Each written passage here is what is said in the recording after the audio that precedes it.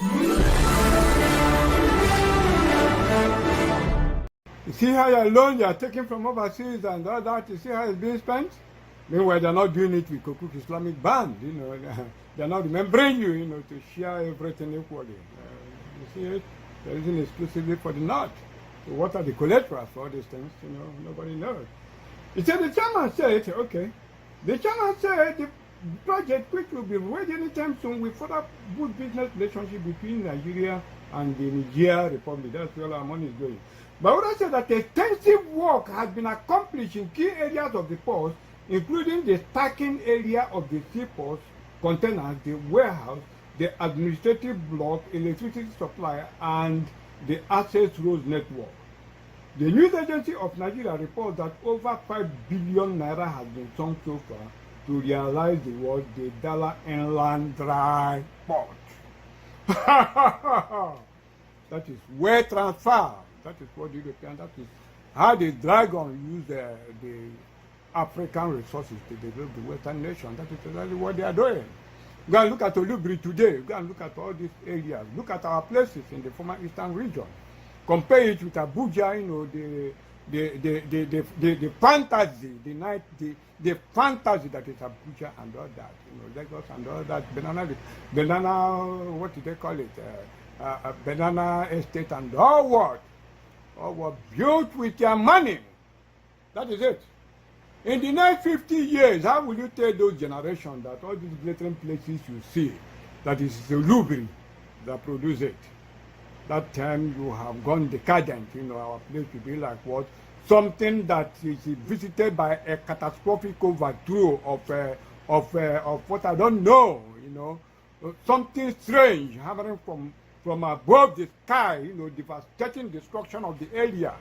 It will be a devastating, galling nightmare to behold, you know, a horror place to behold, and yet it is the word that comes from that area that is used to develop all these places. Let me show you one other thing.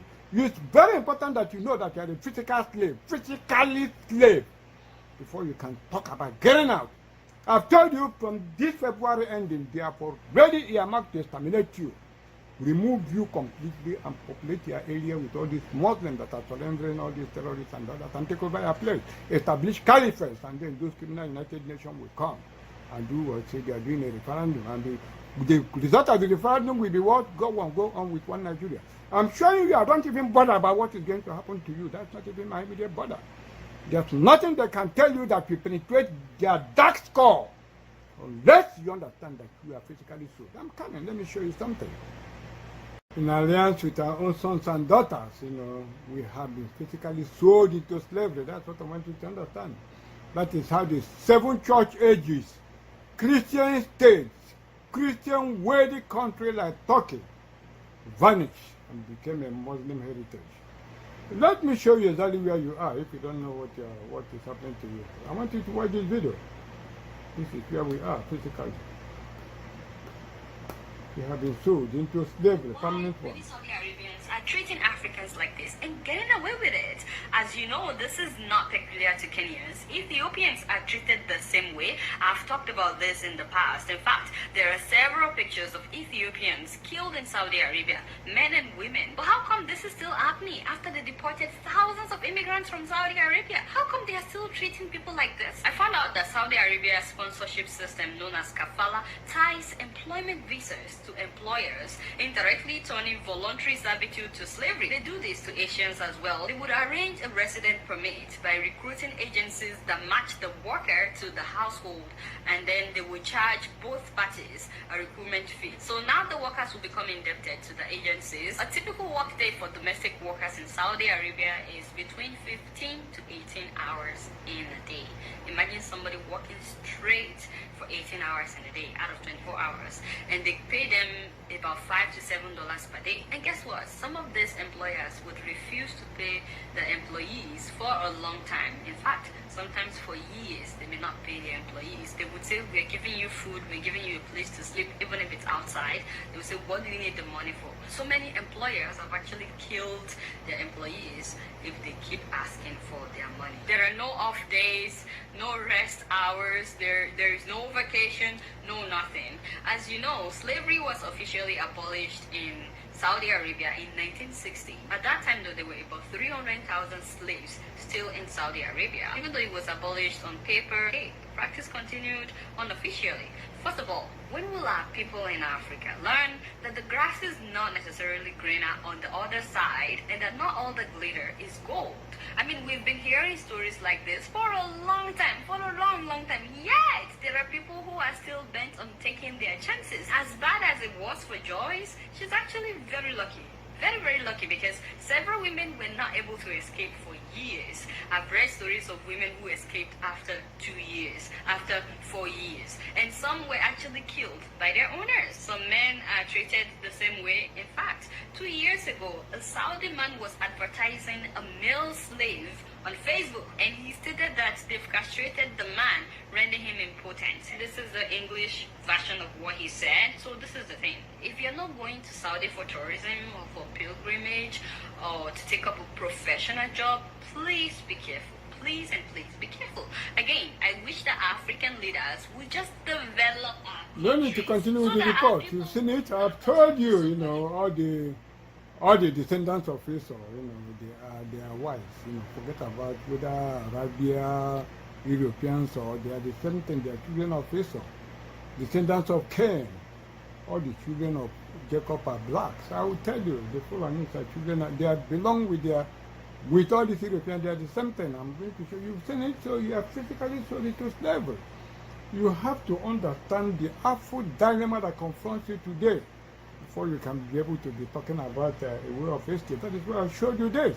Let me read another report for you that will surprise you, because you have to understand the totality of where you are before you become conscious of how do I get myself out of this terrible nightmare. You know, let's just flash back. Even before I came to BVI, I used to preach a lot of messages, you know. I preach them and I send them out, which YouTube blocked a lot of them. Most of them did not. They just blocked it, you know. Even those times I used to send it to Namdekal or the Biafra and all that. I was that criminal. I was there asking to play it in Radio Biafra and all that. Even I was the person who told them that it's Americans, you know, Biafrans and Americans that get Biafra. That was how they crossed over and came over to America instead of doing what I told them. What they do was to organize an assemblage of witches and wizards, you know, that became the highway women and all this imbroglio I seen in Apple today. All those criminals, instead of saving their people, you know, they're not destroying their people. Let me read a part of that message, you know. This was, that message was preached on 26th of December 2018, you know, and that was the 20th message. And my 19th voice message, you know, of that era, you know. It was not even in BVI. Let me just read a part of that thing for you to see, you know, align it with what is happening today. Very, very important as regards to the issue in discourse. It is very important, and that time this Yemi Osibanjo was the acting president that time. Buhari was not around. Let me just show you. Let me read a part of the report, and you pay very big attention to exactly what I'm saying. I say it's very important we consider some of the acts of Osibanjo as acting president in the past, and now particularly the urgency in a letter he wrote to the Senate, dated June 1st, 2017. Anything I tell you, I give you backup so that you can cross-check. Dated what? June 1st, 2017, as regards to the approval of $1.5 billion loan, foreign loan, which he says was meant for Kaduna State, Ebonyi, Abia, Ogun, 6 other states, as was reported by the Premium Times some time ago in their report. Now I'm quoting. The word, pay attention. Acting President Yemi Osibanjo raised the Senate for approval of the external borrowing plan as approved by the Federal Executive Council, that is FEC. The African Development Bank, note, headed by what? A Yoruba man. And the Islamic Development Bank and other multilateral agencies and France are the what? Are the source of the loan packages. According to the Premium Times report, the state loan requests were part of the 2016 and 2018 external borrowing rolling plan, whose approval the presidency has sought since last August. In Osibanjo's letter to the Senate and House of Representatives, read on the floor of the Senate on the 6th of June 2017, urging them to expedite action immediately, listed the beneficiary states as just note. Just two examples I'm going to give you. And I want the world to note the examples. One, Ogun State. Note, located in Yoruba land. What was their loan request? $350 million. The state want to assess for what? State Development Policy Operation. That is DPO, State Development Policy Operation. Note the source of the money. Where is the money coming from? From the World Bank, recognized international agency. Abi? From what? From the World Bank. Second, Kaduna State. Note in the note. How much was their loan request? $350 million. For what? State Development Policy Operation, the same DPO. From what? Note the source of the fund. As Ogun State. From what? From the World Bank. Then compare with the following two southeastern states. One, Ebonyi State. Note the amount. These people we are requesting for what? $350 million. Ebonyi State was requesting for how much? $70 million. Just a paltry $70 million. For Ebonyi Ring Road project. The credit facility will be what? Co-financed. I want you to note by what? The African Development Bank. Note, headed by a Yoruba man. And what? And the Islamic Development Bank. And the what? Islamic Development Bank. Abia State, $100 million. Note the project. For Abia Rural Access and Mobility Project. The credit facility will be co-financed by what? By the African Development Bank, headed by a Yoruba man, and what? And the Islamic Development Bank. Osibanjo letter concluded by stating, and I'm quoting, it will be highly appreciated if could kindly give the request an expedited consideration and approval to enable states meet up with all the effectiveness conditions for the implementations of the project in their respective states. The worst enemies the Igbos are facing today are the Yoruba. The people don't know. They don't know exactly what is happening. You see, now I'm still coming, I'm quoting the report. It should be noted that the over $6 billion, and it's my report I'm writing now. It should be noted that the over $6 billion package Nigeria took from China, no part of it was used in any project in the Southeast.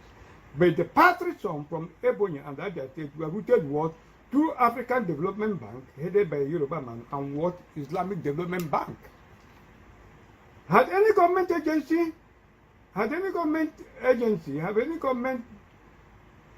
in the present borrowing Buhari government told Nigerians the full details and conditions of loans from the Islamic Development Bank and the so-called Sukuk finances they are doing what? Assessing for their so-called infrastructural development in the predominantly Christian states while using huge loan facilities from internationally recognized bodies for infrastructural development in the core Muslim states of Nigeria. The full weight and the implication of the trap of this Islamic source of funding will only become obvious long after this administration has gone, and then the people are already trapped. The current president of African Development Bank, Akunwumi Adesina, while serving as the Minister of Agriculture under Jonathan's administration, never undertook any worthwhile project in the whole of the Southeast, but it was obvious what he did in the Southwest and the core North. Can they explain to us the full implication of Islamic facilities? Kaduna State and Ogun State combined loan facility of $700 million was sought from World Bank, while Abia State mere $100 million and Ebonyi State mere $70 million were sought through what? through two questionable organizations of African Development Bank and what under Islamic Islamic Bank. Fast forward to Fulani claim of ownership of Plateau State. Here their frontman, Professor Omar Labdo Muhammad, what he said, very, very important for us to know the implication of some of these terms. On his claim on the Fulani claim of ownership of Jos, and compare it with the future implications of using Islamic bonds to develop the so-called Abia Rural Access and Mobility Project and the Ebony State 70 million loan for Ebony Ring Road project. When Buhari come, every time he come to East, is to commission tunnel where they will kill him. Now I'm quoting Labdo. When the Hausa Fulani started developing Jos and the environment, the so-called indigenes were not sufficiently enlightened to join a civil life. Look at the Fulani. See what they're saying about Jos? They were more or less living in jungles and mountain tops. It was our people who founded Jos.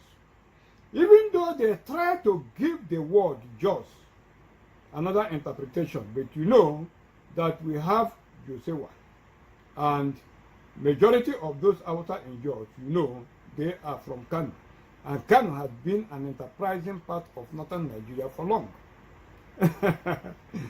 And of course, Professor Omar Labdo stated in an interview with the Sun newspaper of July 20, 2018. Professor Omar Labdo, fronting for the outer Fulani, just like what Gumi is doing, you know, recently, having heavy weight behind, you know, heavyweight behind him, repeated this pattern, you know, having, you know, fronting for the outer Fulani heavyweight behind him, repeated this pattern of claim over Benue State that will be the pattern and implication for Abia, Ebony, and claims all over the states of the eastern states in future. Eastern states in the southeast. In future, Abia State will become Amba. Ebony State will become Ebonyana in Arabia. And the story will change. That when the Fulani was developing the rural communities in southeast, the southeast sons and daughters, we are heavily occupied in Abuja and Lagos and so on and so forth. You know, the gibberish nonsense that they mountain. That is exactly the trap Jemio Sibanjo left for them for future implementation, which they didn't notice because they believe him to be a Christian.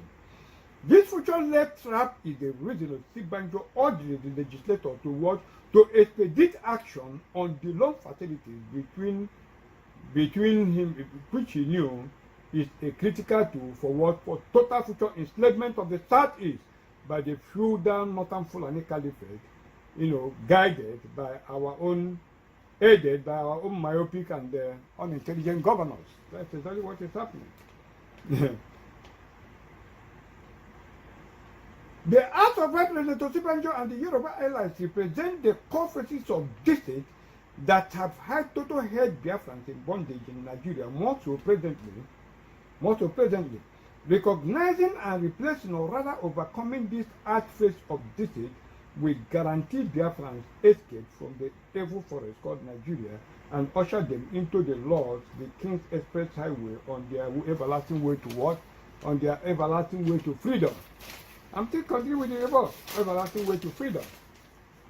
The Yorubas are the ones who don't clearly want the complete restructuring of Nigeria, not the corner per se, that they are presenting and everyone accepts as the main arch enemy of what?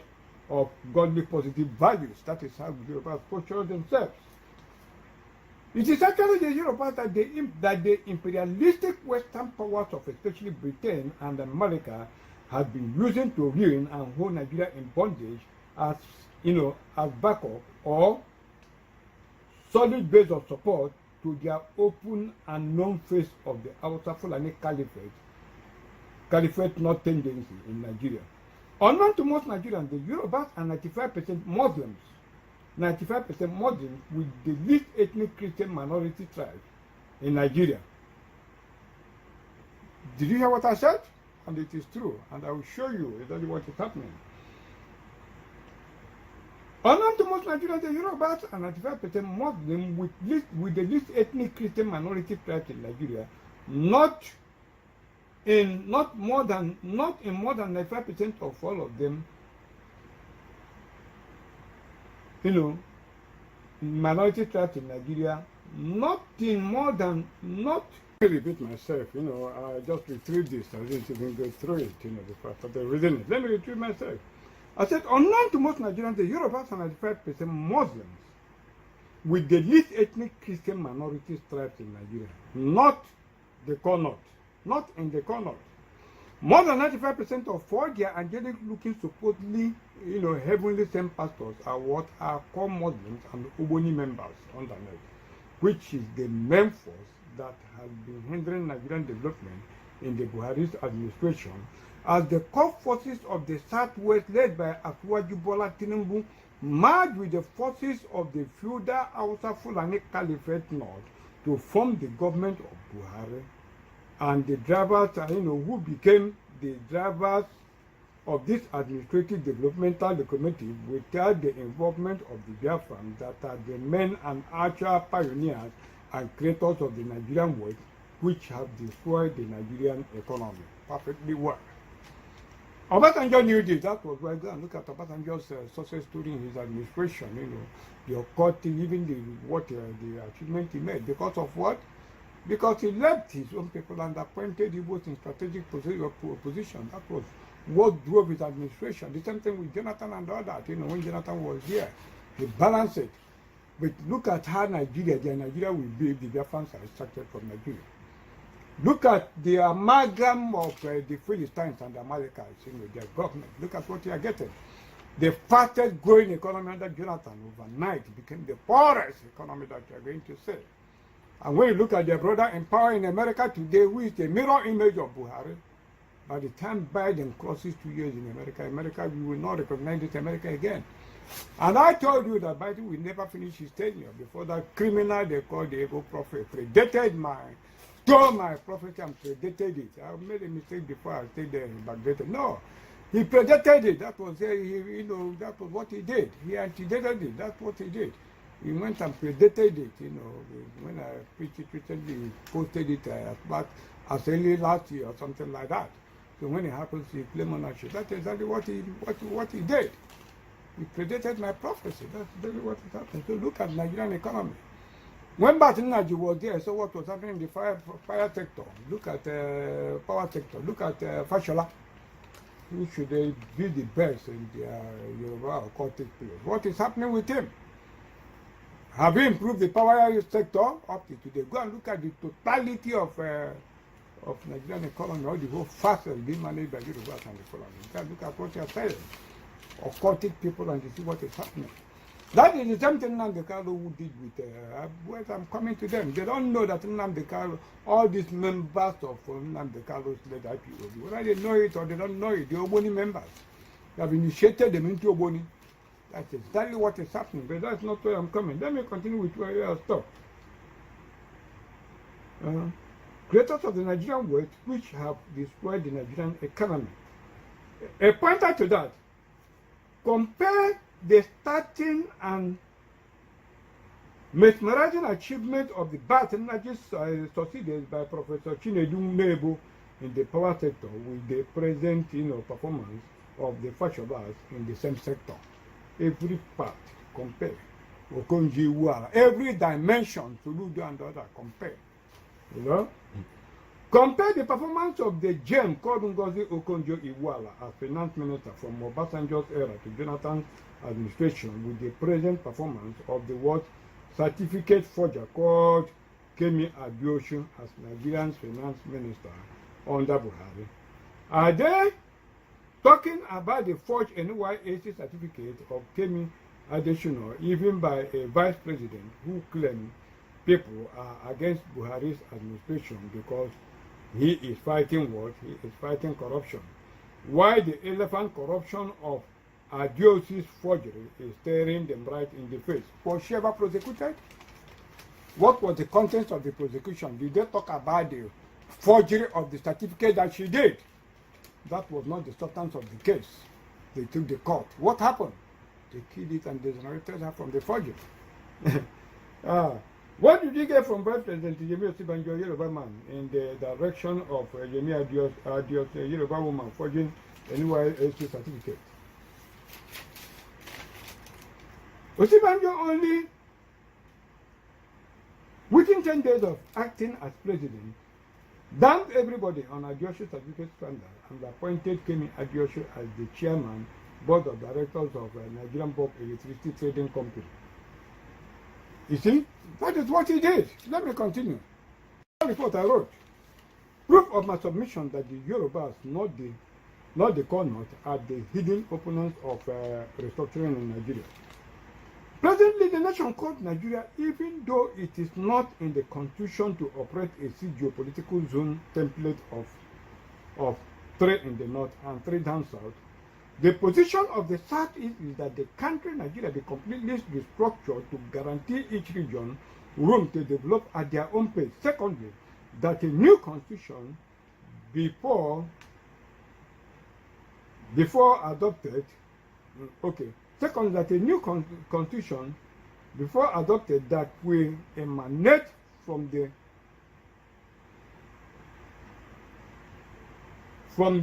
free points of free citizens of Nigeria and the security forces will completely and permanently restructured to represent balkanized geo-ethnic setting before the 2019 election. This desirable noble objective is the form and determined position of the South-South zone of Nigeria. It is the form and determined position of the Middle Belt zone, bringing to 3 zones out of the geopolitical zone. If the Yorubas are determined, like the 3 other zones of South, South, Southeast, and North Central, to see a desirable change in Nigeria that will guarantee peaceful coexistence of Nigeria and end the bloodbath going on, let them be cocksure resolute about it and stand unmoved with the other 3 zones, and then let us see what the remaining northwest and northeast zone of the country will do other than to join their brothers in Chad and Niger Republic. But did they do it? They will never do it. If they want to claim that the 2019 election is too close to do that, every zone in the country will be happy to extend by 1 year all elected presently serving officials of the Nigerian state, including President Buhari and his vice and members of the legislature, and then the retirement of all the service chiefs and restructure of security apparatus for a comprehensive restructure of the country and new constitution with election fixed for the year 2020, which Buhari will be free to contest. If he desires to do so. Buhari, did they take the option? They never did. They never did. Even when I ate the humble pie in one of IPOB's program of Advert, which he made me to apologize to the leader of the indigenous people of Biafra, when I wanted him to tell him the Carlo that we and the Yorubas, since he said you know the Yorubas, that we should stand and ask Buhari that time to come and address the country when the identity of the man there was unknown, that they should take. Did they agree? They never did. Let me read one report for you so that you really understand your enemies. I don't believe baby for me in a boca, I don't believe it. I tell you the blunt truth, because people need to be delivered, from the present calamity that we are facing. Let me read a news report for you. This is a very recent report. Federal government will complete second Niger bridge next year. This is Fashola. This is Vanguard of June 21, 2021. June 21, 2021. Let me show you what it said. The Minister of Water and Housing, Mr. Babatunde Fashola, has affirmed that construction of the second Niger bridge will be completed next year. Next year, I think, is this year. Am I correct? This year, this 2020. No. Next year is what? Next year is this year. Am I correct? The minister gave the assurance at a forum of the news agency of Nigeria, NAN, in Abuja on Sunday to mark the 6th-year anniversary of the present administration. Okay. According to Fashola, the bridge which will serve as a major link between southeast and southwest Nigeria, will be delivered between the second and third quarter of 2022. Records show that construction of the bridge commenced on September. Okay, wait. Let me see your thought. Records show that construction of the bridge commenced on September 1, 2018, with construction costs put at what? 336 billion naira when the contract deal was signed. A bridge of what? A bridge of 1.6 kilometers to be constructed at what cost? 336 billion naira when the contract was signed in what? In 2018. The minister, however, made no mention if the construction cost of the facility have changed since the commencement of work. By the time they finish it, they tell you say it's 100 billion. It's $100 billion. You see, Manjo have already quoted how many $billion that they're using to work it. You understand what I mean? And it was Sukuk Islamic Bond. And they said they will name it what? Muhammad Buhari Bridge. He said that the project with 47 flats of investment to the southeast when completed, that bridge alone is the fastest moving traffic in the whole of Nigeria. It was not a priority for the federal government. 1.6 kilometers. And yet, Nigeria Republic was resistant. 1.6 kilometer bridge, they are putting at what? 362. 300 and what? When the contract was signed in 2018 was 300 and what billion? Let me see again. 336 billion to construct a 1.6 kilometer bridge in 2018.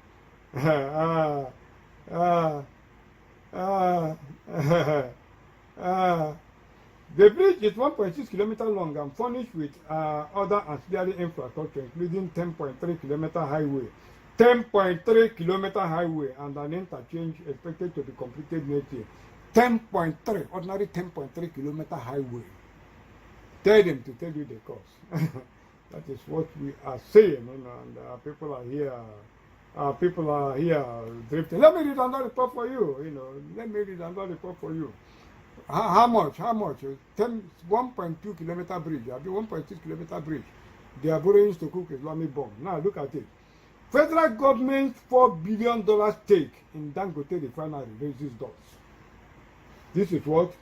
This is Guardian of 30th June 2021. See, they are borrowing money to give to a private company. Look at it. As the federal government seeks to commence the rehabilitation of Kaduna and Warri refinery latest next month, indication emerged yesterday that the Nigerian National Petroleum Corporation might end up paying at least $4 billion for the 20% stake it seeks in the Dangote refinery, which has the capacity to produce 650 billion MPD per day. At an estimated valuation of 19 billion, the group managing director of NNPC, Meli Kyari, yesterday said that discussions are ongoing and the 20% stake will be acquired once the final valuation is announced. They have already paid Dangote. You see it? They borrow money and give it to what? And give it to Dangote. But look at it. For how much? $4 billion. But look at it. Oh, how much is it? 1.6 kilometer bridge. They cannot do it. Let me read one report for you. He said, following fresh loan approval, Nigeria has now borrowed what? 20 trillion. You can never access this news again. Look at it. Anytime we try to access it, this is from Daily Times. It's of recent report. They block it no matter. That is how the press, the so-called press, has been cooperating with the oppressors of Nigeria. That is what they do. They cooperate with them. That is how the 7 church ages were cleared off. That is how the 7 church ages were completely cleared off. You see the cooperation with the atrocious Yoruba pastors and all these occultic people with their politicians, and that is how they will do what? They destroy the 7 church ages. That is how it went on. Let me read one report for you. Its attention at El-Rufai issued demolition notice to 3,500 houses, 40 churches, 16 schools. This is what? This is Vanguard newspaper of July 24, 2016. He said what? A large crowd of residents of Bwagi Villa, a suburb of Kaduna Metropolis, on March 17 trooped out carrying placards in protest against demolition notices issued to them by Kaduna State Urban Planning Development Authority, Kapsupta. The residents said they have been living in the community for decades and had acquired the necessary title to the land, and as such were jolted by the intention of Kaduna State government to eject them. These are what the original owners of the land. Mr. Chris Obodum, chairman Bwagi community, later told journalists that the community boasted of about 3,500 buildings, 40 churches, 16 schools, and 35,000 residents, he narrated. The story of Bwagi Villa is easy to understand. For hundreds of years, the area has been inhabited by the Bwagi people. However, sometime in 2010, a suit was instituted against some members of the local community by Kaduna Polytechnic in the court proceeding. The Polytechnic sought for resettlement out of court, the court obliged, and the matter was settled amicably. Thereafter, the Kaduna State government issued white paper to that effect, and the Surveyor General prepared a survey plan demarcating the Polytechnic's land from that of the community. The Polytechnic accepted the resolution of the dispute and thereafter proceeded to erect a concrete wall fence demarcating the land from that of the community. From the foregoing, it is clear to us that the Polytechnic is not laying claim to Bwagi Villa and has no pending case against us. For the Kaduna State government to claim that our community, after all these years of existence, sits on the Polytechnic land is incomprehensible to us. Furthermore, the allegation by Kapsuda of non-possession of planning permission is false. Kapsuda knows this. It is just a way to deceive the public and to obscure the true motive of government. Shortly after the community headed to Kaduna State High Court, presided over by Honorable Justice Hanatu Balogu, who granted an injunction stopping the state government, the Attorney General of the state, Kaduna State Urban Planning and Development Authority, respectively, as respondents either by themselves or through their employees, staff servants, agents, proxies, or whatever from demolition or destroying the affluent buildings until the case was disposed. The court order caused wide jubilation in the community, returning hope. Last 5 months later, last Thursday, 5 months later, as Governor Nasir El-Rufai visited the place to see for himself, anxious residents lined the streets not knowing what to make of the visit. But many of the residents who spoke to Sunday Vanguard before the arrival of Rosario, that is demolitions in Alsaton, which seemed to elect El-Rufai, said they were sure that when the governor saw the quality and number of buildings in the community, he would be moved by compassion to forget any planned demolition in the state. He must have been told that this place has more houses, that it is a train town abode of lawbreakers. I am sure he will see how decent we are. I am happy that he is coming. One resident said gleefully, however, after the departure of El-Rufai, the wailing of the residents of Bwagi Villa could be heard above the screaming siren of his police outriders that cleared the path for him. The dark cloud that hung over Kaduna sky that evening could as well represent the forlorn feeling of the residents. El-Rufai later told journalists that the residents of Bwagi Villa were illegal squatters and that anyone who did not have C of O and building permits would have his house pulled down. Since none of the residents had C of O, it invariably means that the villa will be demolished. The governor shown around the controversial estate by the rector of Kaduna Polytechnic, Dr. Mohammed Bello Ibrahim, said it was unfortunate that thousands would have to lose life saving because they broke the law. Bello had told him that Bwagi Villa was an illegal settlement which had taken over 70% of the allocated land of the Polytechnic, even after compensation had been paid. the original owners of the land, about 40 years or ago, fielding questions from journalists, Erofai said, this is a tragedy. This is a tragedy because on the one hand, Kaduna Polytechnic got the allocation of this land nearly 40 years ago for the purpose of establishing mining engineering schools and subsequently a college of environmental studies, and not only the Polytechnic would have benefited the Kaduna State and the country. Unfortunately, as things stand today, according to the rector, nearly 70% of the land has been encroached upon by illegal squatters. Those buildings would have to go. We do not condone illegality in the state. And in Kaduna State, you cannot hide behind religion or tribe to break the law and get away with it. We will go through due process. We will give everybody due process to find out if he or she had title to the land and permission to do it. If you don't have the two, the law will apply and we will take your building down. It is unfortunate that some people have been deceived into thinking that this land is available for sale. It is unfortunate, and in our system, we are going to investigate all those involved in this deception and they will be dealt with. You know, continue. So what I'm just trying to tell you, you know, Erofai, he was there, federal capital minister and all that. You know, they demolish all these places, they do what? They use their Fulani people and front them, and by the time they front them, that is the end of the world of the original inhabitants of the place. As they what? As the Fulanis take over. Let me play one video for you. Let me complete our, expose on our debt entrapment with this report before I show you the video.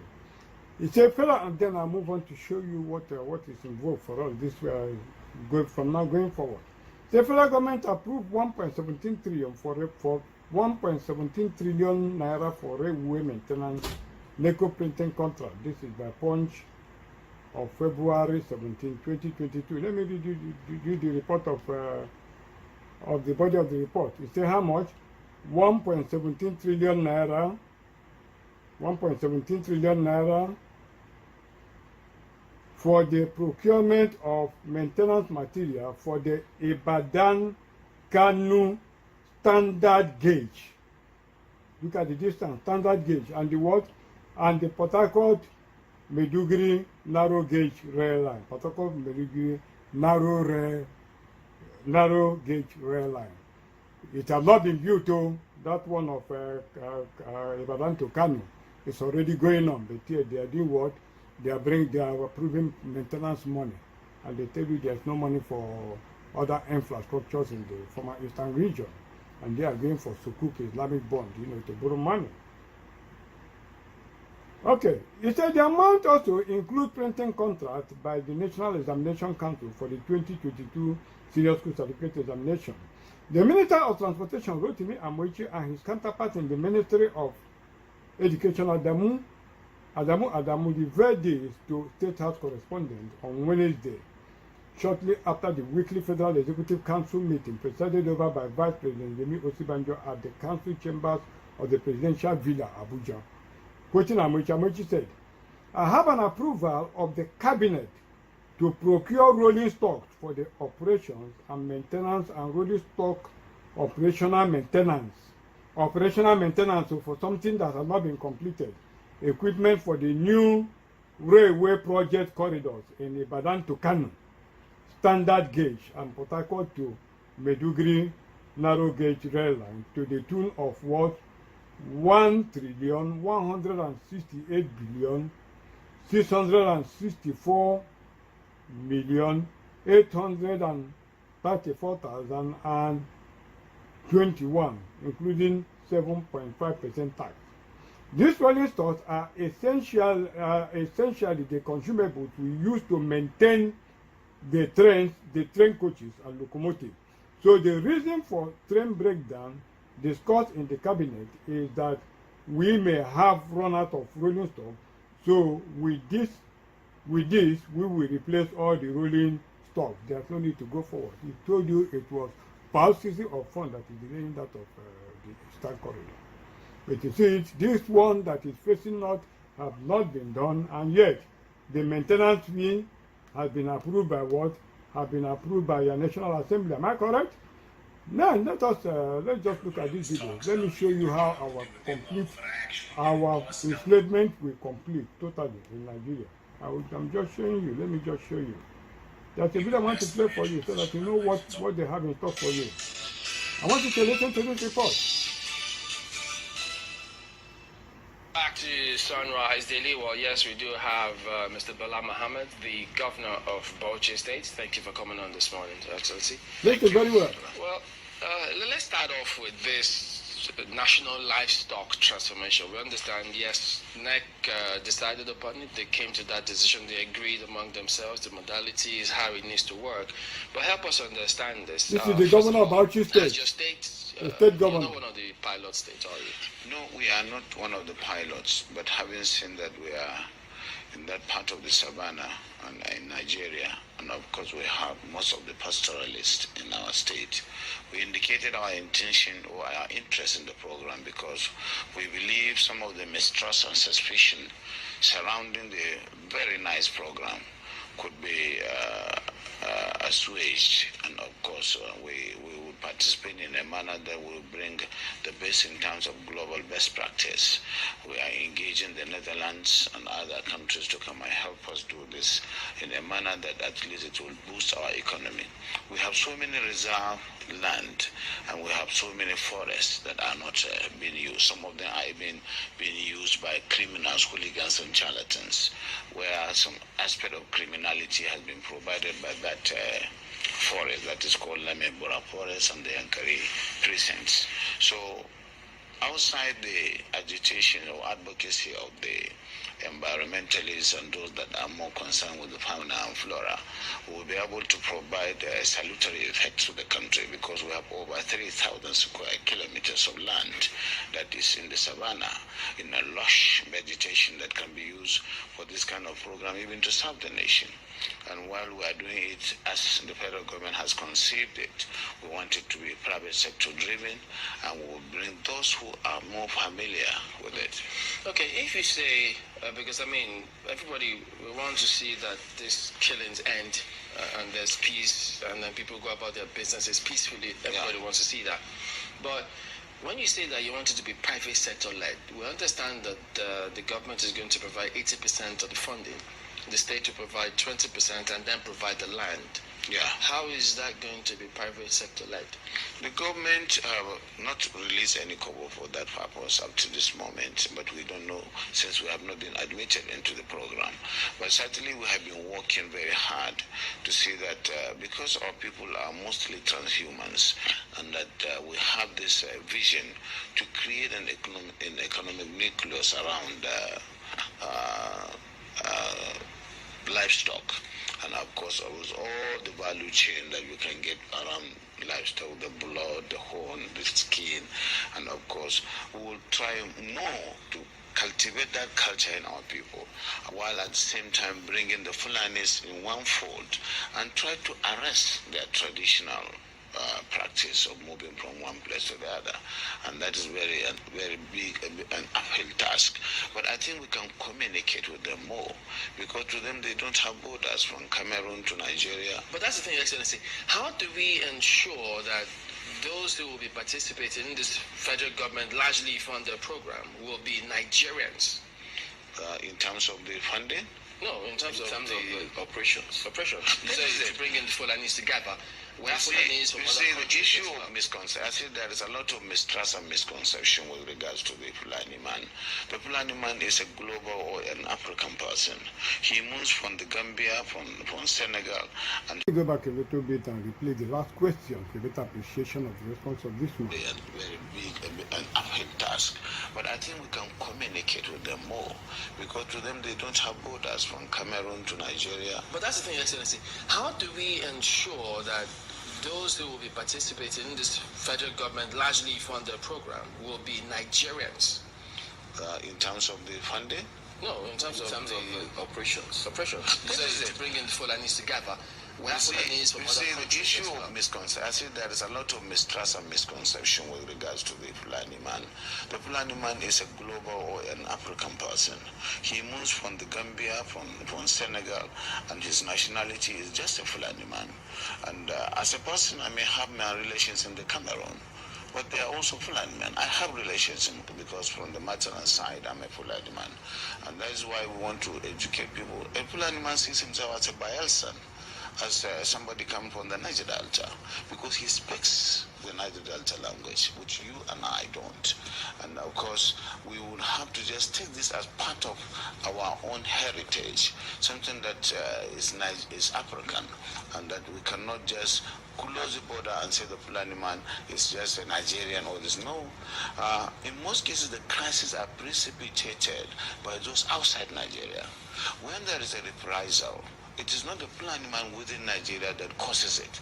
It is that culture of getting revenge, which is embedded in the tradition of the Fulani man, that attracts the pressure from all over the If I understand it, does that mean that those Fulani men who are maybe domiciled in other countries who move around, they can come into the country and this plan will accommodate them as well? Yes, that's what we want to do. But it has to be done through sensitization, telling them that you have to buy in the project, and you use the language the culture is up to be able to convince them, away from the mistrust where the whole system of transhumance or pastoralism is criminalized.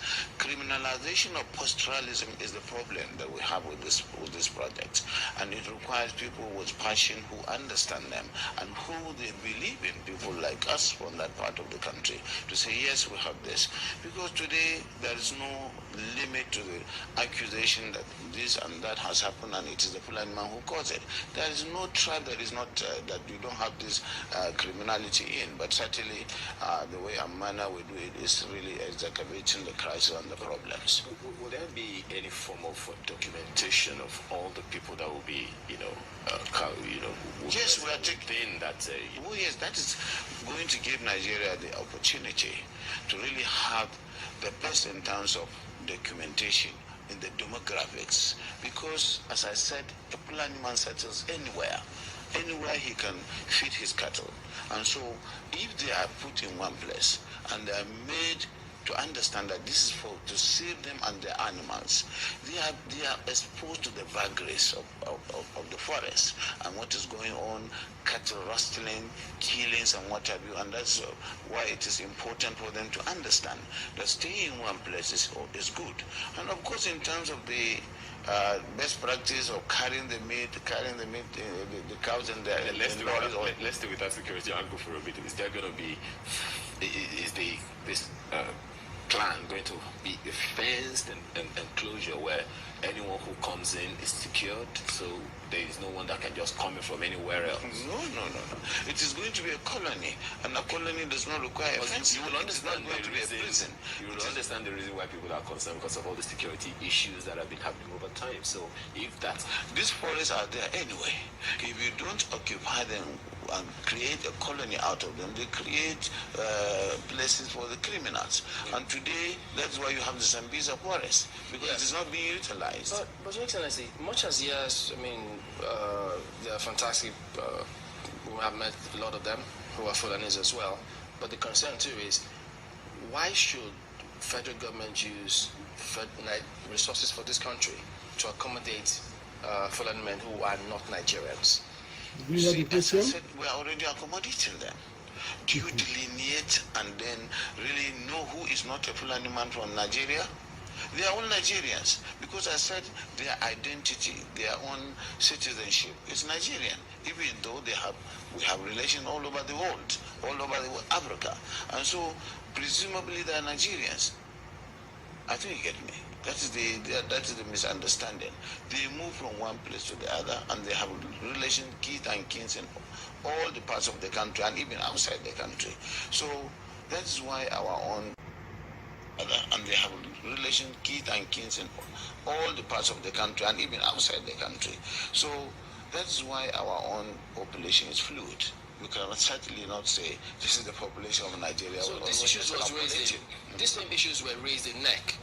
And NEC admitted and accommodated all of these concerns and said, yes, we will do this. All these issues, there were some, you see, when decisions are taken, you don't don't give a dissenting view.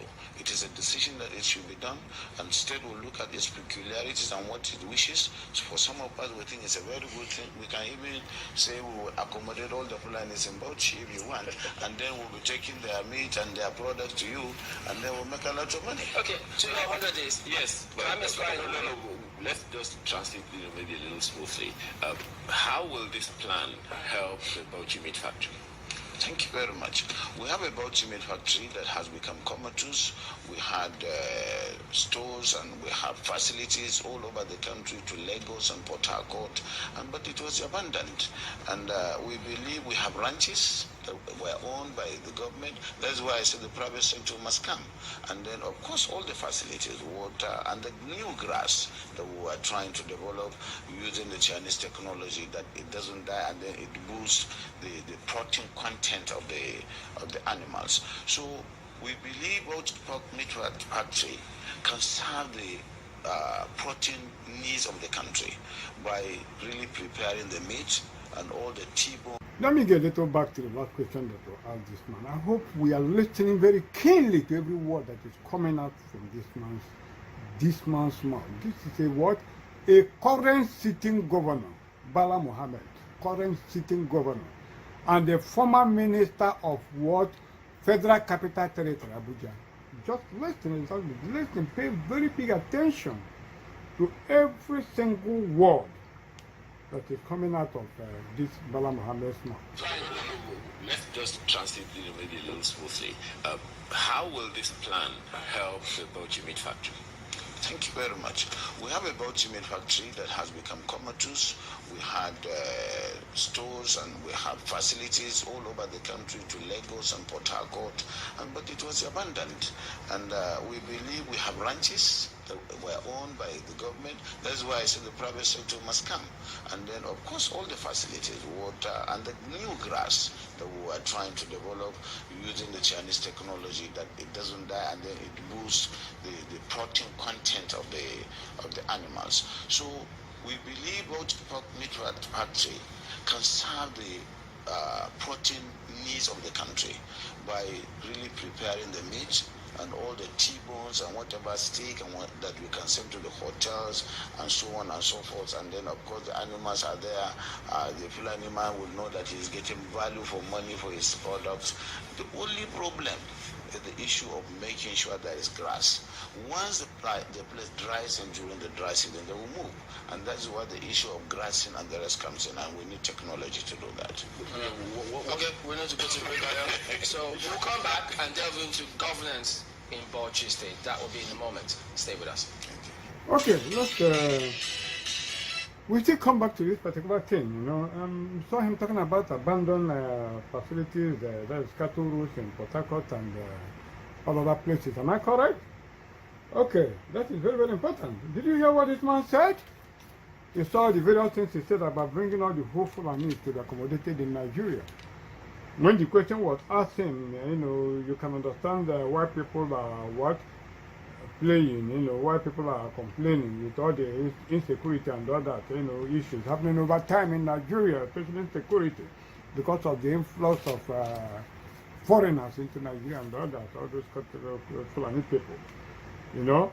And when he was asked, why should the federal government use the resources of this nation to accommodate Fulani men who are not Nigerians? So you heard him and all that. You saw what he said? He said, you see, we are already accommodating them. How do you delineate and know who is not a Fulani man from Nigeria? We are all Nigerians, because I said that their own identity, their own citizenship is what? Their own citizenship is Nigeria. Even though they have relatives all over the world, all over Africa, and so they are Nigerians. You know, they move from one place to the other, and they have relatives within, you know, relatives and kin in all parts of the country and even outside the country. That is why our population is fluid to the population of Nigeria and all that. I'll still come to the issue of issue of ranches and all that. You see, their population is due to the population of Nigeria. I'm still coming. On this contest, this thing will come up. On this contest that you will see what happened in Anambra State in terms of what? In terms of governorship election in Anambra State. What took place in Anambra State was not the governorship election at all. What took place in Anambra State was what the yet to be conducted 2023 presidential election. That is exactly what happened here. And I'm coming to explain it to you exactly as it is. That is exactly what happened here. 2023 presidential election has been conducted and the winner determined already. The emphasis I want to lay here, for instance, for what I told you, you saw what he said that Fulani man, they are wanderers. Am I correct? They are what? They are wanderers. Their population is fluid. They go from place to place. Nigeria is their citizenship. Nigeria is their, and they want to bring all the whole Fulanis from all over the world, all over Africa, everywhere they are. That Nigeria is what? Nigeria is their home. This brings us to one issue about the Bible. Let me just make one important reference to the Bible before we move forward, because everything I'm showing you the reality of the Bible. That is why you have this thing that I put there, that Jesus Christ is the Lord. Look at it. Jesus is anywhere you see the Lord. In the Old Testament, the Lord said, look at it. Jesus Christ is the Lord. Look at it. Jesus Christ is the Lord. That's why it's here. This thing you see here is what? Biafra. So no matter whatever they do in this world, no power. Biafra is already there. Look at it. You understand me? So let us make an incursion into the Bible. Let me bring exactly one revelation to you that you will understand exactly what I'm talking about before we move forward and digest everything. I'm not going to write what the man says.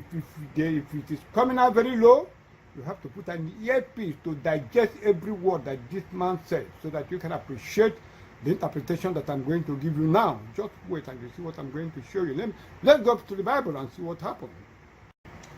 I know the current governor of Bauchi State, Bala Mohammed. I know him very well during his days as Minister of the Federal Capital Territory. I have interviewed him many times in a company of other journalists during those days. When you meet him in first impression, very jocular, easygoing guy, like you can even trust him with your wife. Going by his appearance, very charming Fulani prince. Behind that convivial man, the hardened skin of a terrorist. That's what it is. That Ottoman and Fudio Mien, jihadist name. That is what is in him. So I know him very, very well. I've always told you from the beginning, I'm the first person that is telling you that Nigerian problem made the world is a spiritual problem. So let me take you to the Bible, because my own is to want to prove you that the Bible is correct. That is exactly what I'm saying. Our focus is to disprove the Bible, with all these antichrist forces. So the more we try to introduce Jesus, the more they scatter it. Like Don Brown, who tells you that God cannot survive science. That is when you want to focus people on government, they degrade it and trash the issue of bringing God into focus. But no matter what they do, the light of God must shine in the light of the living. So let's entirely to what I'm going to show you, because some people will be saying, this man give a solution. This is the greatest solution that I will give you. I will give you the physical solution. Biafran restoration is what is a spiritual war. I've grown this hair, left this hair like this just to fight this war on this particular edition. It is on this edition, the Mortal Kombat and Final Showdown. It is on this edition that I burn the Nigerian flag. And it is on this series that Biafra is enthroned. I thought it's going to end on this particular number, this 19th edition, but I know it's not going to enter 19th edition because we are going to slay the dragon. But this is one of the most important exposition that we open our eyes, in preparation for the slaying of the dragon. If you don't understand these forces, you cannot be able to triumph. Now let us go to the Bible. Let me show you something. This is Cain and Abel. This is Genesis chapter 4. I'm reading. And Adam knew Eve and his wife. And Adam knew Eve, his wife. And she conceived and bare what? Pay very attention to whatever I'm going to say. And bare Cain, and said, I have gotten a man from the Lord. And she again bare his brother Abel, and Abel was a keeper of sheep. So initially, Abel was what? Abel was a keeper of sheep. But Cain was what? A tiller of the ground. And in process of time, it came to pass that Cain brought up the fruit of the ground, an offering unto the Lord. And Abel he also brought of the firstling of his flock, and of the fat thereof. And the Lord had respect unto Abel and to his offering, but unto Cain and to his offering he had not respect, and Cain was very wroth, and his countenance fell. I'm not going to explain why. I've explained this in past series. And the Lord said unto Cain, why art thou wroth, and why is thy countenance fallen? If thou doest well, shall thou not be accepted? And if thou doest not well, sin lieth at the door, and unto thee shall be his desire, and thou shalt rule over him. And Cain talked with Abel his brother, and it came to pass, when they were in the field, that Cain rose up against Abel and his brother, and do what? And slew him. And the Lord said unto Cain, where is Abel thy brother? And he said, I know not. Am I my brother's keeper? And he said, what hast thou done? The voice of thy brother's blood crieth unto me from the ground. And now art thou cursed. I want you to listen to the curse that God gave him. And now art thou cursed from the earth, which had opened her mouth to receive thy brother's blood from thy hand. And when thou tillest the ground, it shall not henceforth yield unto thee her strength. Now listen to the word. A fugitive and a vagabond shall thou be in the earth. Have you seen the curse of God upon Cain? A what? A fugitive and a vagabond shall thou be in the earth. And Cain said unto the Lord, my punishment is greater than I can bear. Behold, thou hast driven me out this day from the face of the earth, and from thy face shall I be hid. And thou shalt be what? A fugitive and a vagabond in the earth. And it shall come to pass that every one that findeth me shall slay me. And the Lord said unto him, therefore whosoever slayeth Cain, vengeance shall be taken on him sevenfold. And the Lord set a mark upon Cain, unless any finding him should kill him. You see the vengeance? You see when Paula Muhammad was talking about the Fulani vengeance and all that, unforgiving spirit and all that, I'm coming to something. And Cain went up from the presence of the Lord and dwelt in the land of what? In the land of the north. That is the origin, the real land of the Fulani, land of the north. From this land of the north. I'm coming. On the east of what? On the east of Eden. I told you Bakati Peninsula is the Garden of Eden. I'm coming. And Cain knew his wife. I want you to listen very attentively. And Cain knew his wife, and she conceived and bare what? Enoch. And he builded a city and called the name of the city after the name of his son Enoch. I want you to listen. Have you seen it? Cain and what? Enoch. Enoch is the same Enoch you see in the historical Bible. It's this same amalgam and descendants that begot Pastor Enoch Adiboye of Redeemed Christian Church. That is why he wanted to build, or he is in the process of what? In the process of building the biggest church in the whole face of the earth.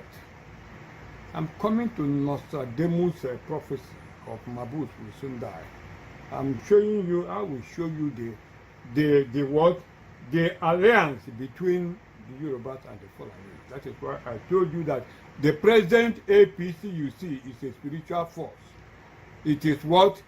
It is amalgamation of Arewa Consultative Forum and Odua People's Congress. It is said that the enemy will not be too strong, the aggressor will not be too strong if there are no internal collaborators, in the camp of the oppressed. That is why the American Marines say that wars are won from what? Wars are won from within. That is how the 7 church ages were wiped out. Because of what? The dubious false Balaamite prophets that are masquerading as what? That are masquerading as the true vine of Christ. That led Balak, that taught King Balak how to call the children of God to fall and destroy them. That is exactly what happened. So these are the spiritual, powerful negative forces that have been collaborating with the enemies to do what? To put you, to give you in procrastination, put you in that stance of foreign decision, and the enemy will slaughter you. That is what has been happening. If they say I'm lying, let Adiboye come and tell us that Kakaburu caricature that he met in Abuja, that he met in the presidential villa in Buhari, Kumuyi, Tunde Bakar, all of them, let them come and swear before the God that they serve, that man there, if they are true prophet of God, let them come and stand and say, that man is Buhari, that Buhari is alive. Let them come out. If they are not Balaamites, they leaven everything and destroy the people of God. That is exactly what is happening. I say Biafra will come by what? Unearthing spiritual, unheard of, spiritual keys on the pin that must be unpinned before Biafra will come. I'm the angel for the total destruction of these negative forces, that will bring the children of God in triumph back to Zion. And the everlasting joy shall be there, shall be on their face. Don't worry yourself, I'm going to show you what happened. Now listen to what I'm telling you, verse 17. And Cain knew his wife. Listen. And Cain knew his wife, and she conceived and bare Enoch, and he built a city and called the name of the city after the name of his son Enoch. And unto Enoch was born Eradi, and Erad, Beger, Methuel, and Mehu, Jer, Beger, Methuselah, and Methuselah begat Lamech. And Lamech took unto him 2 wives. The name of the one was Ada, and the name of the other Zillah. And Ada bare Jeddah. He was the father of such as dwell in tents, and of such as what? As have cattle. Are you hearing what I'm saying? Are you hearing what I'm saying? Dwell in tents, have cattle, Who are the people that dwell in tents? In tents that have cattle, And his brother's name was Jubal. He was the father of all, such as what? Handle the harp and organ. Who are those that handle the harp and organ in Nigeria? And Zillah, she also had to bar Cain, an instructor of every artifice in brass and iron, and the what? And the sisters of Tubal-Cain was Nagam. What? Instructor of every what? Artifice in brass and what? Who are the people that are the greatest in artifice in Nigeria today? Bible is revealing something very great. They are what? The ancient Benin kingdom. Now listen to what is happening. I'm coming. I want to show you the amalgam. People who come here and they tell you Edo State is part of Biafra and all that. I'm showing you something. I'm coming. And then I also bore Tubal-Cain, an instructor of every artifact in basin and iron, and the sister of Tubal-Cain was Lamech. And Lamech said unto his wives, Ada and Zillah, hear my voice, you wives of Lamech. Hearken unto my speech, for I have slain a man to my wounding, and a young man to my hurt. If Cain shall be avenged 7-fold, truly Lamech 70 and 7-fold. 70 and do what? Sevenfold. That is why they tell you, voted of fire and all will tell you that the Fulani have unforgiving spirit. We don't believe in the Bible, am I correct? Okay, we shall see what happens. Now, this is what? Genealogy of Cain. And when Cain was born, they said, Adam said, the Lord, he had begotten a man, am I correct? Now, check something again, from verse 25. And Adam knew his wife. Adam knew his wife. Adam knew his wife again, and she had a son, and called his name what? Seth. For God said, she had appointed me another seed instead of Abel, whom Cain slew. Have you seen? I want you to notice something. He said, and Adam knew his wife again. You understand me? Now they are tracing the genealogy of Adam. Through what? Through Seth. Separate from genealogy of Adam through Cain. And to Seth, to him also there was born a son, and he called his name Enos, E-N-O-S, not Enos. Then began men to call upon the name of the Lord, Am I correct? Now, go to chapter 3. You will see something amazing that is surprising you. Genesis chapter 3. No, Genesis chapter 5. Genesis chapter 5. You say what? The descendants of who? Adam. Descendants of what? Adam. He said, this is the book of the generation of Adam in the day that God created man in the likeness of God, made he him. Male and female created he them, and blessed them, and called their name Adam in the day when they were what? When they were created. And Adam lived 130 years and begat what? A son in his own likeness. In his own likeness. After his image, and called his name Seth. Have you seen it? And what? Cain is supposed to be the first son of Adam, the son that Adam have now. Since what? Since Abel had been murdered. But the genealogy of Cain, the genealogy of Adam was never traced through Cain. It came what? Through Seth.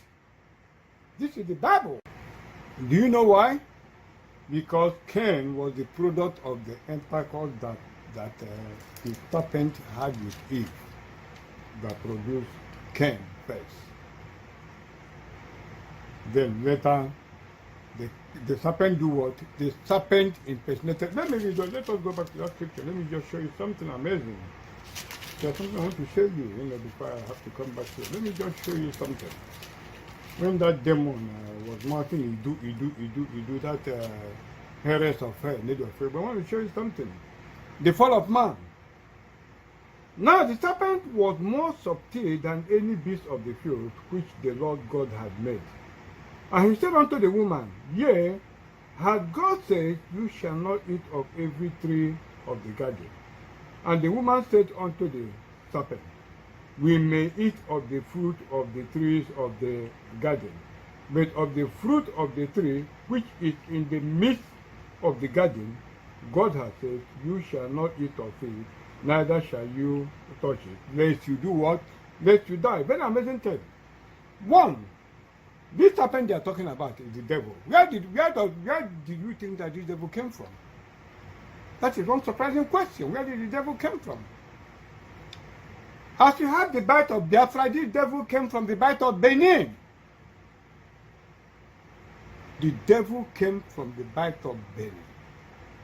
That is exactly what happened. That is where he came from.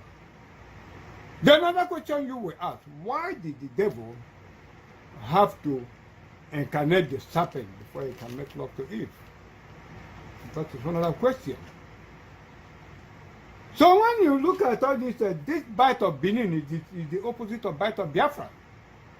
So Biafra has always been there from time immemorial.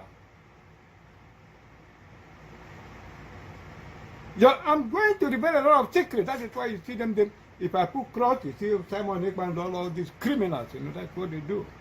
I told you that the work of Satan in heaven, Lucifer was covering God. That's what they are doing. They don't want the anointing of God to go out. Anything I do, any setting I do, they do it. It's very strong messages that I'm preaching. I'm not at the Lion of Judah. You see how they got frightened by Ishago. Do you know why Ishago is there? Ishago is Jesus, the Lion of the tribe of Judah. That is the greatest secret that people know. I told you that Adam was created at River Nwangele. Nwangele is the river between Angara and the Sioux. It was the river between Angara and the Sioux. Adam was created at River Nwangele in Imo State. That is why all those forces are centralized in that particular place. That is the Bible. That it was from that place that Abraham did what? That Abraham started his movement, his migration with his father Terah. You understand me? So when you go back and you go back to tracing of the generation of Advert, when you say, and Cain knew his wife from 17 down and start to talk about all the children of Cain and all that. All these children of Cain, you see, they are all white. These children of Cain are white. They are 98% white. And when you now go and you trace the genealogy of Seth, this genealogy of Seth is later what came because Jacob. That is the origin. This one is the beginning of the origin of Esau and Jacob. Esau came from the descendant of Cain. And this descendant of Jacob, Seth, that came to Jacob, they are 98% blacks. When I say not totally dark black, we have yellow, small yellow, black, and all that in genealogy. Then the admixture of these two as a result of, cross-fertilization, these two races meeting in intercourse and all that, that is what produced the Gentile race. That is what produced what? The Gentile race. That is why before God, you are either a Gentile or a Jew. He doesn't recognize the children of serpent, the serpentine seed and all that. That is exactly what happened. That is one secret that people should know. That is the demarcation line. So those crossbreeding of the children of Seth, letter Seth, and that of Cain. You understand me? That is when the people ask, they said when Cain slew Abel, where did Cain get his wife? Cain got his wife from the land of the north. Land of the north is where the original home of the Fulanis. Because the cattle that the devil incarnated was not a cattle like the beast cattle that you see today. It was the nearest thing to man. It was a standing animal like man. The nearest thing to the normal man that man created. It was as a result of the curse of God that the cattle that it started being a bended animal. Go and tell the child to crawl, a standing child to crawl on the ground, you see. Go and look at the curse of the God upon your belly. Tell the child to walk on his belly. He will bend like a cow or a beast.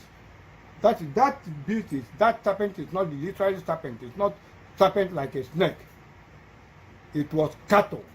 I don't have to go back. I've preached those ones before.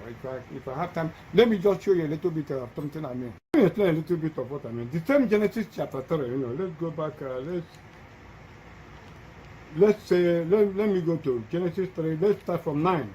And the Lord God called unto Adam and said unto him, Where art thou? And he said, I heard a voice in the garden, and I was afraid because I was naked, and I hid myself.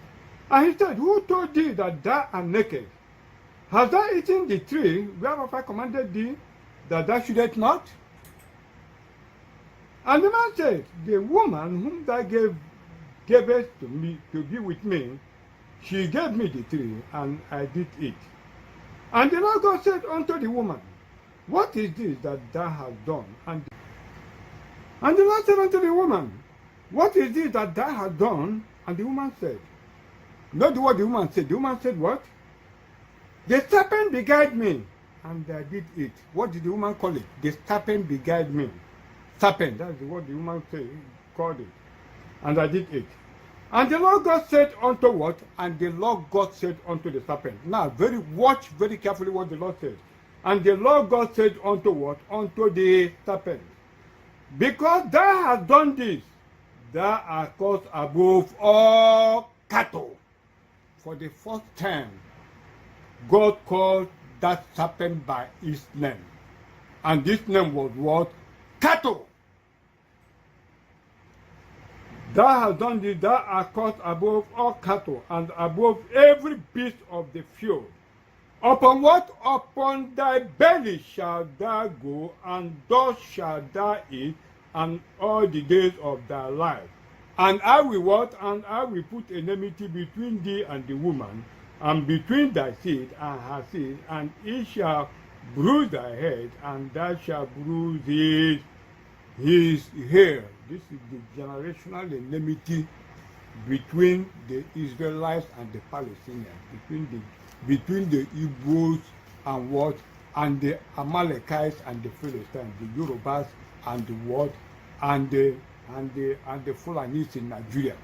Not Hausa, separate them. Have you seen it? That it was not a literal serpent like a snake. It was a beast that crawled. That is the origin of the hammer, this farmers headers clash that you see in Nigeria today. That the problem can never be solved. This is the practical origin. When they talked about Rebecca, about 2 children, being in her womb and all that, I told you it was 2 nations, it was black and white. This is the separation. That is the root cause of the problem that lies in the whole world as of today. That is exactly what happened. So because Adam's seed was separate from that of Cain, that was why the genealogy of Adam was traced through what? Was traced through Seth. That lineage, and that is the demarcation that stays today. So when you go back to the Bala Muhammad interview, you saw it, that the Fulanis are what? That they are wanderers. They want to get a place where all of them will come, that they are tired of seeing these people from ancient time, wandering from place to place and all that. Based on what? The curse of God upon Cain. Go back to that curse. That he will be what? A fugitive upon the face of the earth. Go and look at it. That is what he said. He said that's what he called them. Go and look at all the wars, that somewhere. I'm even coming because I'm preaching something very deep. This is deep theology. And now that they are scared of our Ishiago, let me put something, This is the Lion of the tribe of Judah, our Lord Jesus Christ. I told you that, look at it on this mountain of Jesus, therefore we come. Look at it, Lion of the tribe of Judah. I always have lions in whatever I do. Look at lion there. Let me put this one. Starting from now onward, the lion will be here. Our Lord Jesus is the eagle one already. It's already there. This is another lion. The Lion of the tribe of Judah. Let me put another one on them. Let me put it to share with this eagle one, the fierce one, so that we can understand exactly what they're talking about.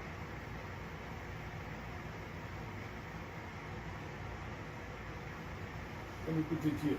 Think you can stand? Yeah. Looking very majestic. Yeah. That is good. Yeah, that is good. That is why the Fulanis can never win this war. What is it? Now look at it. Let me show you something. Say what? Fulani Empire, historical empire.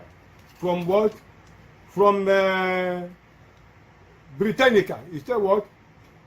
Fulani Empire, Muslim theocracy of the Western Sudan that floundered in the 19th century. The Fulani, a people of what? Obscure origin, a people of unknown origin, expanded eastward from Fouta Toro in Lower Senegal in the 14th century. By the 16th century, they had established themselves in Malina, upstream from what? From the Niger Bend, and what? We are proceeding eastward into the Hausa land, proceeding eastward. Go and look at what the Bible said, and other ones, What is it? What King James Bible gets? What is it? The Amalekites that I told you that Fulanis are the Amalekites. Someone killed their king, Aga. We are going to destroy. This war, I'm going to show you exactly how we are going to win this. Let me show you. Amalekites, what? A nomadic tribe, descendant of Esau, wandering from Sinai across the what Negev below the Sea of Galilee, as far as the Gulf of Agapa. They warred with the Israelites over the centuries. Saul and David defeated them, but neither succeeded in exterminating them. At the time of Hezekiah, they seem to have been completely defeated. In the Teller and Manna letters, they are classed as what? They are classed as plunderers. Plunderers. They are classed as what? Plunderers. You know? Plunderer. Who is a plunderer by Merriam-Webster dictionary? Say what? To take the goods by force, as in a war, pillage, sack, invaders. Invaders plunder the town. To take by force or wrongfully, steal, loot. What is the function of Fulani in Nigeria today? What is the function of Fulani in Nigeria today? You remember the question they asked him? He said you can understand why people are what? Why people are complaining with all the what? All the security issues happening over time. Why should the federal government use the resources of this nation to do what? To accommodate Fulani men who are not Nigerians. Remember what the governor told him? He said, you see, we are already accommodating them. How do you delineate and know who is not a Fulani man from Nigeria? We are all Nigerians because I said that Nigeria is their own identity, their own citizenship. That's what he said. He said they have relations all over the world, all over Africa, and, you know, that they are Nigerians. That they move from one place to the other, and they have relations, you know, and kith and kin in all the parts of the country, and even outside the country. That is why our own population is fluid to the population of Nigeria. Where is the central home of Fulani in Nigeria today? Ask them, where is the central home of Fulani? Where did they come from? A people of unknown origin. Fulani are the only people who are looking for cattle route all over the place. Wherever they go, they say they don't know where they came from. That is the origin. Fugitives. They said God caused the cattle that will be eating dust. What is the dust? Dust is what? Farmers. The dust of the crop of the children of Adam, descendants of Adam. That they will feed on it. That is exactly what happened. You understand me? Somewhere he was telling you that they have their what is it called, the cattle routes and all that, from Biafra to Whatapp to all of that. What I thought, let me show you one thing. He said, herdsmen forcefully invaded, occupied 350 communities in Igbo land. This is by what? Enter Society. This is Son, 28th of May 2020. By now it don't pass. They have occupied almost all the whole forest that we see. So when the Muhammad was saying it, the International Society for Civil Liberties and Rule of Law, Enter Society, yesterday revealed that no fewer than 350 communities in Igbo land have been forcefully invaded and permanent camps erected by what? By herdsmen, Fulani invaders, plunderers, Amalekites, descendants of Esau, children of Cain. They have come to kill, and they have passed their order to do what? To kill this time. That they are wandering through Simon Ekpa's this thing attack, you know. The frogs are swimming. You remember during the war? That's exactly what they are doing. So they are great attackers. In some way, he was saying that the Fulani person never forgives and does that. That when all this invasion takes place, that it is caused by Fulani from outside. When Muhammad was saying it, He saw when their father was complaining that if Ken should avenge this, it's only the sevenfold. You see it? A Fulani person will always seek revenge for injustice. That's terrified. That dwarf. Sahara Reporters of May 7, 2020. I said, Kaduna State Governor Nancy Erofai has said Fulani people will always take revenge whenever they suffer injustice. The governor also said they do not argue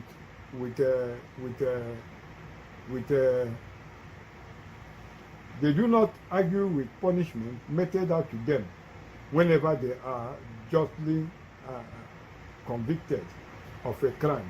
That's point report.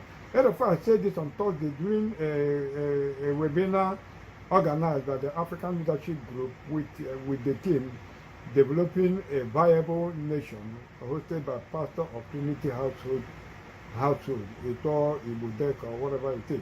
The governor noted this when he was asked to explain his tweet in 2012, wherein he said, anyone soldier, anyone, soldier or not, that killed the Fulani takes a loan repayable one day, no matter how long.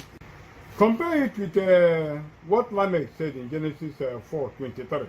And Lamech said, a loan repayable no matter how long it takes. Compare it with what Erofai said, that anybody who kills a Fulani, soldier or not, have taken a loan repayable one day, no matter how long it takes. Compare it with what Lamech said in verse 23 of Genesis. And he said, and Lamech said unto his wife, Ada and Zillah, hear my wife, hear my voice, you wives of Lamech. Hearken unto my speech, for I have slain a man to my wounding, and a young man to my hurt. If Cain shall be avenged sevenfold, truly Lamech 70 and sevenfold. You see it? That is exactly what is happening. That is what exactly that is happening. That Nigerians don't want to do what? That our people don't want to accept the truth. And because we don't want to accept the truth, we are doing what? We are dying as a result of that. That is what Erofai said, that a Fulani man would always do what? That a Fulani man would always seek revenge. Then let me read one news report for you. Let me go back to that interview of, let's still continue forward with the interview of Bala Mohammed. They're going on commercial, am I correct? No, they are back. What are they talking about? IDP. In Bauchi State that host internally displaced persons, and these IDPs have since integrated with residents. The Northeast Development Commission, led by its chairman, retired Major General Paul Tarfa, is meeting with the IDPs to know their plight and what their immediate needs are. We want the government to provide a skills acquisition center for us and teach us vocations that will make us self-reliant. Bauchi State boasts of being the safest in the Northeast region, and as a result... They are talking about internally displaced people, am I correct? Okay, they are displacing the normal people, the original indigenous of the land, and Fulani from all over Africa are doing what? Occupying their land. That is exactly what they're talking about. I'm coming. Let me play you. I want you to listen to this particular tape. Listen to this tape again. They covertly went. I'll come back to this tape. Slaughtered some people and animals in Aba. They are the people that came out to start crying, this and that.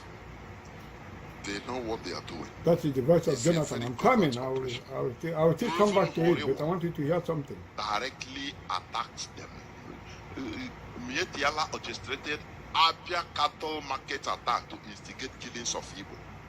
It's in the news. Headlines of February 17, 2022. But I want you to listen, please. Listen to this.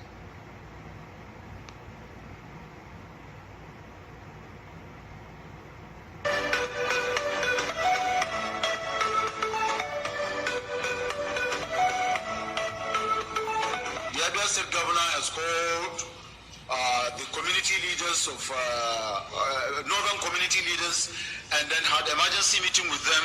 After the meeting, he was there, and then he paid a relief for the 56 cows, which they charged each of the 56 cow one for 150,000, 56 plus 150 times 56, and then 35 goats, which they charged for 20,000.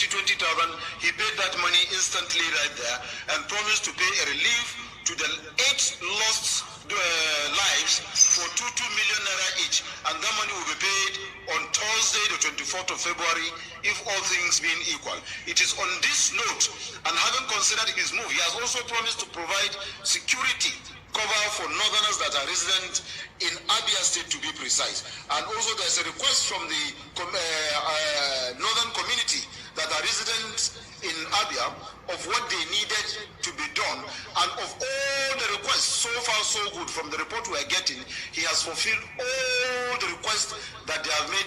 Work is ongoing as I speak to you. For that reason, we ask the northerners whom we earlier said they should return back home, and they were moving back home. We are asking them to go back and continue with their lawful businesses in Abia State and other eastern states. We are aware that about 76 vehicles moved from eastern state to southern state, that is to Lagos, in terms of relocation. I want to say something here before I continue, please. Because, you know, of these people, we say we are wiser than them, is since the coming of Mazi Nnamdi Kanu that I know that we are the most foolish people in that Nigeria. I say Biafrans, Igbo Biafra, the most foolish, stupid set of people. I'm telling you. Listen, what this man said is the caliphate, Mietiala, Fulani.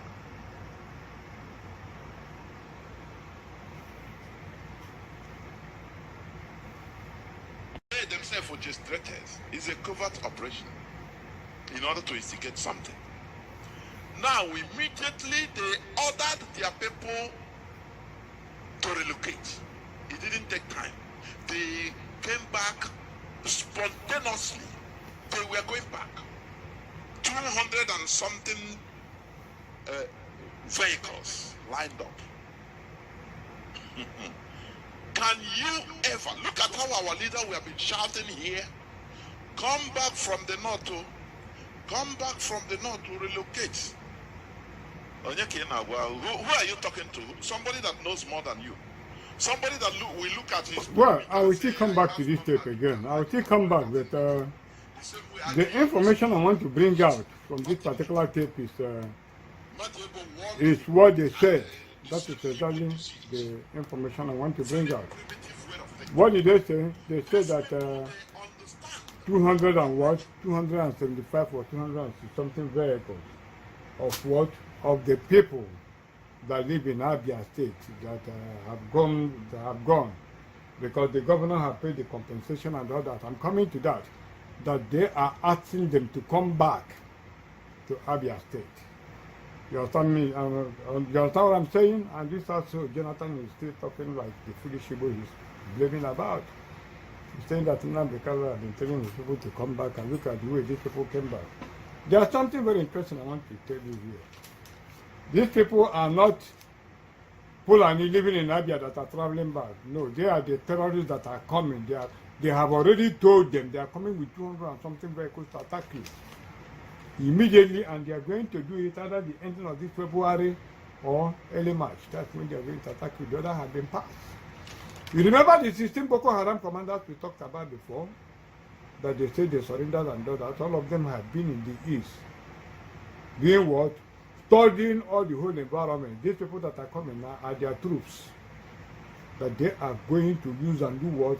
And overrun our place. By the time they finish, you can't even trace those killings to this local Fulani you are seeing here. Their dead bodies will not even see them. That is how you will destroy our people, vanish them.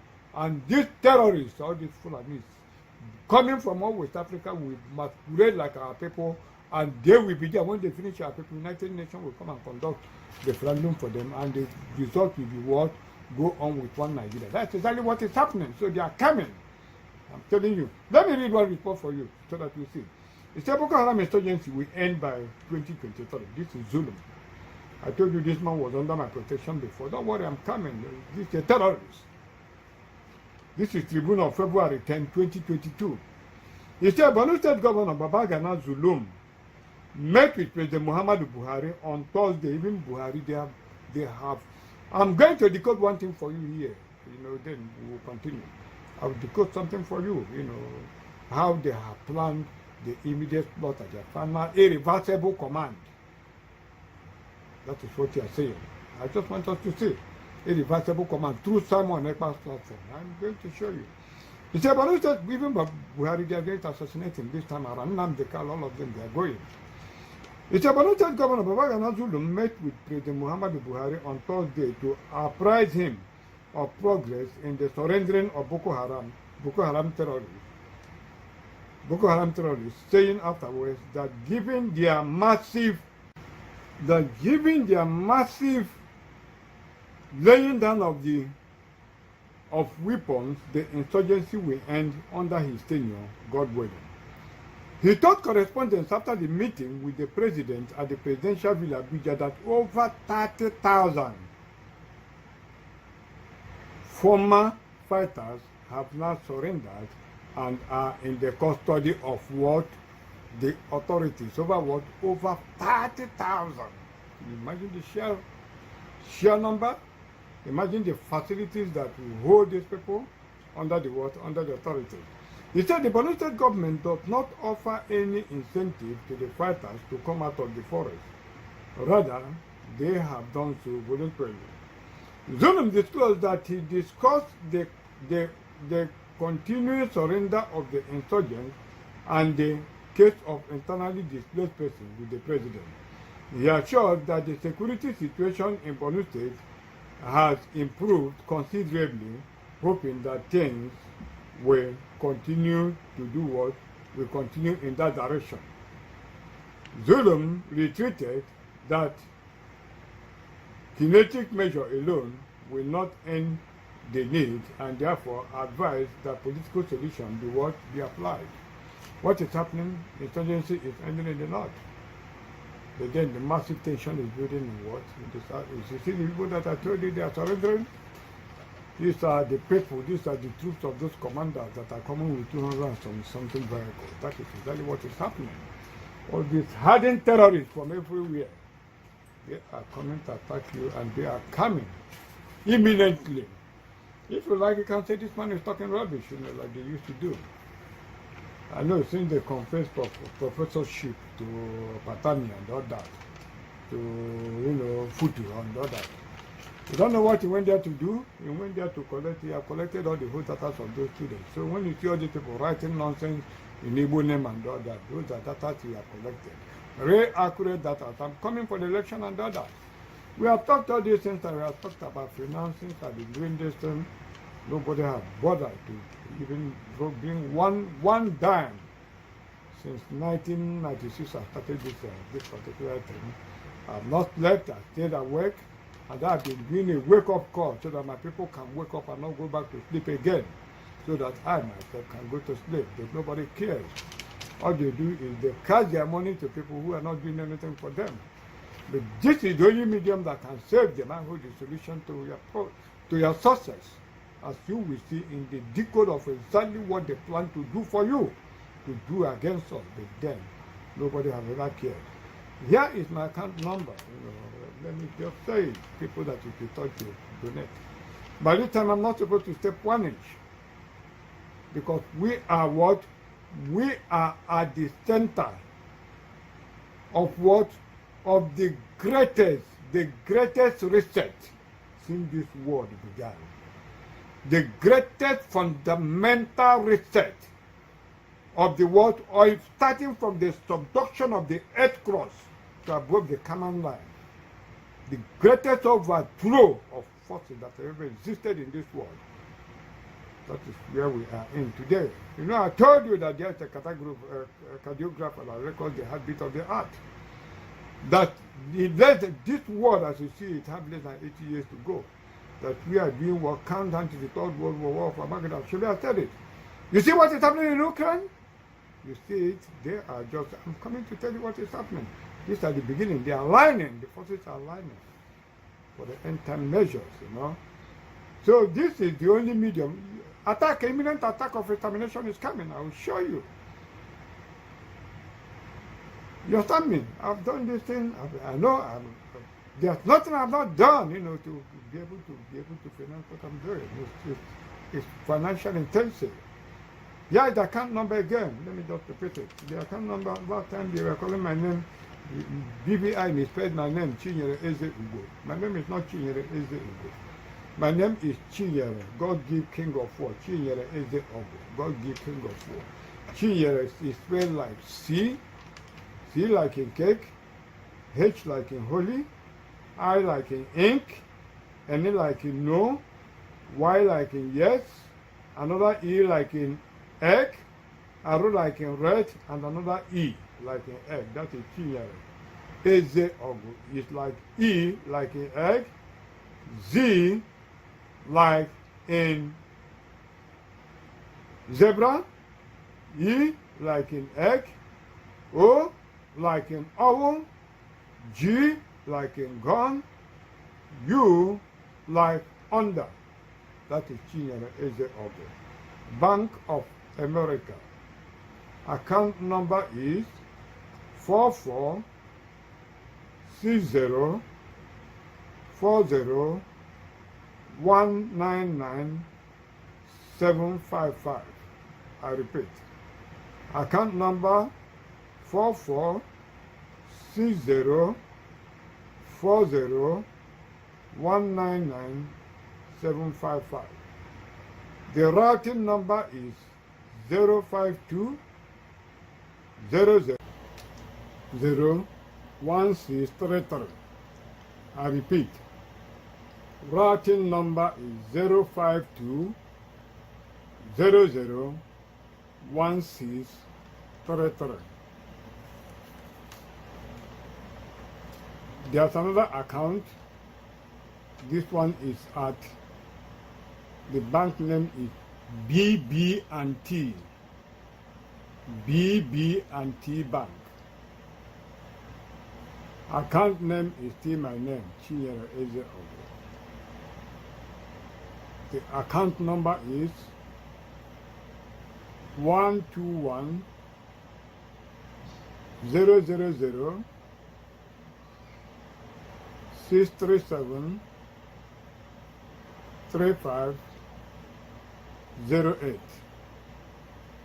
I repeat, account number 121 000 637 3508.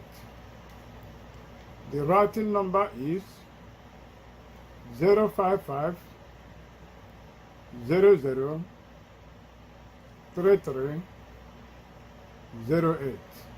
I repeat, routing number is 055 00 3308.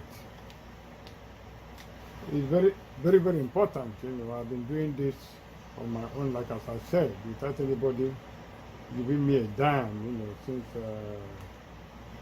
over 20-something years I've been doing this thing. You know, for this particular time that we are in, nobody has bothered. You know, and it's very important because this is financially intensive. That takes us to, you know, there's a scripture I want to read in Matthew 13. Let's go to verse 24, from verse 24. This is Jesus speaking. He said, "And that parable put he forth unto them, saying, The kingdom of heaven is likened unto a man which sowed good seed in his field.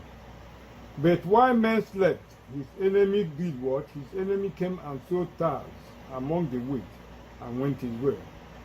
But when the blade was sprung up, and brought forth food. Then appeared the tares also. So the servants of the household came and said unto him, Sir, did not also good seed in the field? From whence then had it tares? He said unto them, An enemy had done this. The servant said unto him, Without then that we go and gather them up? But he said, Nay, lest while you gather up the tares, ye root up also the wheat with them. Let both grow together until the harvest. And in the time of harvest, I will say to the reaper, Gather ye together first the tares, and bind them in bundles to burn them, but gather the wheat into my barn. Very, very important. Very most often, the tares will consume the nutrient, the actual wheat needed to survive. That is what happens in life. You understand me? So,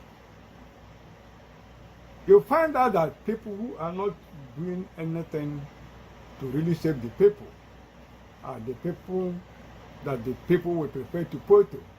But the person that is doing the right thing to save them, they will not be interested to give a dime. That is, that's what Bible said, that the problem with the world is that the good people are hated, while the bad ones are being loved. I'm not telling you, I'm going to show you exactly the threat that confronts us this very much. The other that they are paths. And in this series, I will tell you why, Melchizedek paid, Abraham paid tithe to Melchizedek. I'm going to tell you. And through that, we are going to decode, solve the riddle of one of the greatest secrets, one of the greatest puzzles that have ever existed in this particular earth.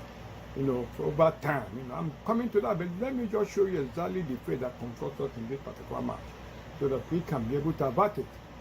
What I'm doing is to raise a counter punch to thwart what they plot. But it's doubtful because everything, as I told you, the command has been passed. And I doubt if they can be able to totally recall it. Let me read one news, there's one news report I want to read to you first. The account will be on the screen, so it's very, very important. I've been waiting for this particular signal because I know it will come. I've been waiting for it. That is what have delayed this publication. So let me just read it, the signal I want to show you. Let me just read exactly what I want you to see, and I want the whole world to listen. It said Buhari leaves Abuja for special section on UNEP at 50 in Kenya. Then UK on what? On 2-week medical checks. I want you to note the days and the time involved. This is by what? This is by Vanguard of March 1st, 2022. This is the trigger point. This is the man. Let me show you the picture of the man they presented as Buhari in it. This is the Vanguard. This is their trigger point. This man is not expected to come back alive from that trip. I will show you what they will do. Let me read the news report. It said President Muhammad Buhari will depart Abuja Tuesday,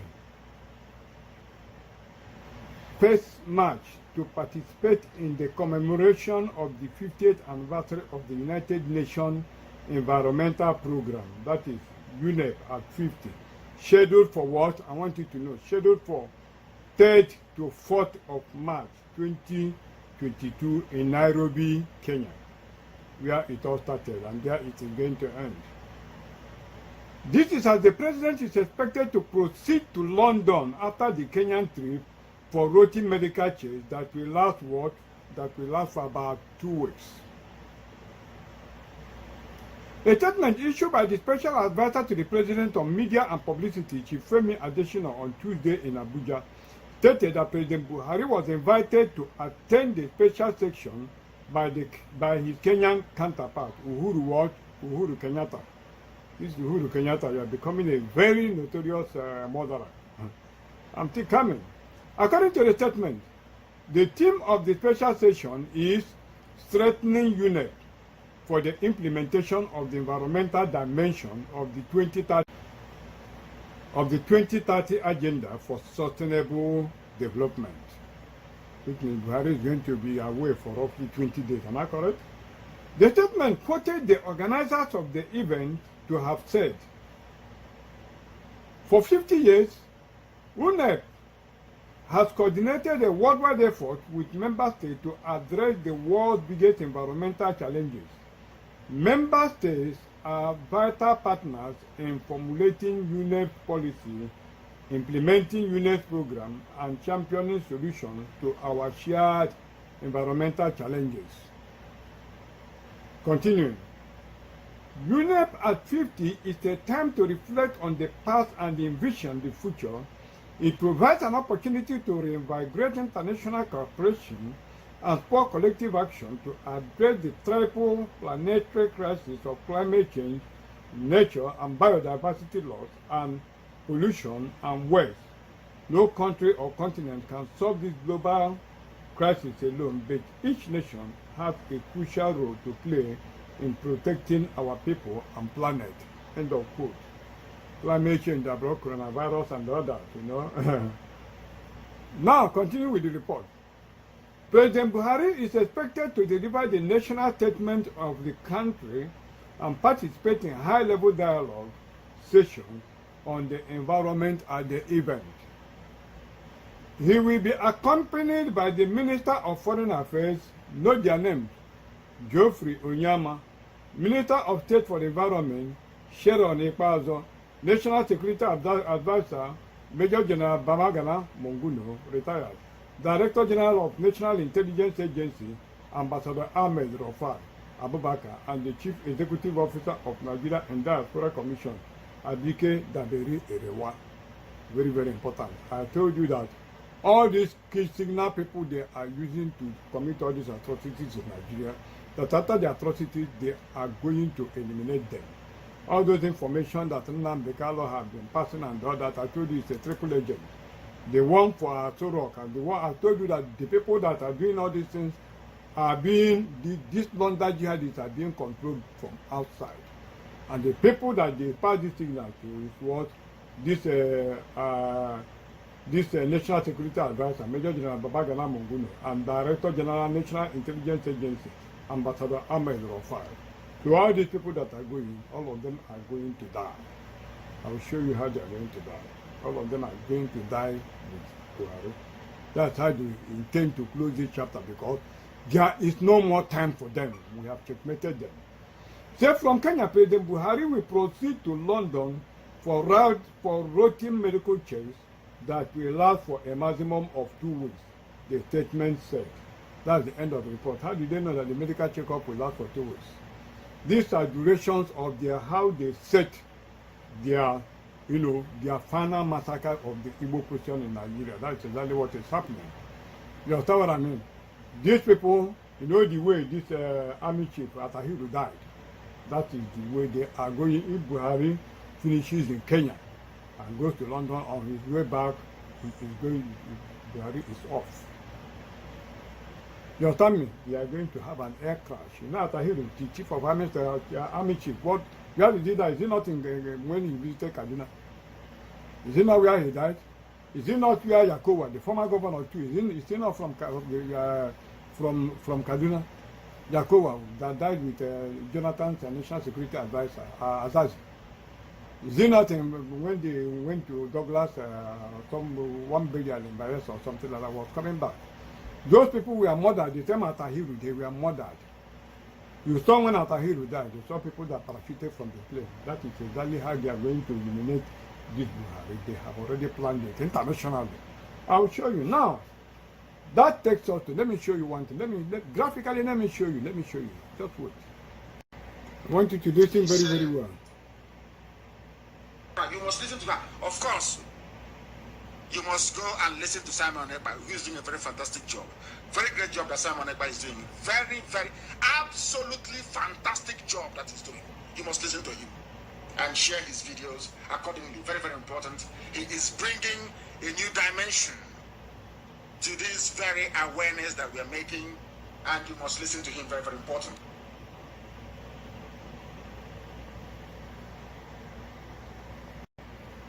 The video I'm playing is Simon Ekpa Biafra Liberation live broadcast a call to pull out military in Biafra land and freedom. Enter Biafra broadcast by Simon Ekpa on what? On March 1st, 2022. I'm still going to play the video, but I want you to hear something. There was an interview, the one they call it King Irago, granted to Darlington, I think it was on 18th of February. I want you to hear what Darlington said about Simon Ekpa. Just listen and hear what he said before I go back to the video I'm playing. He was not, he refused to sign a memorandum of understanding, the code of conduct that guide, the principle that guide every broadcasters on Radio Biafra. He refused to sign it. And because of that, he was not allowed to broadcast on Radio Biafra. So because of this, what you saw him right then was trying to see if he will still be considered later to brought back to talk on Radio Biafra. But when he noticed that he is not going to be brought back to talk there because he refused to follow the instruction, he now come out in the real mindset which he had from beginning. And that is the reason why he refused to take oath in his location, in his unit. That is why. Now, for Ekpa to come here to say that Mazi Nnamdi Kanu, he will not take order from him because he is in the hand of DSS. Do you know what it means? That is to tell you that automatically he was not even in line with what Mazi Nnamdi Kanu was saying or doing before.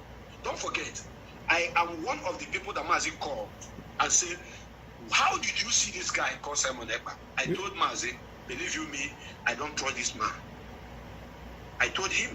He said, even me, Mazi said, even him himself doesn't trust him. But how Mazi later come to acknowledge him and ask people to talk, to listen to him is what surprised me. But I know Mazi is a man that listens to everybody. Don't worry. Now, I heard what Darlington said about how Nnamdi Kanu asked him about Simon Ekpa, and he said he never trusted the guy. And Nnamdi Kanu said him too. And they heard what Nnamdi Kanu said about Simon Ekpa, that he's bringing a completely new dimension. And he's actually bringing new dimension to what he's doing. And that people should go and listen to him. I will tell you why how the extraordinary rendition came, why it happened.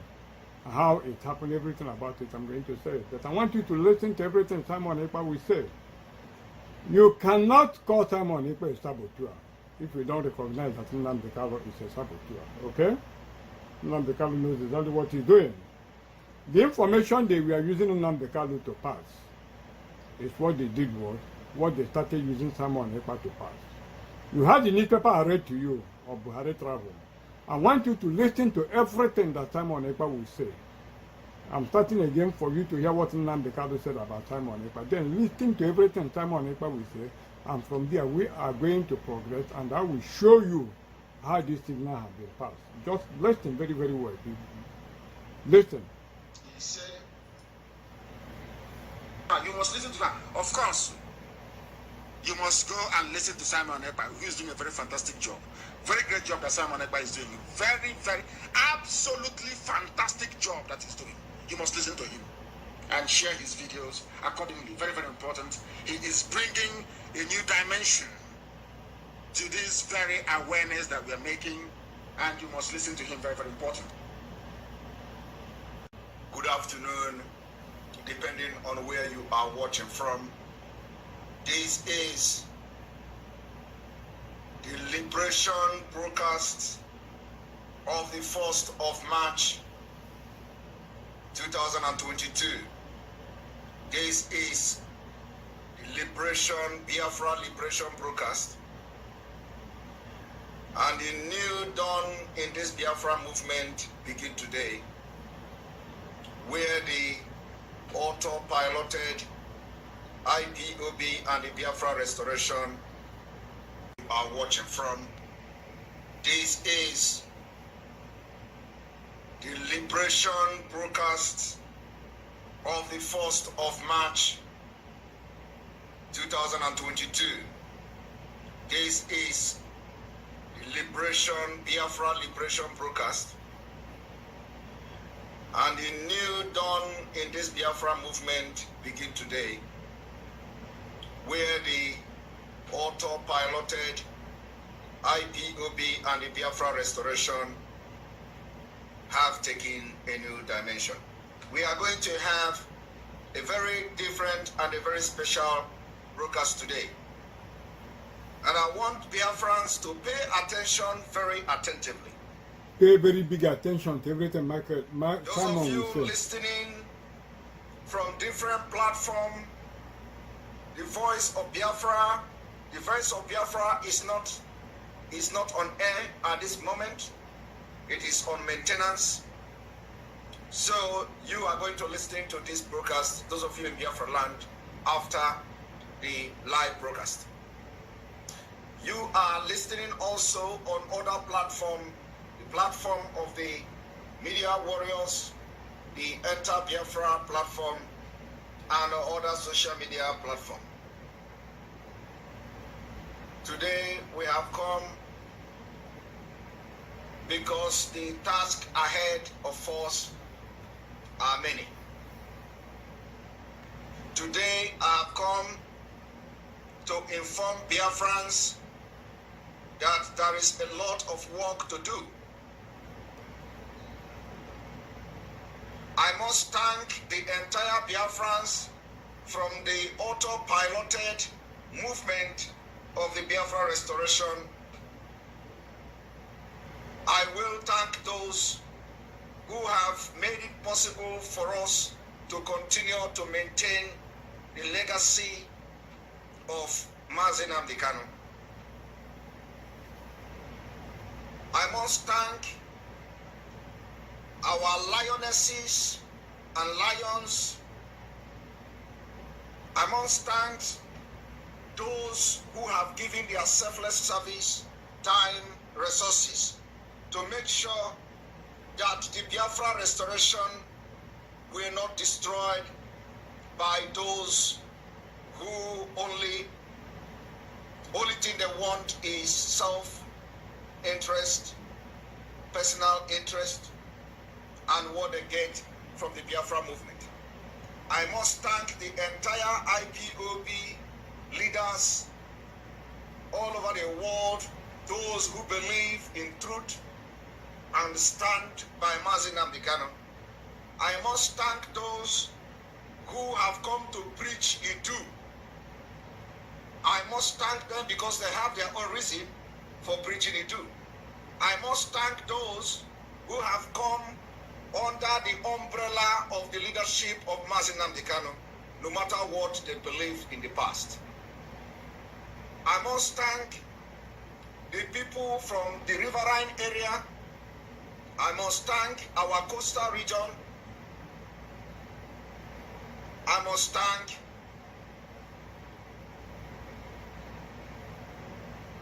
everyone who have made moment today.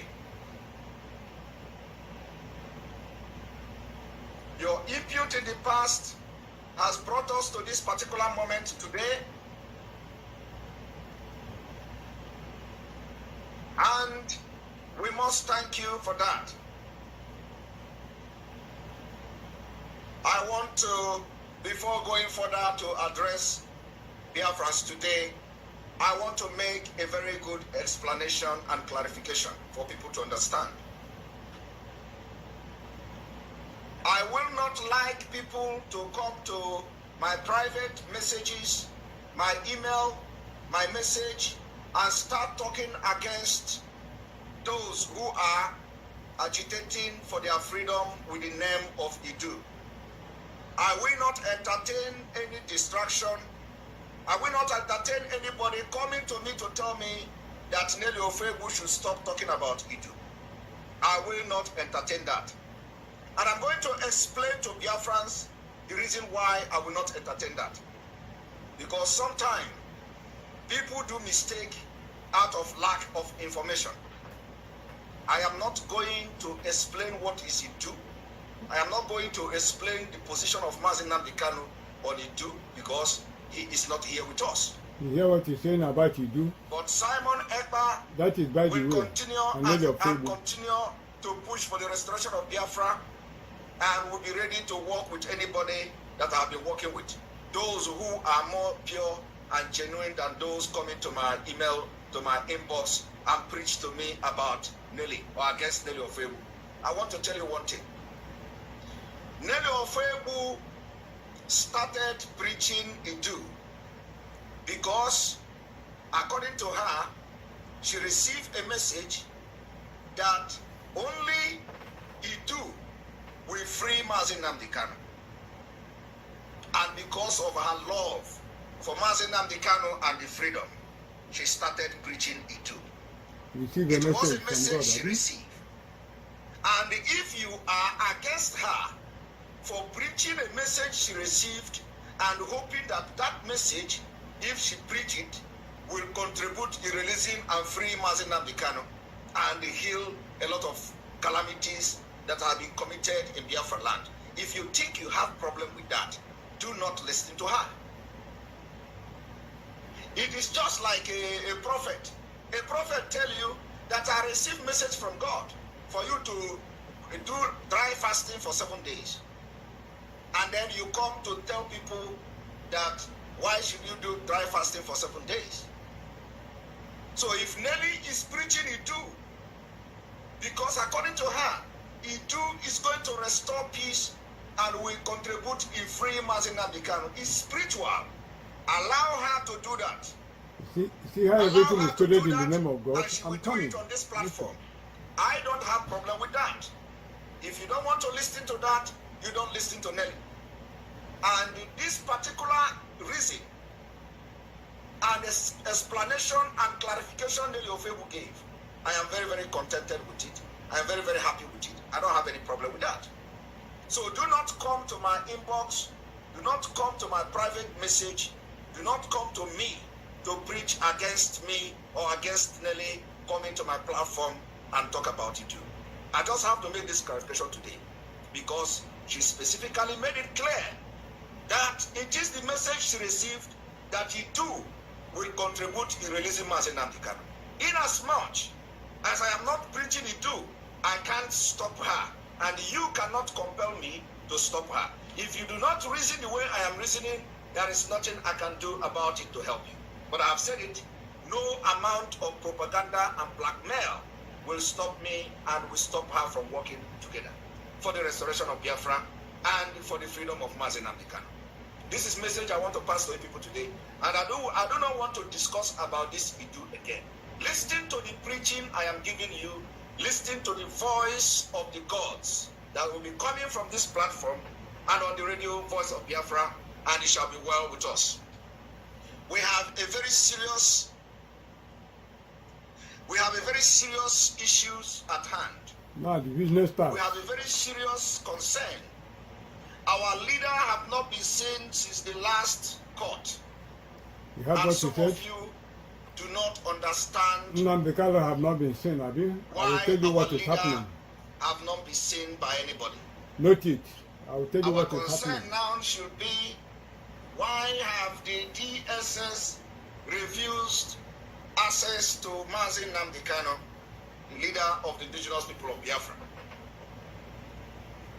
That's All this blah blah blah Simon Ekpa is talking about Nnamdi Kanu and all that and cut and so on and so forth. He's just laying a foundation for the main purpose for today, for this his program, you know.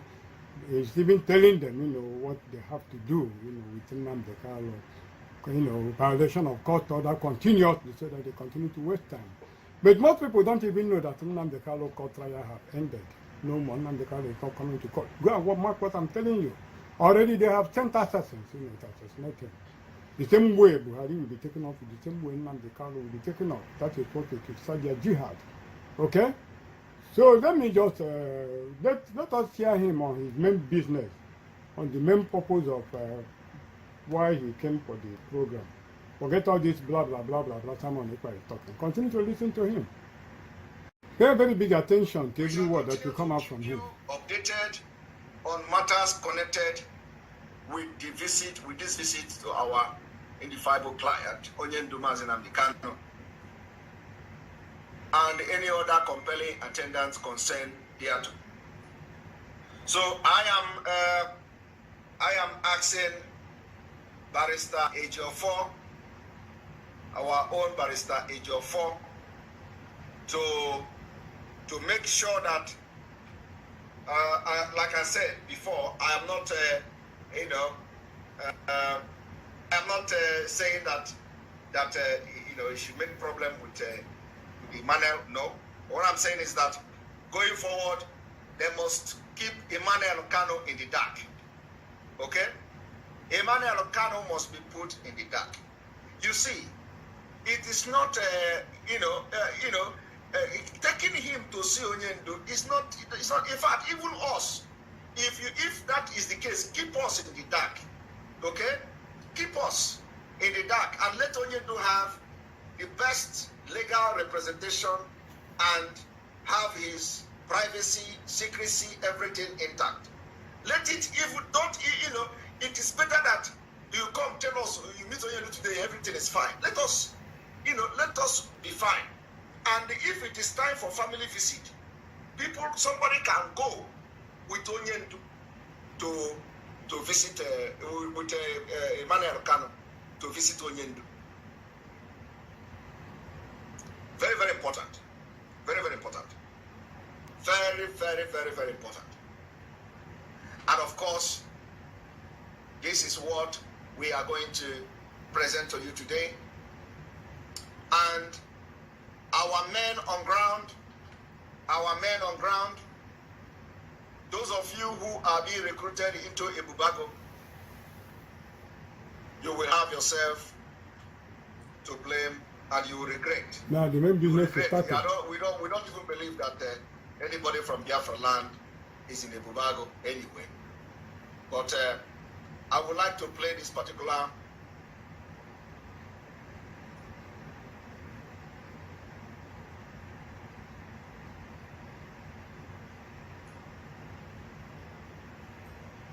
I want everyone to watch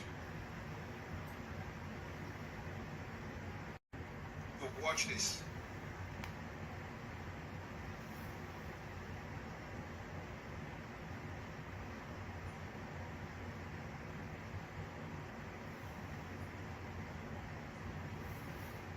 You see copycats, you see the cross and the angel. Look at the angel he displayed. That is how satanic forces work. Copying the cross I normally put here, and this angel, that I put here. Also, what do you see there? The candle that I normally put. And you see the flag of his bed, the bed that I normally put. You see it? That is what they are doing to cover me. Don't worry yourself, I will deal with them. Don't worry yourself, I will show you. Listen to every word that Simon Ekpa is going to speak. I want to show entire Biafrans what we are not going to tolerate in Biafra land. We are not going to tolerate those of you that are being recruited from Biafra land into Ebubago to kill our people, and you collect 15,000 or 30,000 Watch naira. how he's passing information like Nnamdi Kanu used to do. I will interpret for you, don't worry. People. I want you to listen to this. If any of your brother, any of your relative is a member of Ebubago, just watch the picture of everything someone is going to present and watch the story in the pictures. What you're about to watch here, everything he's presenting, watch clearly at the everything he's presenting, look intensely at the pictures and look at every written word there. Listen exactly and watch the story in the picture that Simon Ekpa is presenting. You go yourself, as a human being, go and get it and look at it yourself. It is Simon Ekpa Biafra Liberation Live Broadcast, a call to pull out military in Biafra land and freedom. Enter Biafra broadcast by Simon Ekpa, March 1st, March 1, 2022. Very, very, very, very important that you go and Google and listen to it as a human being, because you are passing away. Watch every picture and listen to every story. I want you people to watch. Putin walked into Crimea back in the spring of 2014 and annexed it within a matter of a few days. Many were left wondering, how exactly did he do it? How did the Ukrainian army, which is not a bad force, how did they not even put up a resistance? How was Putin's army able to so quickly run through Crimea? And the answer was that Putin and his army had already won the battle even before the troops crossed the border. Putin had won the battle from within Crimea. There were numerous insurgent or rebel groups in Crimea who owed allegiance to the Kremlin, Russian speakers largely, and they were the ones who defeated the Ukrainian army from within. So much so that Vladimir Putin's troops only had to play a supporting role. You're about to watch here is exactly what they have copied, and that's what they are doing in our land. I want you people to watch. Putin walked into Crimea back in the spring of 2014 and annexed it. You see him showing the Russian President Putin. How exactly did The instruction is that they should invade Biafra land the same way Putin invaded Ukraine. That is the story. Putin's army able to so quickly run through Crimea? And the answer was that On the second stanza, he will tell them exactly how to do it. even before the troops crossed the border. Putin had won the battle from within Crimea. There were numerous insurgent or rebel groups in Crimea who owed allegiance to the Kremlin, Russian speakers largely, and they were the ones who defeated the Ukrainian army from within. So much so that Vladimir Putin's troops only had to play a supporting role. That is exactly what the Zoo Fulani terrorists are doing today, and some of you are foolishly following them. They came with any place you see that they are attacking today, they come there with a bubago. They come with few, because they don't have no men anymore. They don't have men. They come there with armor tank and and then the rest will be a bubago. Where those Ebubago people come from, we don't know, but we know that some of them are from Biafra land. So what they do, they use you. They use you. They use you to do bullet shelled. They use you, the Ebubago, to do bullet shell. That's what they do. They use you to fight within. They use you. That is exactly what they have done to Mazi Nnamdi Kanu for many years. Some of them in the leadership were planted. Those who were not planted, they converted during the time when they see money. When they see money, those who have sold their conscience, when they see money, they converted. When they see, some of them did not even see money. Some of them, they see only favor. Some of them, they did not even see favor. Some of them, they were promised something. Some of them, nobody even promised them. Some of them have hope for something. And they betray Mazi Nnamdi Kanu. So, they did what? They put people within the IPOB. They see money, those who have sold their conscience, when they see money, they converted. When they see, some of them did not even see money. Some of them, they see only favor. Some of them, they did not even see favor. Some of them, they were promised something. Some of them, nobody even promised them. Some of them have hope for something. And they betray Mazi Nnamdi Kanu. So, they did what? They put people within the IPOB movement. And today, these are the people we've defeated. I want you to watch this. Crimea. And the answer was that Putin and his army had already won the battle even before the troops crossed the border. Putin had won the battle from within Crimea. There were numerous insurgent or rebel groups in Crimea who owed allegiance to the Kremlin, Russian speakers largely, and they were the ones who defeated the Ukrainian army from within. So much so that You saw him show the Russian president, and he wrote cross for you. What is cross? Cross of the matter. Means what? The most important issue in a matter. The most important issue in a matter. So what he's telling them is he's giving them a clear message. I will interpret the last answer for you when you go on. When I will decode the mode where he told them the method. Here is what? Style of invasion by the Fulani headsmen, all these London jihadists in Biafra land. That is exactly what Simon Ekpa is doing. Listen to everything he's going to say. Listen to it, Google it, and read the letter there yourself.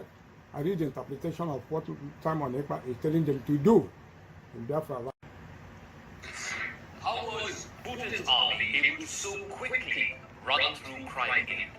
And the answer was that Putin and his army had already won the battle even before the troops crossed the border. Putin had won the battle from within Crimea. There were numerous insurgent or rebel groups in Crimea who owed allegiance to the Kremlin, Russian speakers largely, and they were the ones who defeated the Ukrainian army from within.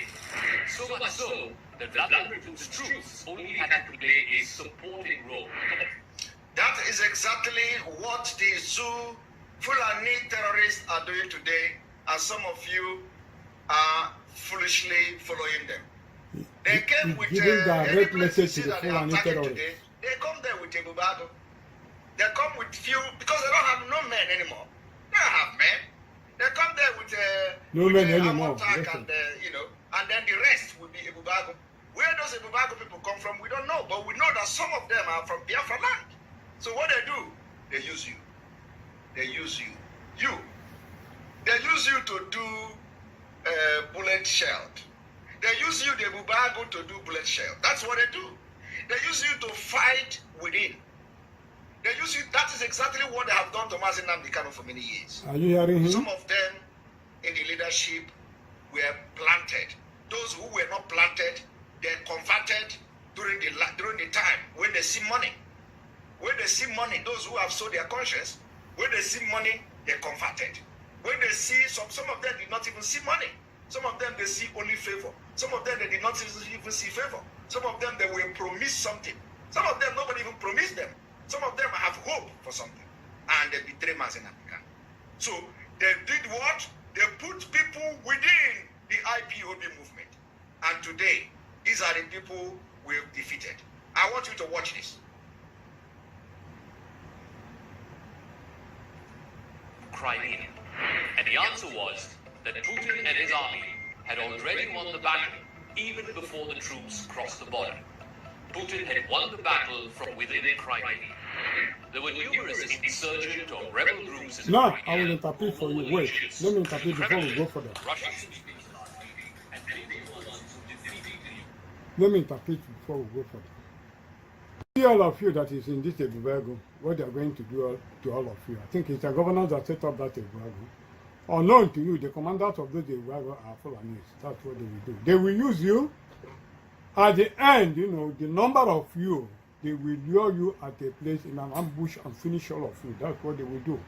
They will lure all of you people when they have finished using all of you, they will lure you in a place where the real Fulani Boko Haram have gathered, where you cannot escape, and they will finish all of you from A to Z. That is exactly what Simon information Simon is relaying.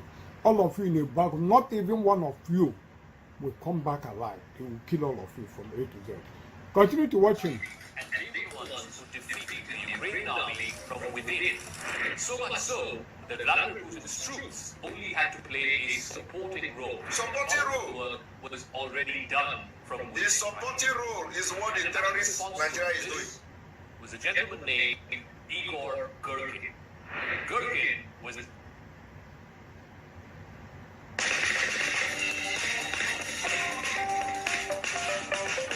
New standard have entered.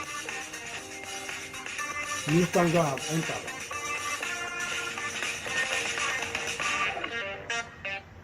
a Russian army veteran and a former Federal Security Service or FSB officer, much like the KGB. He raised a guerrilla army, first in Crimea and then in the Donbass region. He played a key role all the way from 2014. The man's name is what? Igor Kikin. Igor Kikin. Pay very attention. Serious attention and come and interpret. Now, this was a playbook that Vladimir Putin in Crimea, in Donbass, and much earlier than that, both in Chechnya and in Georgia. This is a playbook that You Vladimir go and bring this edition and read those written things yourself. replicating That is where the signal is. The signal is passing. That is where And it it is is. these guerrilla groups, the likes of which were led by Igor Gurkin, they are Vladimir Putin's secret army who will help him defeat the Almighty This is their plan of attack. United States, and that too without firing a single shot. How to get Biafra land. Without firing a single shot. Your own Biafra land is money. This one is for Ebubago. This part is for Ebubago. The other way around, you collect only 30,000 to join Ebubago. You will die. What they will use Ebubago to do is this one. People you want to fight against are being guided by the spirit of the land. Millions of people have been killed for Biafra. So if you think you are coming to join Ebubago to go and to think you can never make it alive. Believe me. Highest you see, can last 3 months. Told you never make it alive. And any Ebubago you see very clearly past the other, any Ebubago you see must go. All of you that are Biafrans in Ebubago, they will kill all of you from A to Z. Not even one single will escape. Money. Instead of you to do the other thing, the other way around, you collect only 30,000 to join Ebubago. You will die. Because the people you want to fight against are being guided by the spirit of the land. Millions of people have been killed for Biafra. So if you think you are coming millions to of people have been killed in Biafra. You will see the annals of this idiot that is sounding like a human being. Don't worry, just follow the progression of the story. Any Ebubago you see anywhere, the person must go down. Because it is now, the evidence are everywhere that Ebubago are the one burning villages, killing, with the help of the security, the Nigerian army shielding them. So the Nigerian army don't even have to do anything because they don't have what it takes. Have you seen that the Nigerian army and the federal government have been exonerated in all the killings in Biafra land? They don't have the map. Have you seen that Nigerian army cannot be held responsible for the federal government in everything that is going on in Biafra land? It is Biafrans killing Biafrans. Okay? So where do they get manpower? That is the story they will present at the International Criminal Court. So without our men, without our people, then you can't have people in Nigeria army and police and DSS. We give them manpower. Now what do? Upon all the manpower we give them, it is not enough. What do? They come to our land, use the governors and politicians to recruit our own young men who don't know nothing. These governors in Biafra. They cannot work in our country. We know how to hold those people, those idiots.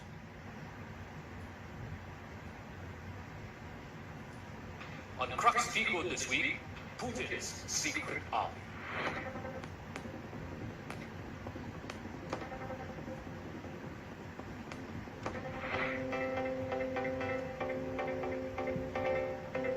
Igor Girkin led a group of militants in the sea. Now, before I go further, this is a completely new stanza. Ebubago own has ended. This is code and decode. I will decode this one for you. If in Ebubago, as I said earlier, Ebubago own has ended. It's very, very terrible. The governors of, especially the governors of southeastern states, they don't know what they are in for. They're already gone. They are finished. They don't know it, but they're already finished. You saw what he said? That Ebubago, they will use them as what? Bullet shed. Have you seen it? He said what? That they are, that they have plans inside, people they buy with money and all that. People who betray their own people that they have inside, like in Nambeka or what they are using in Nambeka to do and all that. He said, what he's telling them, the most inside, that is why American Marines say that wars are won from within. You see the truism of the saying when they say your oppressor cannot be so confident and so successful if he does not have accomplices within you. The stanza of Ebubago has finished. You see when they were saying about Nigerian army have no manpower, do you know what he's saying? What he's saying is that the actual bandits, the actual terrorists in Nigeria today, recruited to fight is more than the regular Nigerian army. You see when his master, his teacher Nambeka used to say, he has numbered them. That is the reality of what he is facing today. That what they have in Biafra land today far more outnumbers the Nigerian or Biafran army. So they are going to carry out this operation without even the regular army. At least the ones from Europe and and Fulani, with the terrorists they get from outside. That's what they are going to use to massacre you. So they have entered a new stance. I think when they take cross and decode. Cross and decode. I've told you the cross before. Cross, they have told you it's what the most important part of an issue. That is it. What so there is this. Watch it. I'll replay it again. The next answer we are going to open is direct to the terrorists. How they are going to attack you, attack Biafra land and take over Biafra land completely. That's exactly what is there. So that is why I came with what cross, the cross of the matter. Telling them to do what? Telling them to decode. If you know you are a Biafran or you are a human being, you must have to access this particular. You must have to access this particular Simon Ekpa's broadcast and listen to the weddings and the pictures. That is where the signals are. I told you it was Simon Ekpa Biafra Liberation live broadcast, a call to pull out military in Biafra land and freedom. Enter Biafra broadcast by Simon Ekpa, March 1st, 2022. You know, some people will say, this man, you are not seeing your face. I want you to take the message and leave my face. When I show my face, you'll be there, you know, causing distraction for you, and you don't know the type of imminent danger that you are facing. So forget about my face and take the message. You understand me? So I'll show you. You know, you say, go back and you see, Google it. You see, cross. This is what? This is direct to the London terrorists, because the other for the for the attack have already been passed. Watch it. Watch the pictures. They are smart. They copy other people. But what work in other country cannot work in our country. We know how to hold those people, those idiots. That's it. Watch it. This is the main one. This week, Putin's secret army.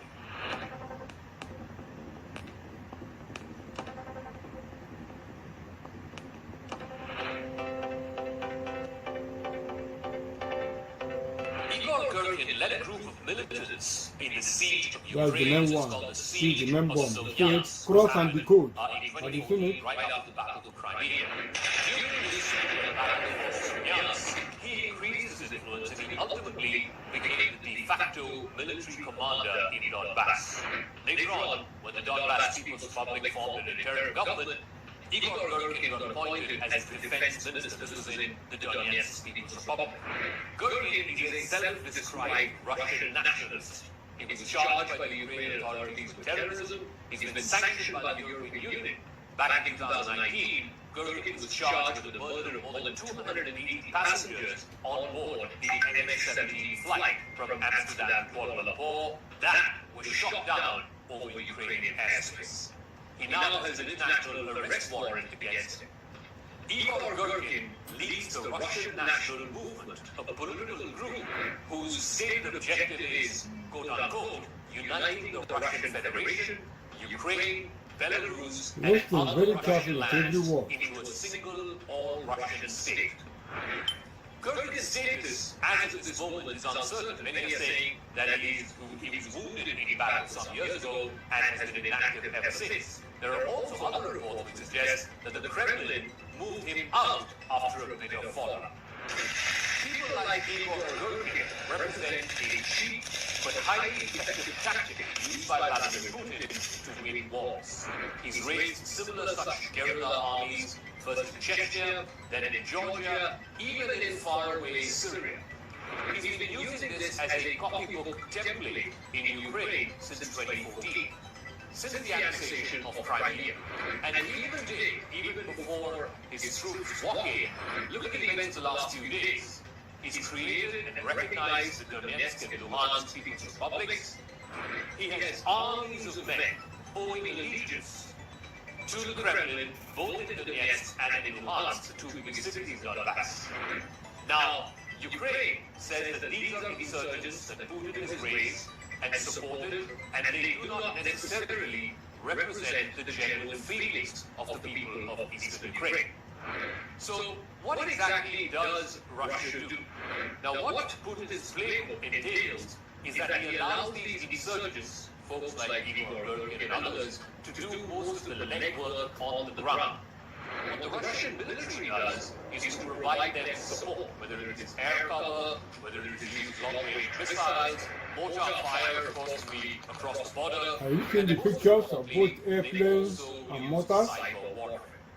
Now, in modern-day hybrid warfare, these are game-changing tactics. Now, in response, what is Ukraine been doing? It's not like the Ukrainians have been sitting on their hands either.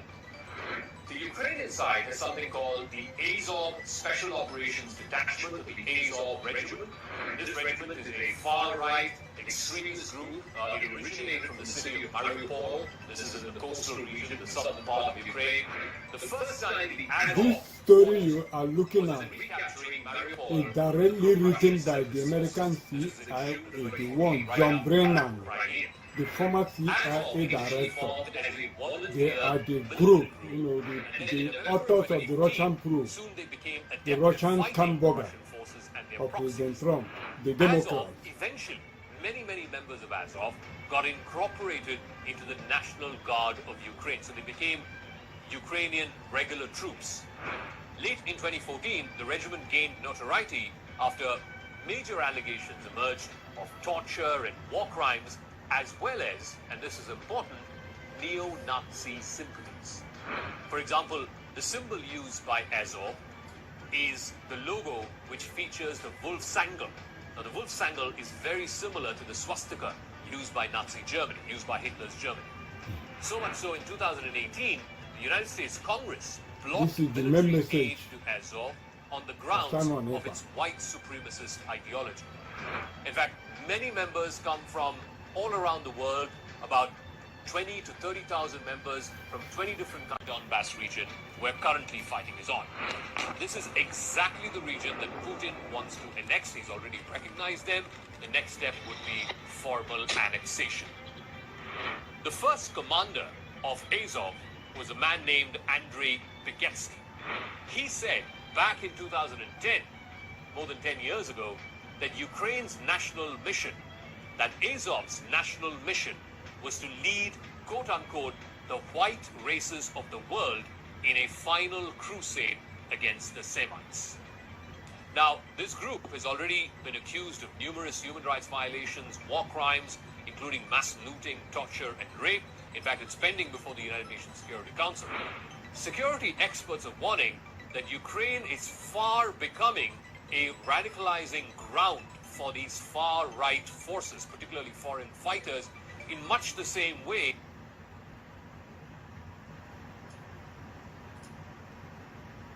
All right. Hello. Hello. What are you doing? You playing game? Playing game. So can you keep me? Come on, say. Watch what you will do with that song. Watch what you will do with the song.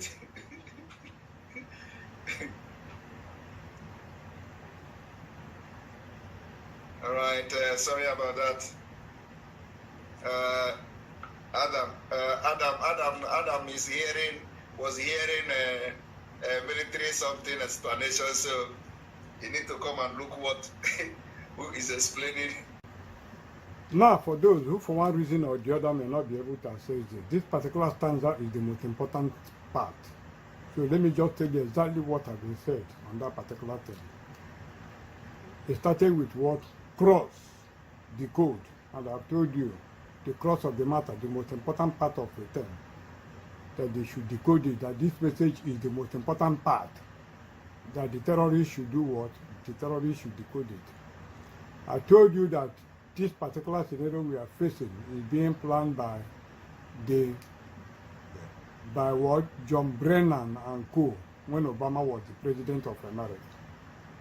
These people are the people behind all these things in the of Facebook and the Namdekalu, everything they are doing.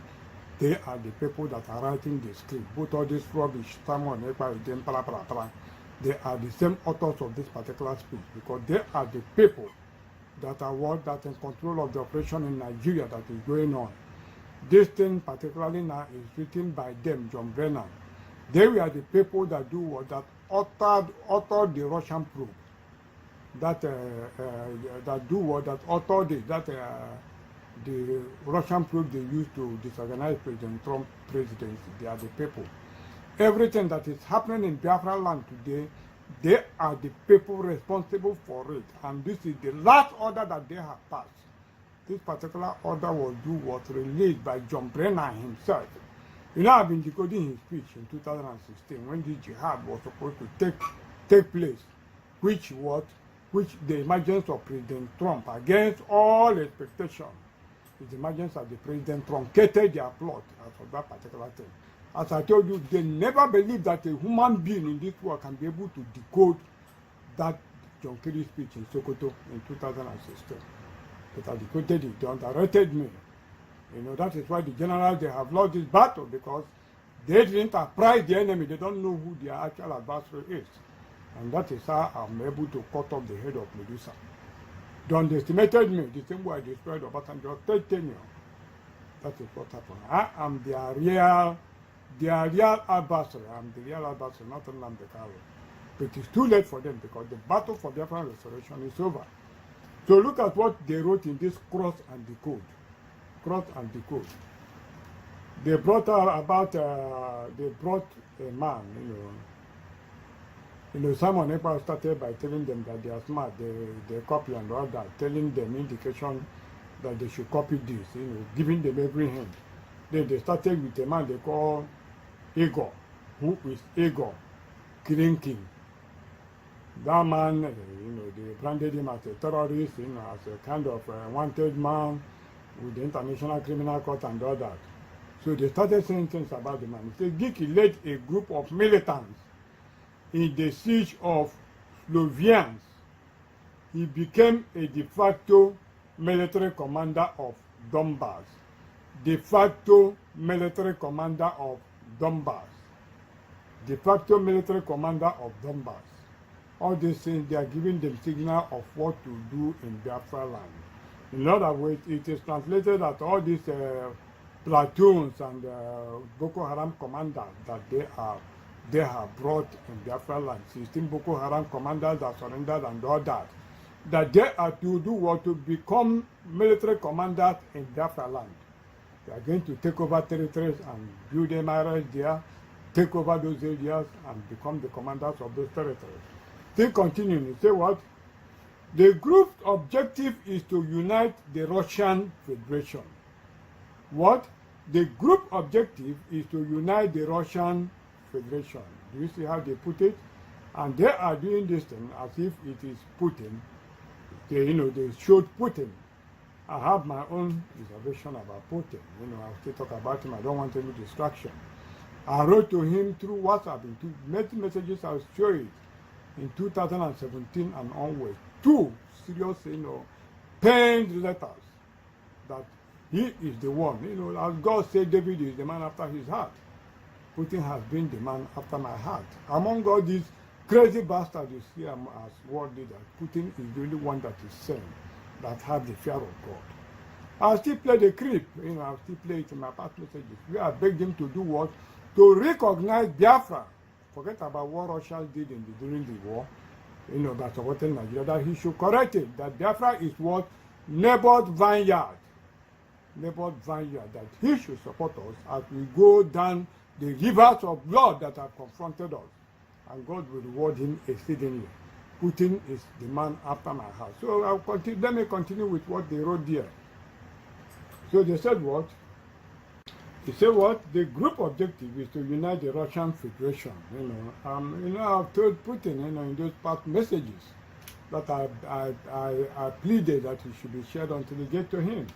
I begged him to, replay, to reenact what he did in Syria, against what he did in Syria in support of Assad, whom they have plotted to destroy until Putin made a difference, So that is it, I pleaded with him. So still continuing what they wrote. He said, Igor Dickens' whereabouts are not known presently. Some reports say he had a fallout with the Kremlin. People like Gaikin are used by Putin to win wars. Putin raised such armies in Chechnya, Georgia, and Syria. Putin has been using this template in Ukraine since 2014. This is the main battle plot for the capture of Biafra.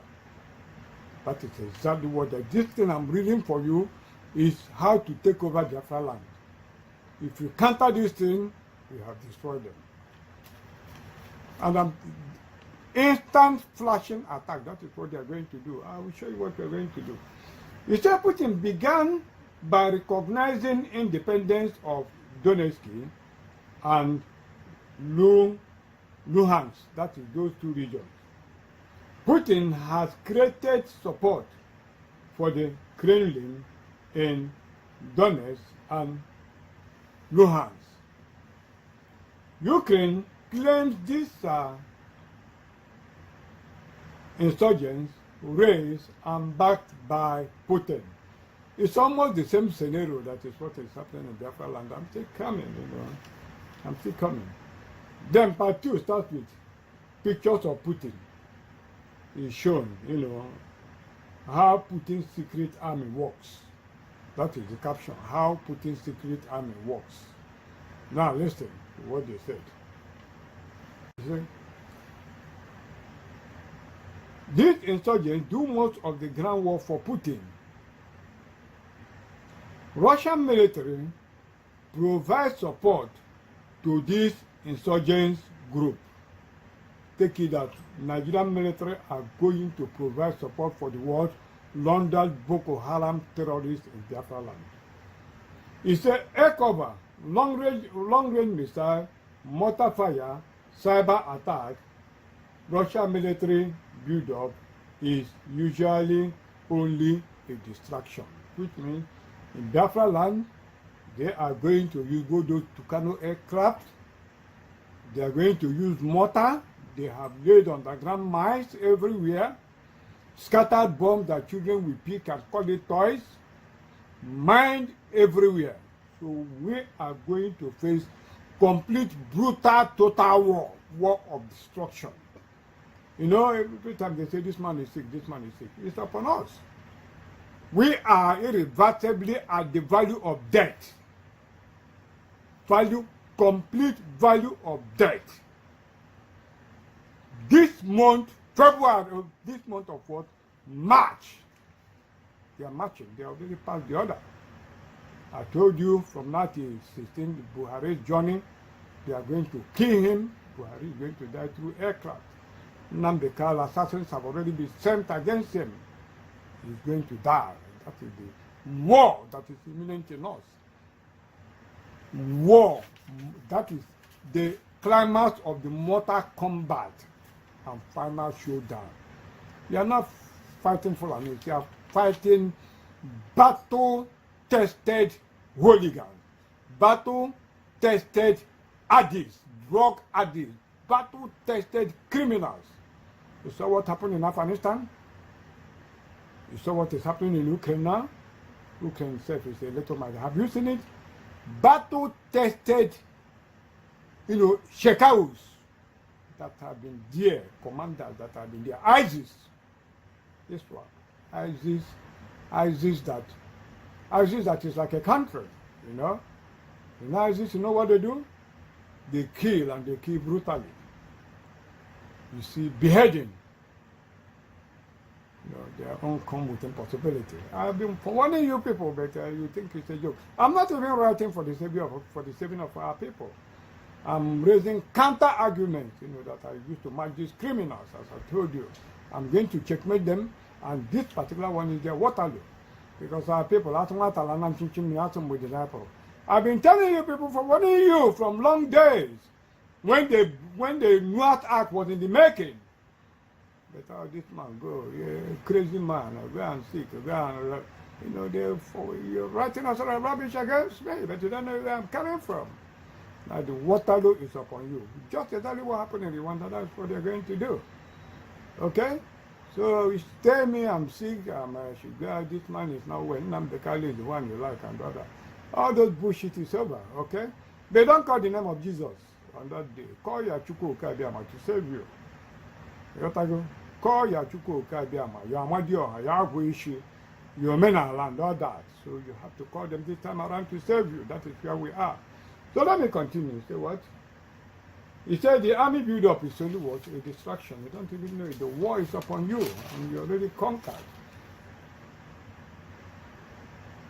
Now, Ukraine counter-offensive. Ukraine counter-offensive is what? Their own position as Biafra. This is their position. They say what?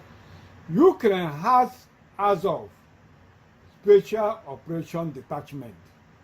You can equally say Ukraine has IPOP, Special Operation Detachment. You see, this could, you don't know where you're coming from, you know, you don't, when they say God is fighting a spiritual battle.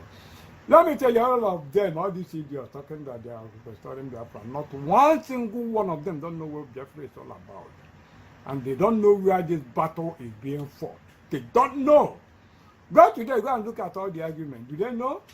Where is Techuko Ikeriama? Where is Techuko Ikeriama not revealing this thing for you? But I retraced my step and went on the ground. You know, when you saw Moses' snake swallowing that one of the magicians of Pharaoh. What do you think that happened? Anything I do, they counter it. Anything I do, they CIA, you know, they counter it, give it to Naira Account and all these people. It continues in interregnum, you know, there is no interruption in it. Infinite, it continues. So I have to submerge myself and wait for the killer punch. Because the last blow I gave to people like Naira Account and Simon Ekpa, you know, they were not really hammered to kill.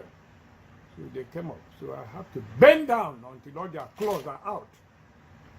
You understand me? So this one becomes like a mark in your palm. If you say you cannot see the treachery, then you are a fool. So I'm using this argument to do what? To counter all these criminals from United Nations, Guterres, and all of them. I'll give you the solution. All these United Nations, they have to reshuffle the United Nations. That Guterres, they have to prosecute him as a criminal. With all these American presidents and all of them. They have to. If they don't do it, then United Nations, we have to do it. The black nations, we have to get from their own United Nations and forget about it. That their specialized court, the International Court of Justice, ICJ, which are called the International Criminal Junkies. That is what they are. They have to do what? We have to reshuffle everything and try all these criminals. If UN will ever be of value again.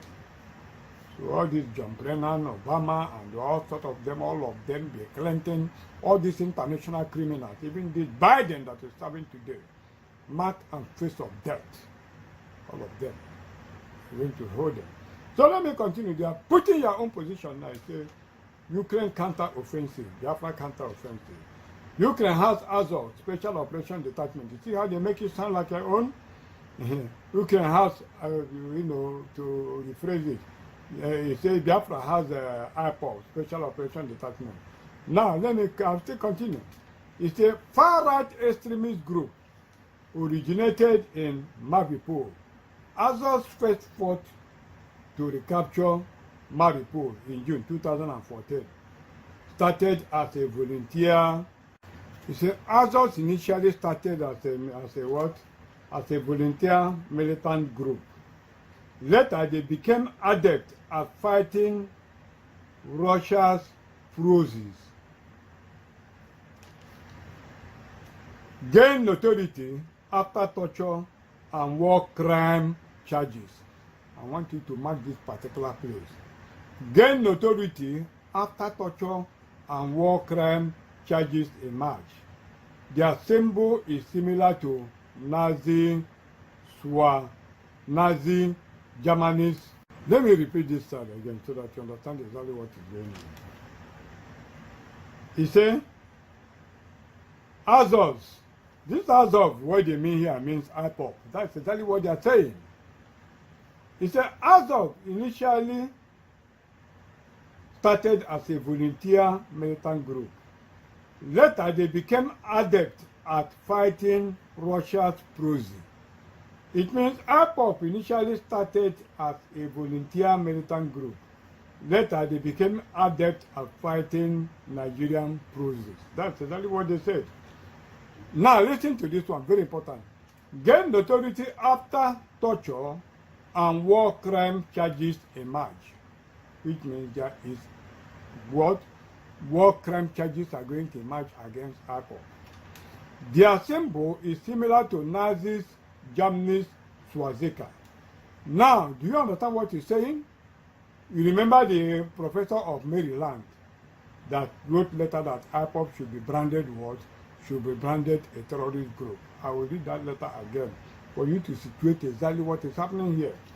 It says U.S. Congress blocked military aid to Azov regiment. Azov regiments are primarily active in Donbas region. Do you understand what they are saying? U.S. Congress blocked militant aid to, that was during the time of Jonathan government. I think they are coming, you know, when they are talking Nehilo and all that, probably they are talking. So the Niger Deltas, they don't know that they are grading them the same thing as the Igbos. You see, he said U.S. Congress blocked military aid to Azov regiment. You see, when they use that criminal that is late now, what is that his name? The one that he was the one that gave James Comey the Russian probe nonsense that they wrote. Why is that? Let me tell you his name. He's late now. You know, Senator McCain.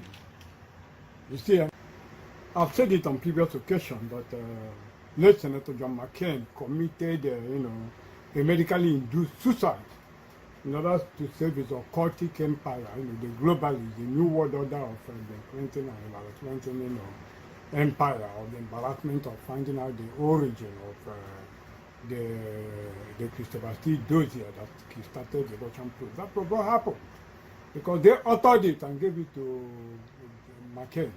McCain was the one who gave it to James Comey and pretended as if it was from, Christopher Steele or whatever. That was exactly what happened.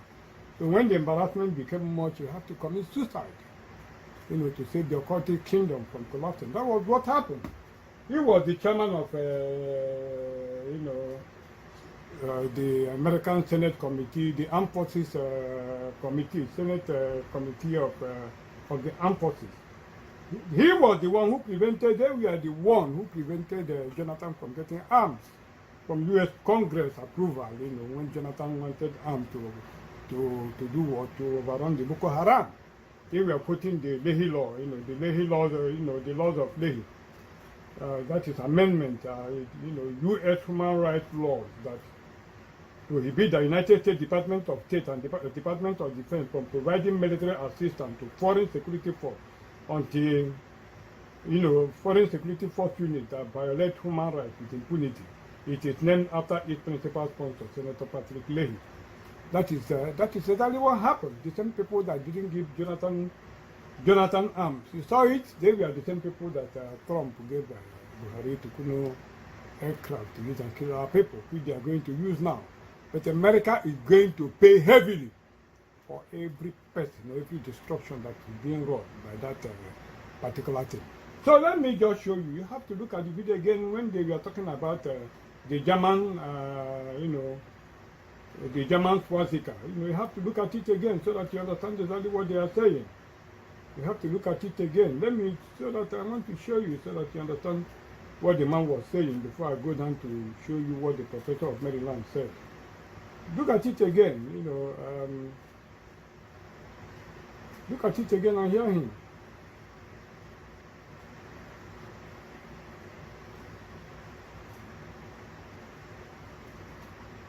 Look at it again, very, very much. Look at it. So I want people to watch how they did it. Because these people will think they are smart. Look at it again. Cross and decode. Want to work in other countries. Cannot work in our country. We know how to cross decode. Those listen. You see the German insignia. You see it? On Crux Decode this week, Putin's secret army.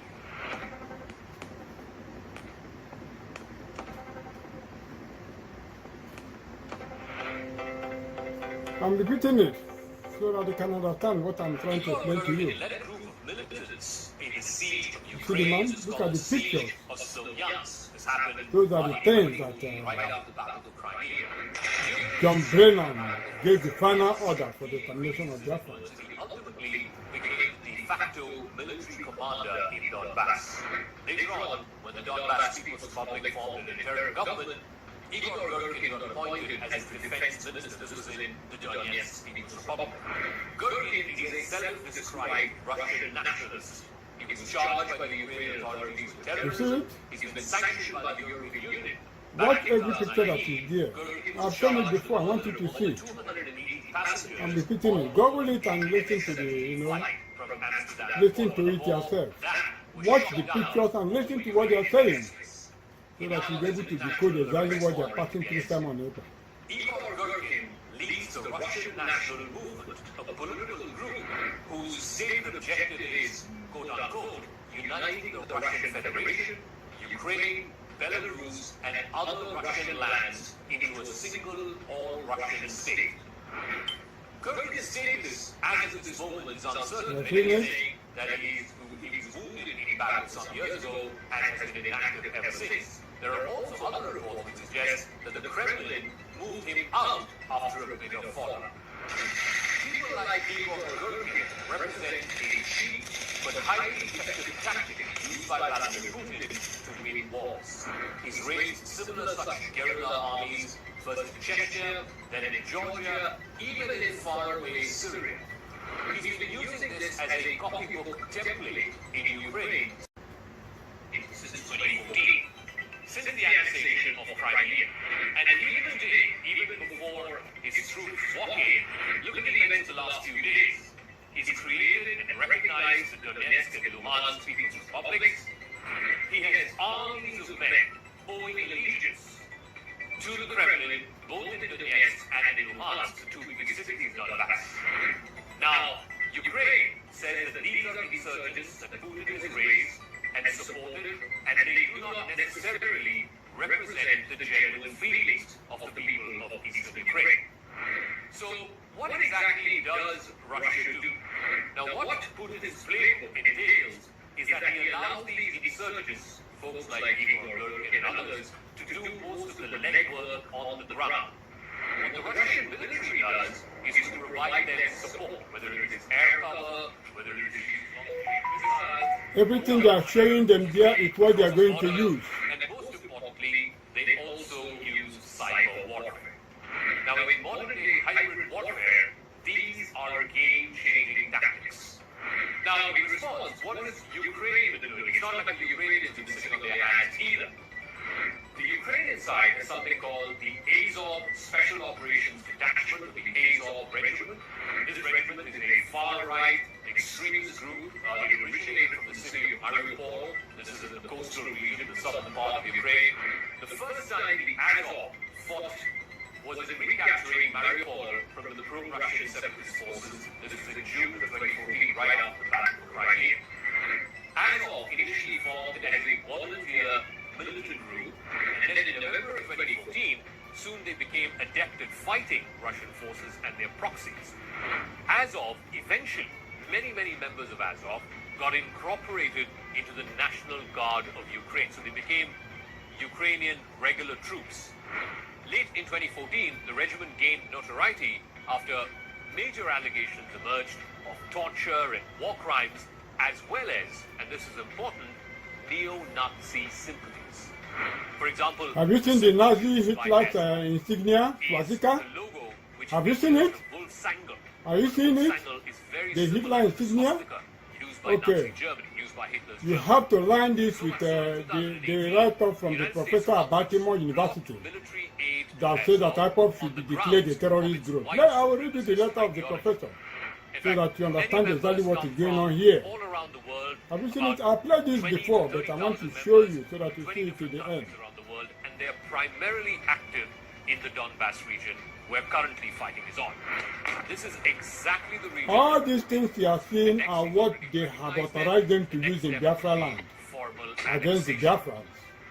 If you have blood pressure above 130/80, this is an urgent message that could save your life. A groundbreaking discovery by a team of scientists at the University of North Carolina has opened up a new way to bring blood pressure tumbling back down without the need for expensive medications, strenuous exercises, or tedious diets. Theodore Brennan, a 56-year-old retired EMT, nearly had his life stolen by a heart attack caused by I want to play it to the end again so that you understand exactly what I'm saying. Ted thought he'd be forced to rely on them for the rest of his life. But after using this little-known ritual that a Korean doctor gave him, his blood pressure began to plummet, eventually settling at 118/65 and staying there ever since. So he decided to share this ritual, and now over 132,000 people have seen a big drop in their blood pressure reading. It's so powerful because it targets the single root cause of high blood pressure. My doctor has been on my case about my high blood pressure for years, until he finally had enough and placed me on meds to control everything.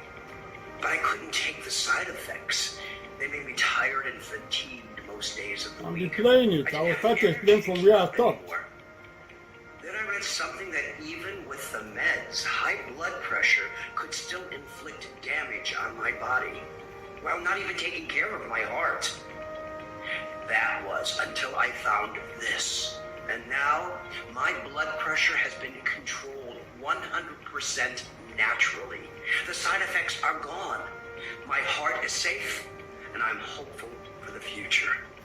I really enjoy doing this morning ritual every day to help keep my high blood pressure under control. Once the next he's already recognized them, the next step would be formal annexation. The first commander of Azov, You see the insignia? You see the German insignia again? he said back in 2010, more than 10 years ago, that Ukraine's national mission, that Azov's national mission, was to lead, quote-unquote, the white races of the world in a final crusade against the Semites.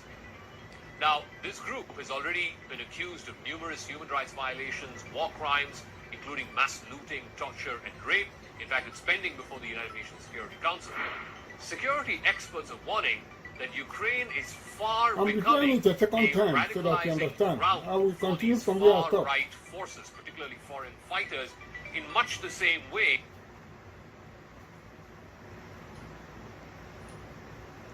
Now, watch what Simon Ekpa will do with his son. What are you playing again? Playing game. So can you keep me? Come on, say. Oh, the ma. All right. What will you say? Watch Simon Ekpa. All right. Sorry about that. Adam is was hearing military something explanation. So you need to come and look what who is explaining. Adam have been following the what is going on. So when you hear something that look like military this, you want to say, sir, Captain. You hear what he said? Come and tell me that. Come and give that a salute, Captain. Come and throw a salute. You know what he's doing? He is using the son. He has groomed his son as a saboteur to his nation. As young as that boy is, he has groomed the boy as a saboteur. Yeah, you can go. He called the boy to come and give salute in order to tell the London jihadists that this is an order to be obeyed. In order to confirm to them that the message is for them. Do you see why their sins will not be allowed in Biafra land? Because at this young age, this boy is already a high-class threat to his nation. I'm coming to that. Let me continue from where I stopped in explaining to you. Let me read the Nehi law for you. You see the bed? The Biafran bed I always keep here. That is what that bastard, you know, that is what they do because they lack originality. Anything we do, they copy. Let me translate up to here from where I stopped. By reading the letter of the professor from Baltimore. Then I continue. We'll go forward from there. Now, this is the letter from the professor of Baltimore University for better understanding of what I'm trying to convey to you. This is from the cable newspaper of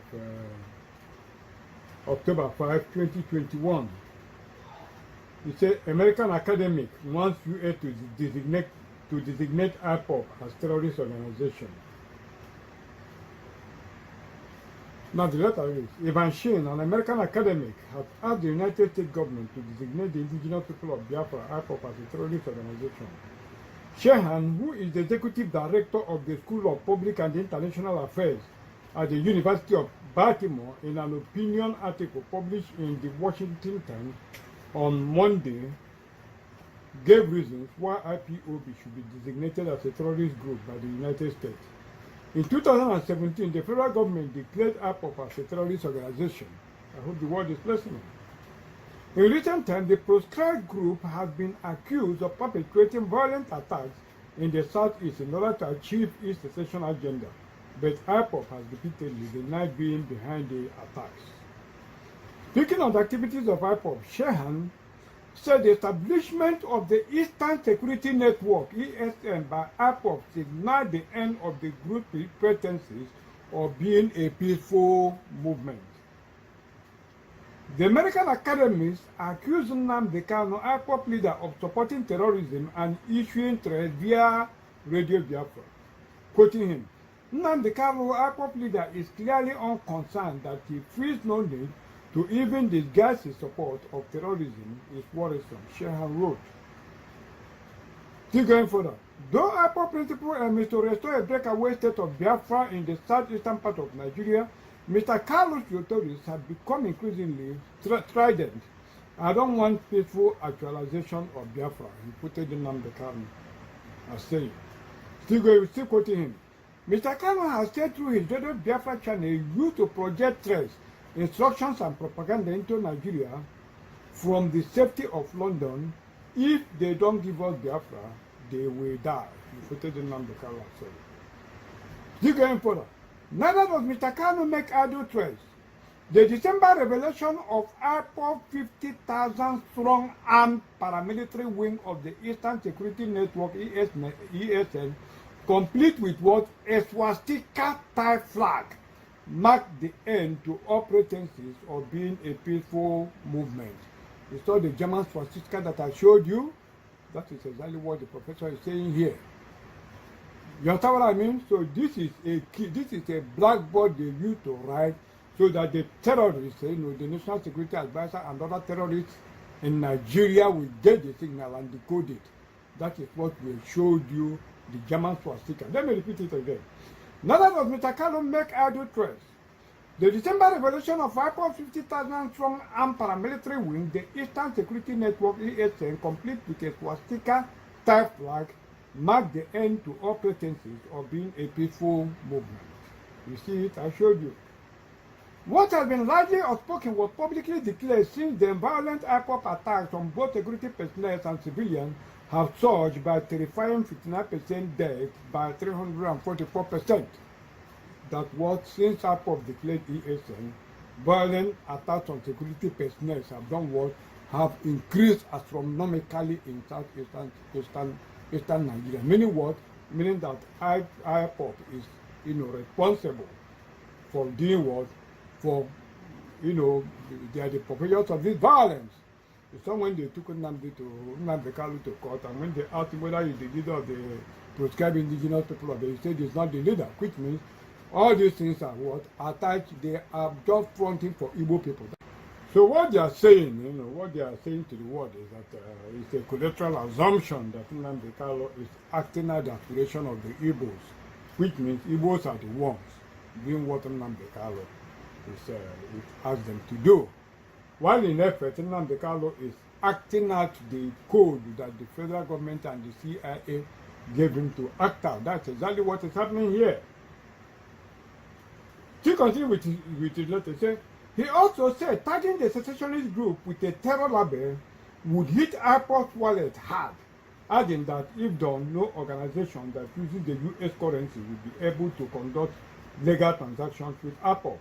As soon as the designation is applied, no organization that utilizes US currency will be able to legally conduct transactions with the organization. By cutting off IPOB funding, the United States will weaken the 50,000 strong paramilitary outfit and provide Nigerian security forces room to train their sides squarely on ISIS-affiliated Boko Haram in the northeast of the country, we added. So IPOB is the one, ISIS is not the threat, IPOB is the main threat. IPOB is the one distracting the security forces of Nigeria from concentrating on doing what? On eliminating other external incursive forces of aggression. You understand what I mean? It said counter-terrorism operations against Boko Haram have long been assisted by U.S. agencies working in close coordination with the West African government. Commenting on possible reasons, the U.S. government has not designated IPOB as a terror group, despite repeated pleas by Nigeria. The American Academy said the engagement of American lobbying firm by IPOB to manage its image may be a reason.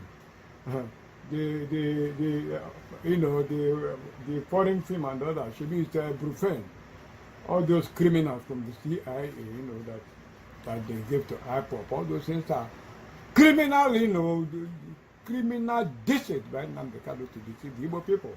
They continue with the letter. He also said the terror designation would mean the group could not use the U.S. or its Western allies to further their cause. One reason may be the group's $1 million contract with prominent American lobbying firms paid to whitewash the group's reputation and lobby on Capitol Hill. It is impossible to believe that IPOB and Kanu deep pockets are not being lined by external organizations, he said. No lobbying firm. All these things are CIA carried just to deceive the Igbo people. All this one, Nnamdi Kanu is telling you they pay this, they pay that. Nonsense. CIA are the authors of these things that you see that are happening here. CIA, those people who wrote the Russians come back at those years, are responsible for this write-up. They wrote it and gave it to the professor. They are responsible for all these things. You see Nelly Ofebu, Simon Epa blabbing. They are the authors of the same thing. Concluding with the letter, he said, a terror designation would put a stop to this influence peddling. It would also mean the group could not use the U.S. or its Western allies, like London-based Radio Biafra, to further their cause. The group's outside influence, a function of its radio station, paid hands, and U.S. lawyers will be severely curtailed. Law enforcement in the U.S., the United Kingdom, and elsewhere will be obligated to act by shutting down these activities. This is the end of the report. In one of their broadcasts, I had one of their coordinators saying that they are being investigated in their country as a terrorist organization. That is exactly what is happening here. Have you seen it? This is the swastika they are talking about. And let me tell you, this for better understanding of what is actually happening. This speech was written by the CIA. It is the CIA that gave, the American CIA. I told you this thing started with Obama's regime. You understand what I mean? Let me show you the man who wrote this thing for a better understanding before I go to translate exactly what is happening. Let me show you the man who wrote this particular thing, who gave this order for this final jihad, that they have been the author of this particular thing. Let me just show you so that you understand. Now, here direct from the Kapum, the main terrorist commander of the Boko Haram and the ISWAP that is causing havoc in Nigeria. He was the one who gave the final order for the Rwanda scare massacre that is about to take place in Nigeria today. He had a rep from him. This is what former CIA director John Brennan, look at him. He was the one who gave the final order. Watch him. Now, after that ominous warning, his former CIA director John Brennan, who of course worked at the NSC as well as at the CIA, in directing the CIA, in that letter to the UN, first obtained by the Washington Post, then pay attention to what he's saying. Confirmed it for NBC News. The U.S. details that after an invasion, Russian acts in Ukraine could include, quote, targeted killings, kidnappings, forced disappearances, even the use of torture. How does this fit into the Russian playbook? Are you surprised at all by this intelligence? Well, not really. I think the Russians have used the last 8 years to do a lot of intelligence collection inside of Ukraine. And so I'm sure that they have identified individuals that oppose any type of Russian incursion as well as Russian influence. And so the Russian security services, I'm sure, has put together a list. And under the cover of a full-scale military invasion, I think as Jake was alluding to there, a lot can be done to find those oppositionists and to try to root them out, either with assassinations or with military strikes, as a way to remove a lot of those individuals who really have tried to rally the Ukrainian people against Russia. And so therefore, I'm not surprised that the U.S. intelligence has in fact picked up indications that Russia is going to use the military invasion to take care of specific individuals, because I think Russia has been building up for this for quite some time. Director Brennan, we've seen national security meetings in both Moscow and Washington, very, very different today. The one in Moscow certainly had a staged feeling, and a picture of Defense Minister Shogun's watch showed that it had a completely different time, if the watch didn't run out of battery, at a different time than the alleged national security meeting. So it was very theatrical, to put the least, to put a point on it. If you were still at the CIA and watching that video from the national security meeting, and your take in general on Vladimir Putin's behavior, is he bluffing?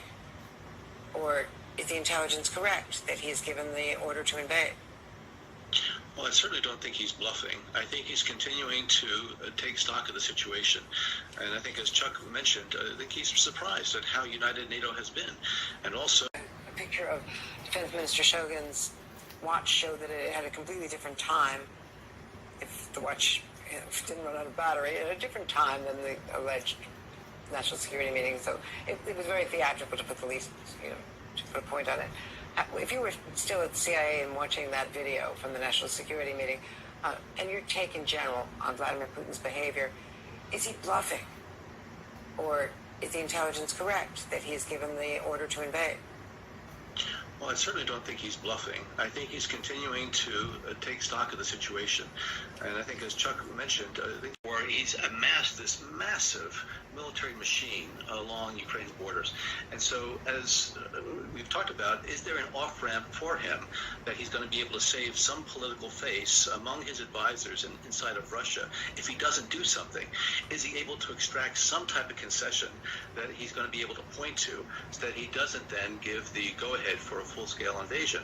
But I must tell you that in the recent days, especially with the intelligence that Jake and others are providing, it really is quite ominous in terms of the preparations, the plans, and apparently the intention now of Vladimir Putin to do something very dramatic that is going to, in his mind, change the calculus when it comes to Ukraine's position between the United States in the West and Russia.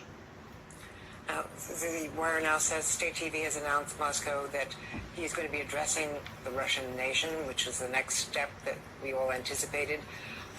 We also have seen that they are considering declaring Luhansk and Donetsk as independent countries, not as part of Ukraine. Is that a tripwire? Mike McFaul, your former colleague, was, of course, the ambassador to Russia, is saying that would precipitate.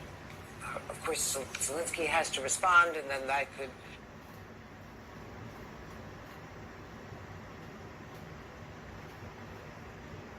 Okay. This interview was granted.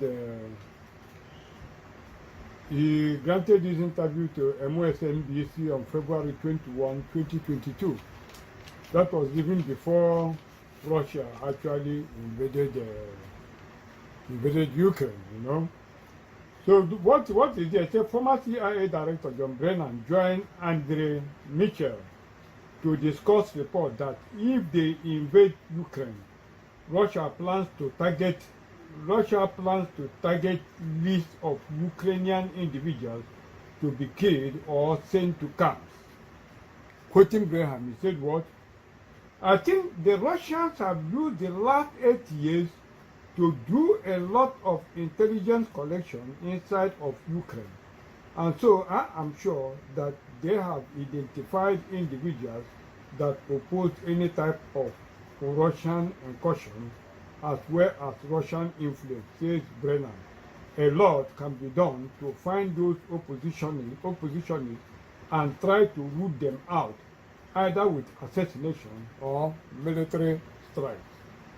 You had think that this man is talking about Russia and Ukraine. He's not talking about Russia and Ukraine. Look at the little thing that this man already said. It's Nigerian focus. They are using the Russian issue and Ukraine issue to cover their mass slaughter that they are going to undertake in Biafra land. What he said is that, look at exactly what he said. I'm telling you, and I'll prove it. He said, I think the Nigerians have used the last 8 years to do a lot of intelligence collection inside of Biafra land. And so I am sure that they have identified individuals that oppose any type of Russia or any type of Nigerian incursion as well as Nigerian influence, says Brennan. A lot can be done to find those oppositionists and try to root them out either with assassination or military strikes. That is exactly what this man said. And all these things are things that they normally pass through Nnamdi Kanu that they are using Simon Ekpa to pass through. So it's very important that we understand this. That first stanza of Simon Ekpa video I'm showing you, that is the first, but we will still continue with that video. But let me show you how they link it down. After this John Brennan revelation, they passed it through the agent, Nigerian agent. After through their Nigerian agent, they IPOP radio, this one of Alozie, played it for the jihadists, for the terrorist intelligence unit in Nigeria to understand that this is order from John Brennan. Let me show you the pastor they used to pass this order. I'm coming. You see, before I go further, to talk about John Brennan, the former CIA agent, and how they relate this particular information, to how they confirmed it to the Nigerian intelligence, Boko Haram agents. I've always said it that Nnamdi Kanu is a CIA agent. The people, you people, you doubt me, don't believe what I'm saying. So I want to play you before I go to show you how they relate it to those agents. I want to show you the link, the CIA agent in IPOP. It's important to show you the CIA agent to prove my point. Let me play you the one videotape that will prove the link of the CIA before they will delete it. This one I'm printing to you. I want you to listen. It confirms what I'm telling you. It's one of my proof. It goes. It shows. It's about IPOP lawyer Bruce Fein. Bruce Fein is a CIA agent. All what Bruce Fein is doing is the CIA brought it. Nnamdi Kanu knows about it. You understand what I mean? I will still explain more, but I want people to listen to this tape before they delete it, because this man, this criminal, they brought this tape before, he deleted it, because all of them, they are covering themselves. But you know how God works. Somebody was trying to claim credit, for the destruction of the coup that was plotted against Nnamdi Kanu, which forced him to bring out this particular tape again. So I want to play you the video recording from the one that called himself Master Prophet. The title is what? Bruce Fein and Co. $50,000. Abateke, Omada Highway. Premiered on March 5, 2022 by Master Prophet Yahweh Young. I want you just some part of it, just to prove what I'm saying. I want you to listen very carefully to whatever I'm going to say. Listen. First, before I get you. Talking about how they are paying Bruce Fein $50,000 and how the document of IPOP was forged. Listen very attentively. Civil, so, and on any, I'm not support. And all what I'm saying, Nambiko, na DOS, the Amba. And that's why engineer protect by DOS. So just if not, and only Jack can destroy DOS. It doesn't know. And that structure important for IPOB. On one major matter, Nnamdi Kanu created this organization. Also, an IPOB structure important. So now they destroy him. Continue to listen to him, as he brings out the document. They said the autopilots and the Omada Highway, they call them Omada Highway, forged to remove Nnamdi Kanu. Just listen to how the document was forged. They call them Omada Highway, but I call them Autobahn, flying saucers. That's what I call them. They are speed cars. Listen to him very well.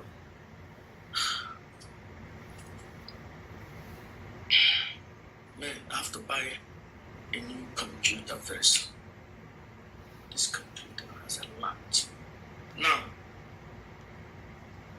Now, because a lot of this document,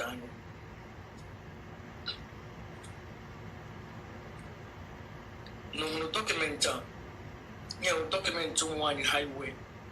The first document how many? One yana Rita Eze many.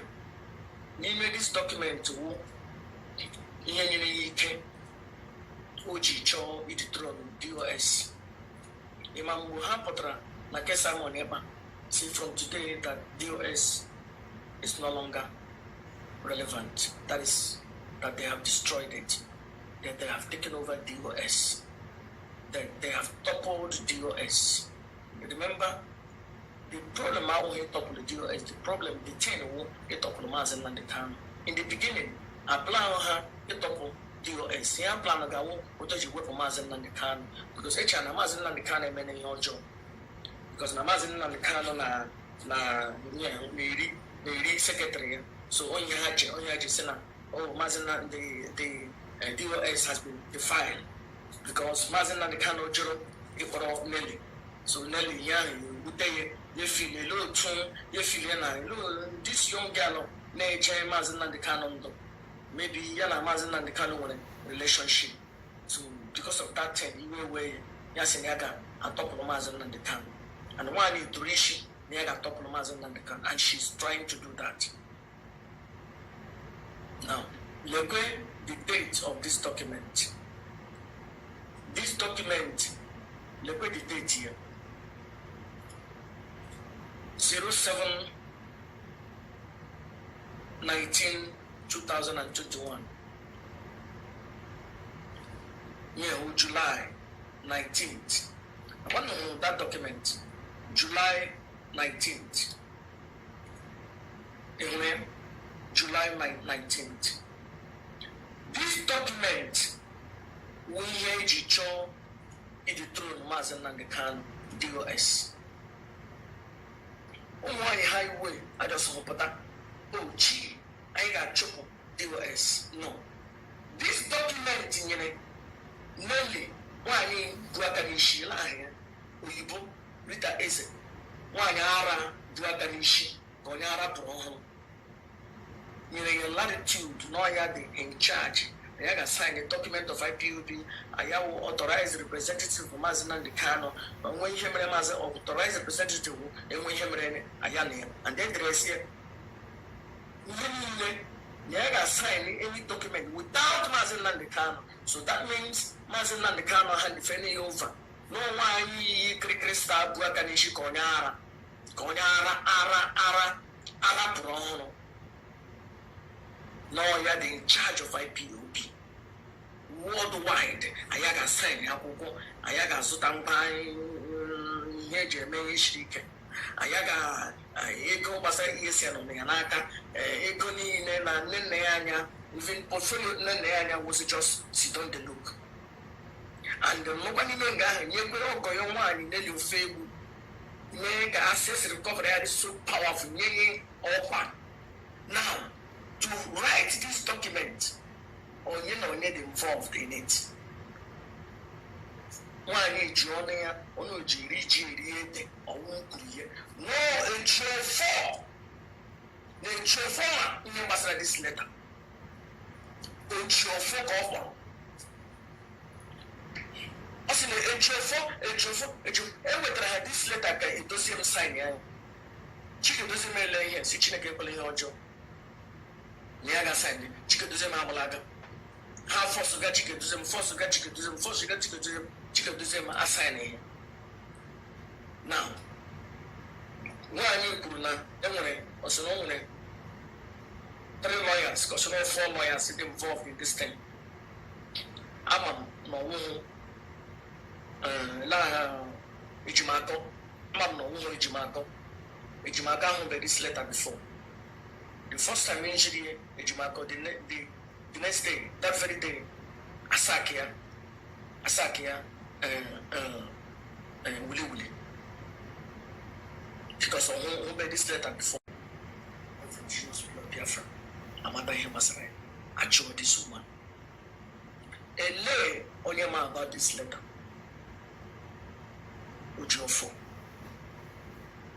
Ujofo, maybe with Simon Eba, formed that letter. It's a with a DOS. that people, most of you are idiots. We need them to go not about him. Hey, I'm telling you, that's our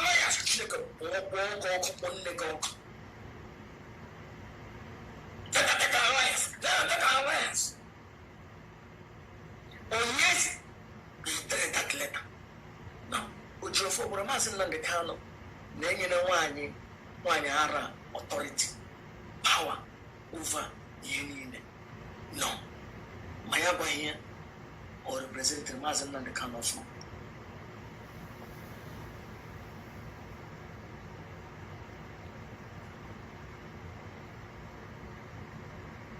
Or the Mazan and the Kano. Okay, like this or somebody when you watch us here. I'm not somebody I accuse. I'm not, defending our legal lawyer, idiots.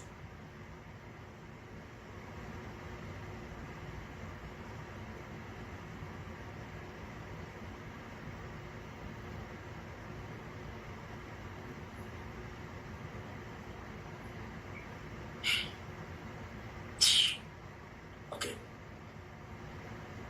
So let me play this. I hope this will give us what we want.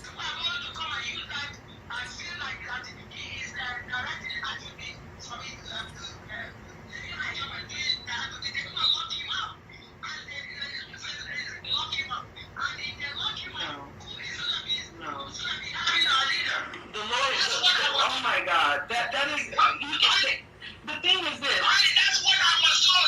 Listen to the voice, conversation. That don't make no sense. Our leader now told him to take that draft that was written, okay, give it to a dossier, so that the dossier will put it in our IPOB letterhead, and the dossier is going to be the one to sign it and now spread it. That was what the addition before they had that meeting.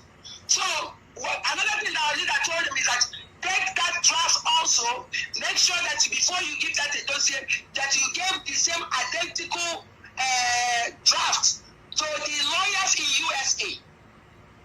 So that's what happened. So this poor guy had the meeting, tell us what our leader wants in the meeting, which you were there, you heard what they said in the meeting, that our leader was so clear. Tell them that he wasn't happy that they closed the account, they reported the account.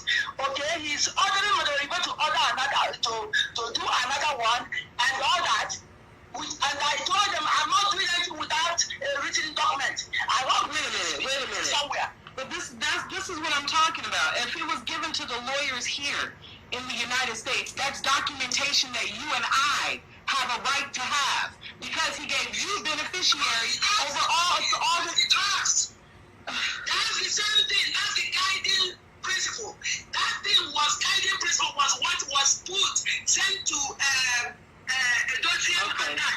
When the only difference between that is that the guiding principle, the draft, all that draft was supposed to be put in IPOB letterhead. Right, but this is the thing. I cannot use the document that you gave me because it's signed and notarized by you. Because do you see what I'm saying? Listen, because it's your fault. Why are you it's your fault and this lawyer activated because we couldn't get a dossier to sign the paper and give us. So we they want me to open the bank, and I told them I'm not going to open a bank without any paper. So they now activated what is called authorized representative.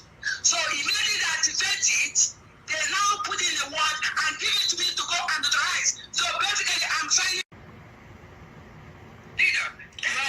Right, but that's the thing. In order for you to do that, you need legal documents. Right, but wait a minute. What I'm saying is, in order for you to do that, you need legal documentation in order to be able to do that. You have to have that letter from the lawyer stating that this is what he wants. Is what I'm saying. The letter from the lawyer with the lawyer's letterhead on there. This is what he authorized. Is what I'm saying. So hold on, sweetie. Honey, let me call you back.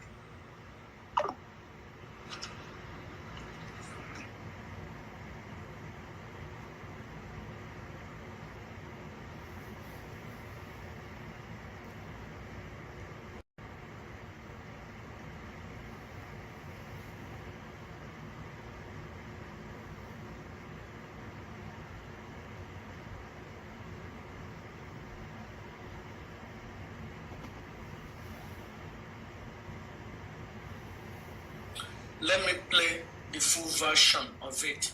I have other things I want to play. I don't want to dwell in this because I have played it a couple of times. But let me just play one of the full version, about 10 minutes, so that you get the picture, because not everybody, maybe not everybody that has seen this thing.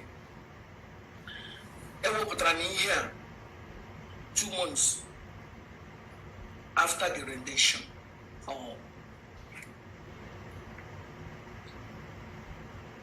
2 months or 1 month after. Anytime I get in here, you can't get able to job.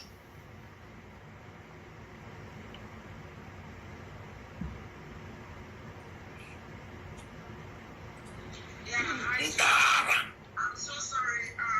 You know my phone. I know you understand. Listen very hard so that you hear the conversation of how that document was forged.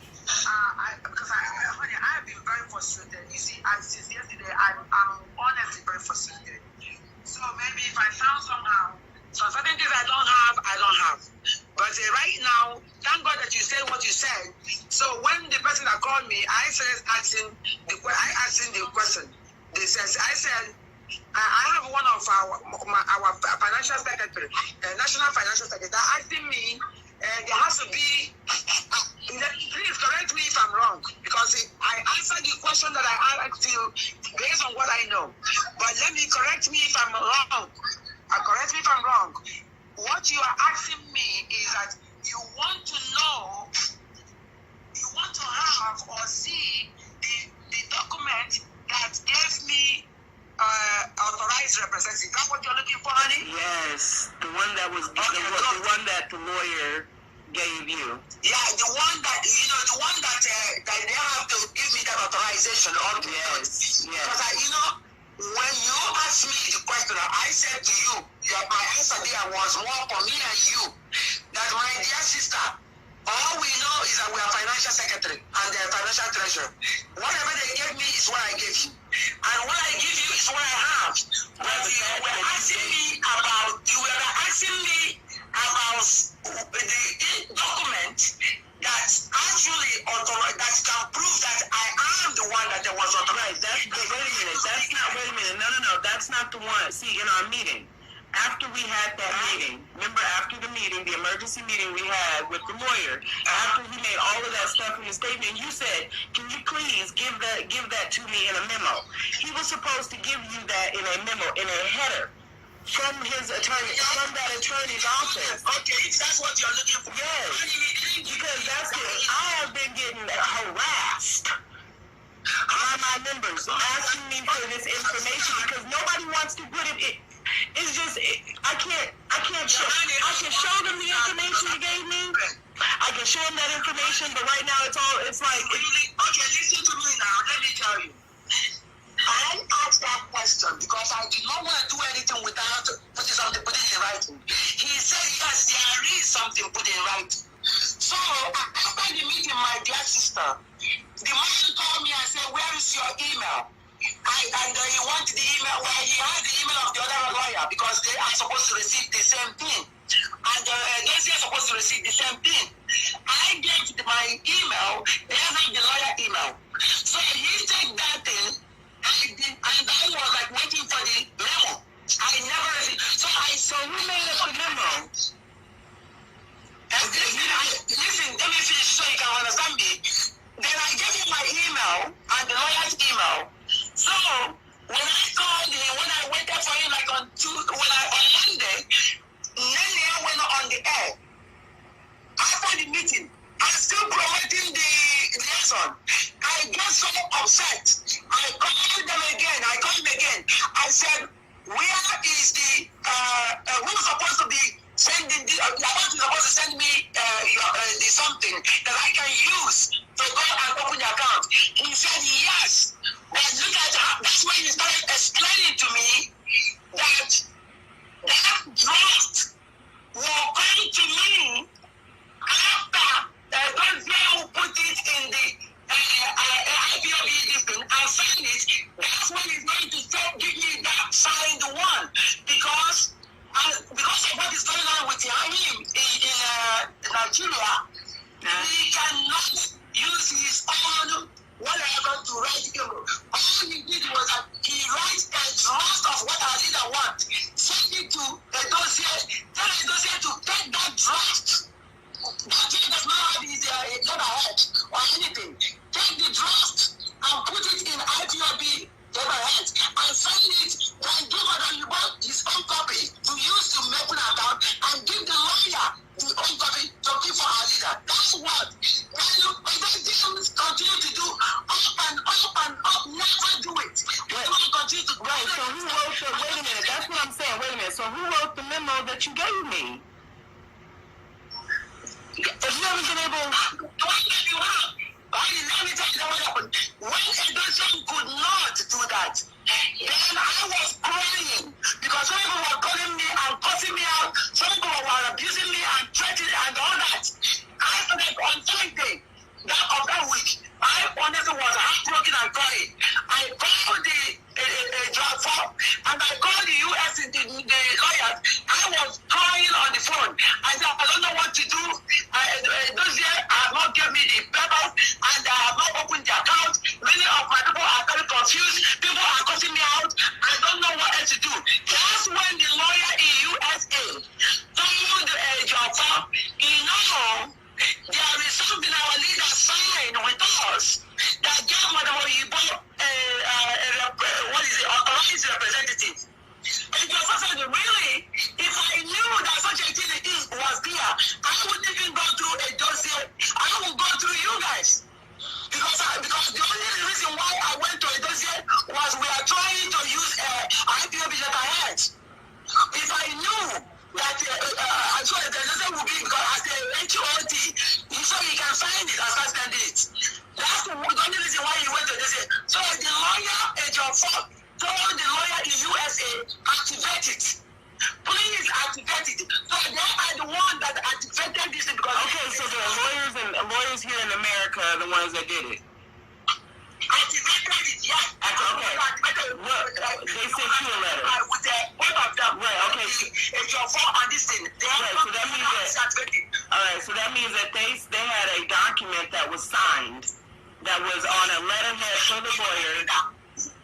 By our leader. There is a document they have signed by a leader that gave that to represent. Okay, the affidavit. Where's the affidavit? You're talking about the affidavit. So that's what, based on what you said now, Latina, I only want you to please understand the whole story so that you cannot get confused and you're thinking that I have something that I'm not telling you, I'm not answering you. I'm telling you what I know. Now, please, after this story, you can tell me that you understand what I mean. Please, or you can say what you understand. So I'm 100% sure that you understand what I mean. It was the only reason that made these lawyers, the four of them, to even do anything else because our people were calling me on Friday and they were calling me all kind of names. Some people record something and some people are confused. Some people were saying, where are we going to put the money? I didn't know what to do. I started calling a job phone and calling this lawyer. They were all in line. I was crying and said, if you guys want to help me now, help me. Because I don't know what else to do. I don't know why they don't say this. I not signed the paper for me to go and open an account. They keep delaying it.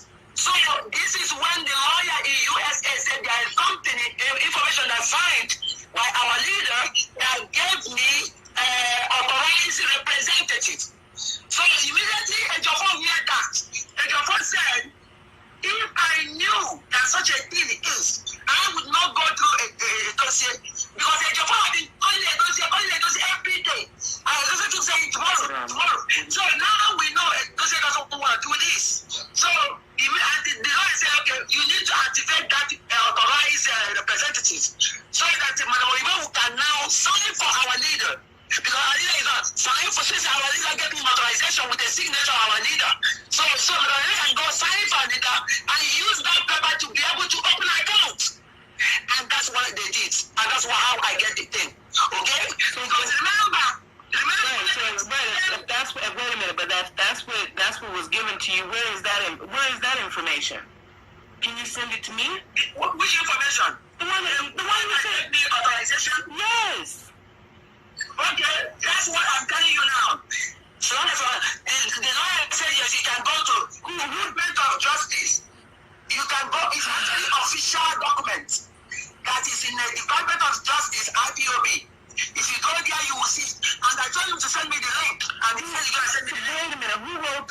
wrote the document that you gave me? Is what I'm asking. It's the draft, though. The draft was given to Edozie and the lawyers and the USA. Right, but how did you get it? Because you said you were still waiting for him to give it to you. This is what's not making no sense to me. Okay, see, that's the point. You are not listening to me. Please, I am listening. Let me say that again. The document was written by our lawyer, our leader's lawyer in Biafra rights. That document was our leader wanted the draft to be sent to Edozie and to the lawyers in USA. I found out why Anita did that. Because when Edozie finally sent a letter out, Edozie cut it off and on and sent it, send the one that wasn't complete. And the Edozie does not know that our leader gave the same identical information to the lawyer in USA. Right. Do you know? So that's what the lawyer in USA gave you. He was busy playing games. Cutting it off, not saying it. So when that information, can you send it to me? Which information? The one you said the authorization? Yes. Okay, that's what I'm telling you now. So the lawyer said yes, you can go to Department of Justice.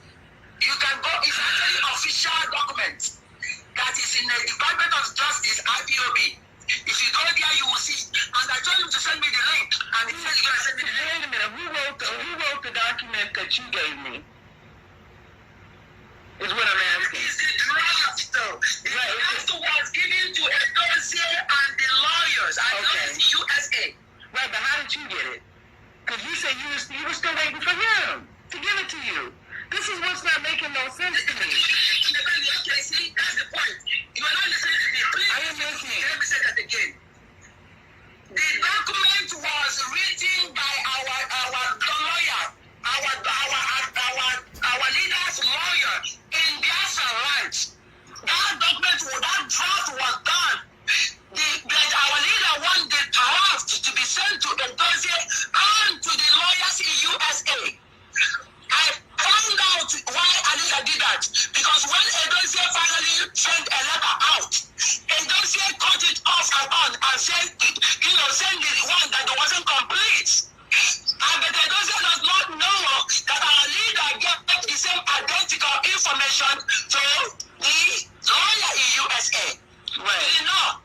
So that's what the lawyer in USA gave you. He was busy playing games. Cutting it off, not saying it. So when Edozie was not willing to do what our leader said, then these people because they have information already. They have the information.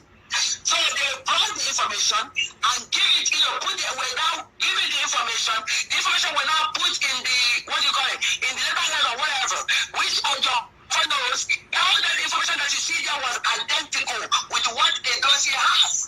But Edozie did not know that our leader gave it to the USA attorneys. He thought he was the only one he got. So he was basically blackmailing and delaying, thinking that he's the only one that has the information. So when it comes on John 4 that Edozie is playing games. And when I called them and crying, that's when this lawyer will say that to activate, because they already have the draft. They said, now let's activate. John 4 said, activate that to represent whatever representatives. So if anybody wants to know whether it's true or not that our leader actually put my name as the whatever representative, the person, the guy just said, you can go to the official website of the Department of Justice, IPOB. You're going to see it there. Our leader signed it and he said whatever that was said in this document.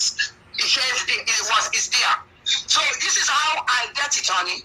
Because this is how I get it. Because otherwise, Edozie still does not get me. But unfortunately for Edozie, he did not know that these people has it too. The lawyer has it. Who drove to get the affidavit signed? Was it electronic?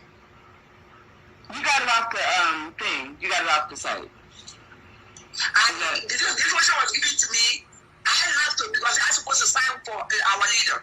So if you're notarizing something, you have to go physical and they take your information to sign. So I get information from them. I went over there, I looked for the notary place, and they take all my information, they notarize it, so that will give me an opportunity to sign. So immediately I did that, I took the same paper and went to the bank and used it to open an account. Because that's the only thing I used to open an account. Right. Well, as of those yet still have not given me anything. Right. Up to now. Okay, and I understand that, but as of now, it looks like you have been acting all on your own. There's no documentation. You haven't. This is what I'm talking about. You know. Oh, Jesus. I mean, this is how it looks. It looks like, no, this is literally how it looks. Like, if there's no information coming from the outside, and the information that you have is something that you got and went and had done by yourself, it looks like you are acting. It's not me that get it and do myself. The lawyers did it and give it to me. Right, but why? So I think that's what I'm saying. If the lawyers did it, where's their copy? Because the thing is, this the copy that you sent me was done in Maryland. Is that where our lawyers are? Honey, the lawyers will do something and send it to you, to me. I understand because I've gotten documentation. I've gotten me. Right. The person that is it's on a letterhead. Usually when it's coming from a lawyer's office, it's on a letterhead from that lawyer's office with that lawyer's name on it. And it's a memo. Our leader wanted to be in our IBOB letterhead. It is not what I understand that. But for you and I, that's for our regular, that's for the members. That's for the members in a regular letterhead coming from his lawyer. But for you and I, we're supposed to have documentation from the lawyer's office itself. That's what I'm telling you now. The document that you're going to ask that said that somebody, that I'm the representative, we can get it. The lawyer is about to send me the link where we can see where our leader signed and said that. That's number one. Number two, I told these lawyers now, they don't say, they say I said one way or the other, you have to honestly come out and let the people know that this is from our leader. You cannot, this is the only way you can just like this is for people. So according to them now, said he's going to do it. I said he's not going to do it. So actually I called him, I didn't pick up, I didn't get him on the line. But the most important thing is this. These lawyers in USA at least have already said that they're going to send me the link. Because I said if anybody wants to know, this is already filed in the Department of Justice. So it's official document. That's where the representative comes from, authorized representative comes from. And the only reason why that came on board was because a dossier was sitting on, didn't want to do it. So they didn't have to do it. A dossier doesn't. The lawyer in USA, the lawyer in USA, the lawyer in USA. Who is the lawyer in USA? Let me show you the lawyer in USA. Legon has a lawyer in USA. Wait, I will show you. Look at the lawyer in USA. Where is it? The lawyer in USA. You are hearing it with your mouth. The principal elder of the forgery is who? The lawyer in USA. Who is the lawyer in USA? Bruce Fern. Why did he do it? Because he's a CIA agent that Nnamdi Kanu has been using to deceive people. They know what they are doing. Hear it from him. Let me show you the lawyer in USA. Legon has a lawyer in USA. Wait, I will show you. Look at the lawyer in USA. Where is it? The lawyer in USA. Who gave the lawyer in USA authorization to do what he was doing? Ojuofo.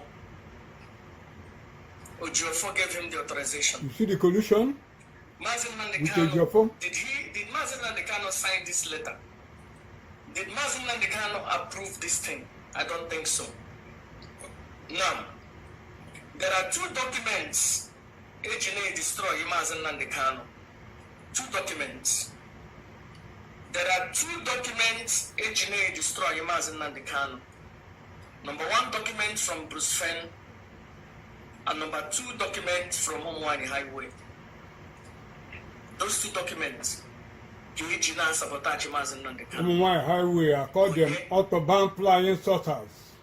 Who signed this document now? They are speakers. Listen to him. Ojofo signing here. Ojofo nyere ike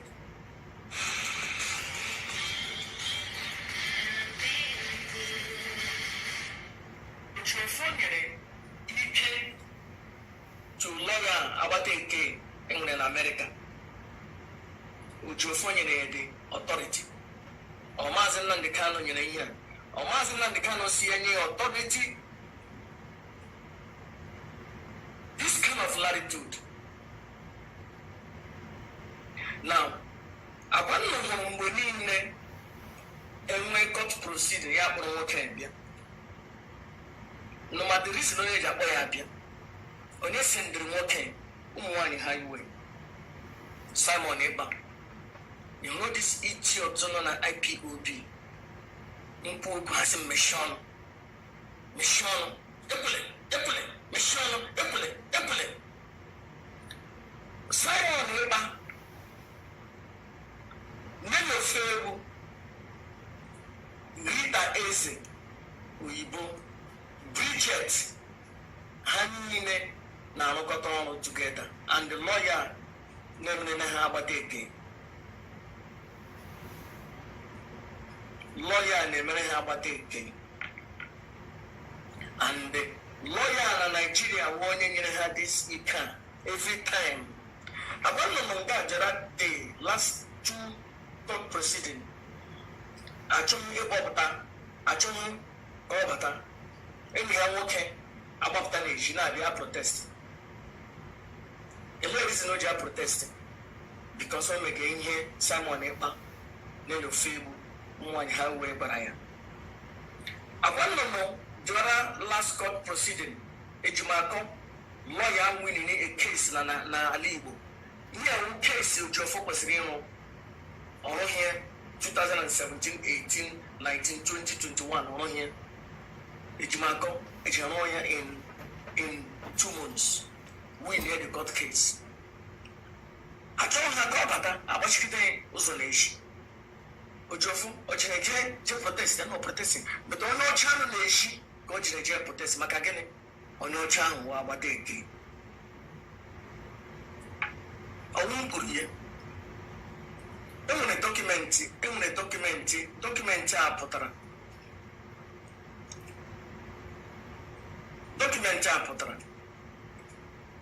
Document Harley Grier, Umwani Highway, na Bruce Friend, leak this document.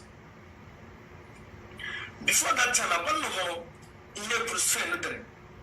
Bruce Friend, na Ojofu, that he's not worthy to be a lawyer to Mazen Nandekano. Because all young Bruce Friend, the authority to say that. So Bruce Friend used the authority. Imana Bruce Friend and Arona Nelio Fabu. Imano Nelio Fabu no Imo no Fabu a fixer.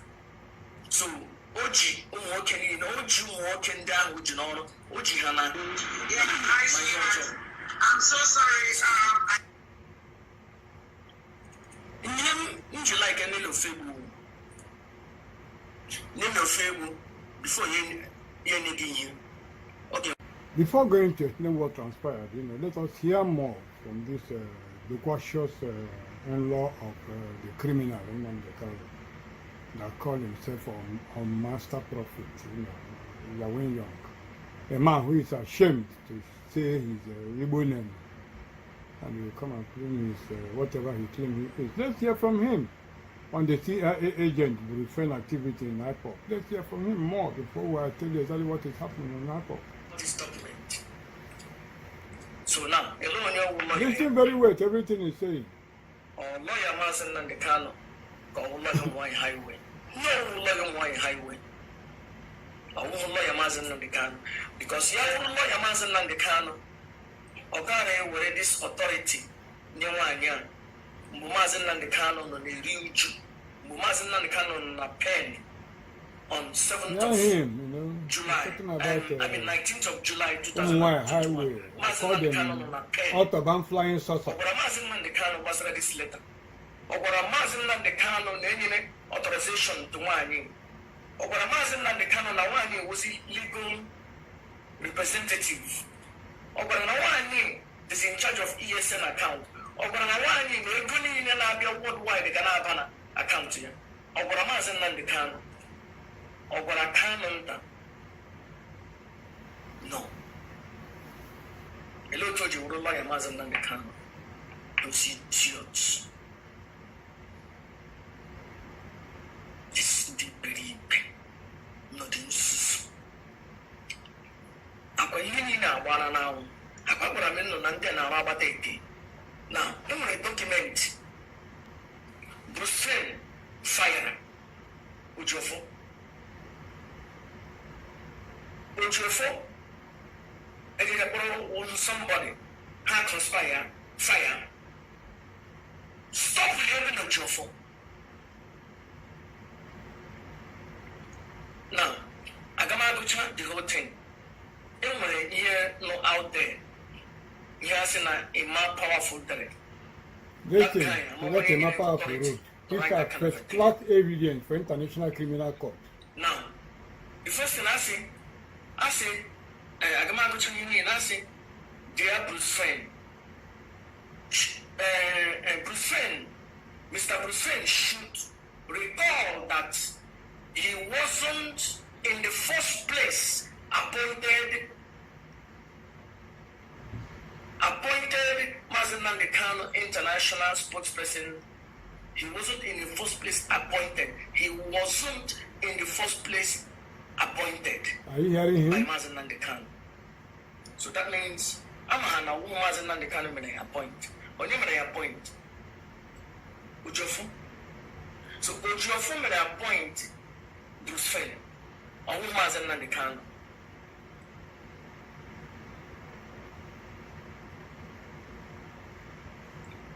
And the Hasina, Mobile Bruce Friend, Nigeria, now I have $50,000. See, each time he comes to Nigeria, they pay him $50,000. $50,000.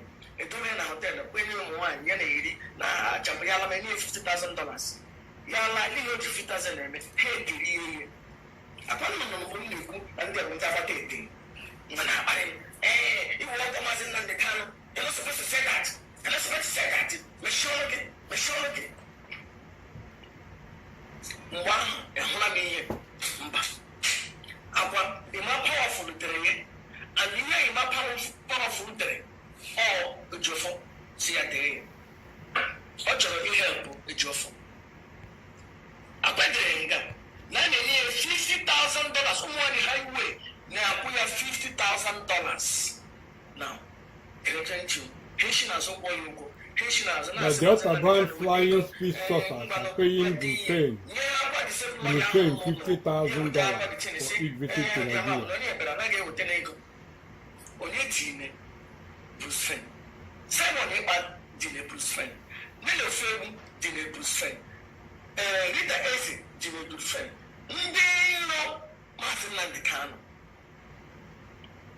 Finally, Opotlana Hana Mapateke. He laid this document to Potrani Hassan Bruce Friend that he has reduced himself. He allowed people to deceive him. That he allowed people to deceive him. So, Bruce Friend, a man, a hapala, a highway, they deceive us here. He has allowed himself to be deceived by all those who want the America. They call it the document. Anything there?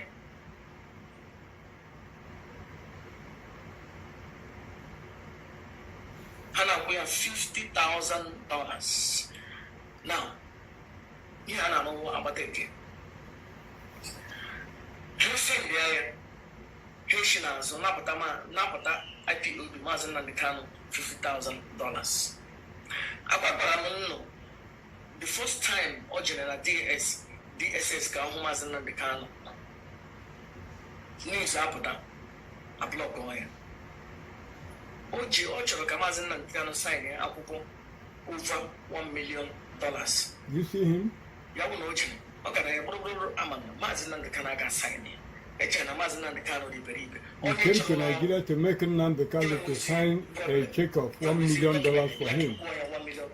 To approve $1 million for him, for the lawyer, he said. That's what he said. Only authorized the second time, Ojufo. Only authorized the third time, Ojufo. Only signing a Brussels document in the international Ojufo. Only the one highway document in the show in the throne DOS Ojufo. Look at Ojufo, but I see there are only one video in the issue of this idiot. Let's play this thing. Oh, no, my key here, Ojufo, get you will loyal. Oh, my key here, Ojufo, get you will loyal. What is idiot watching me? Stop fighting.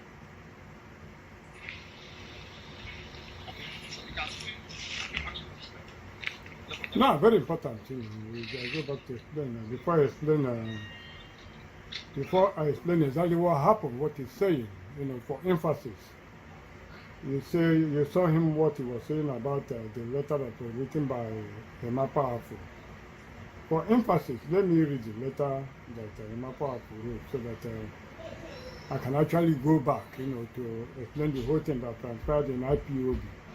How Nnamdi Kanu was indicted and all that, before we come back to the, order given by the former CIA director, John Brennan, then back to Simon Ekpa, post that we're analyzing, then back to the first one, how it all started.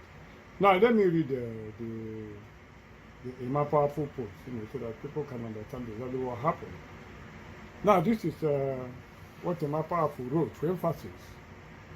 This is Sahara Reporters of March 4, 2022. I'm reading. He said Nnamdi Kanu's American lawyer talking like demented fellow, being used by enemies. IPOB reacts to Bruce Wayne's clash with Ejiofor. So the two lawyers are fighting, In a statement issued by Emma Powerful, the IPOB spokesperson, the group said Fenn had pitched his tent with the adversaries and was being used by them.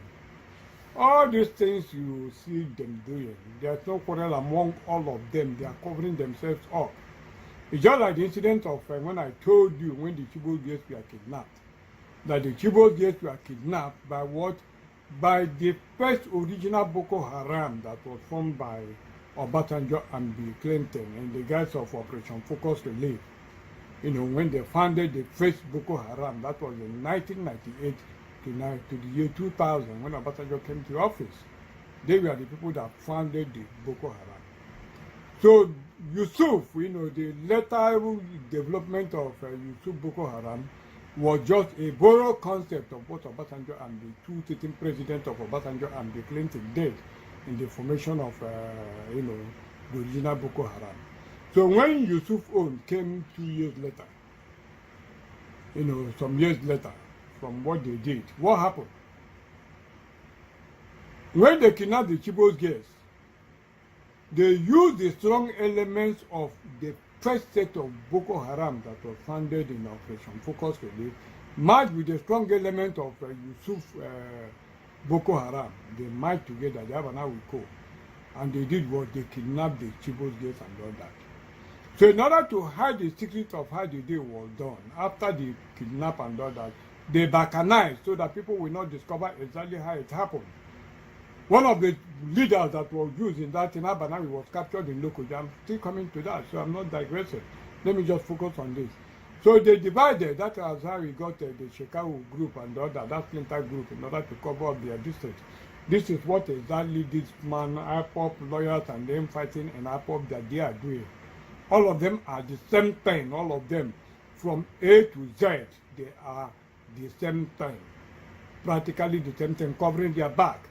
The deceit of all this, like they are quarreling, is just to deceive the uninitiated, so that they will not understand what is happening. So Ejiofor, Bruce Payne, and all that, and this Master Prophet and all of them, none of them are quarreling, even with Simon Ekpa and Mele Ofebu. They are all covering their backs. Go and look at it. Anytime somebody want to criticize Simon Ekpa in Radio Biafra or what, they will, the organizers, the broadcasters, the hosts, will tell the person they don't want them to call their names. How do you now, somebody that go to a platform and tear into pieces, then you don't want their name to be mentioned? What is that? That shows you that it's pure collusion.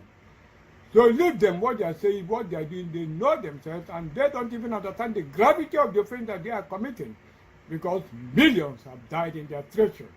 They don't know what they are doing. The hope of a nation, playing with the life, of people, and they think they will go scot-free.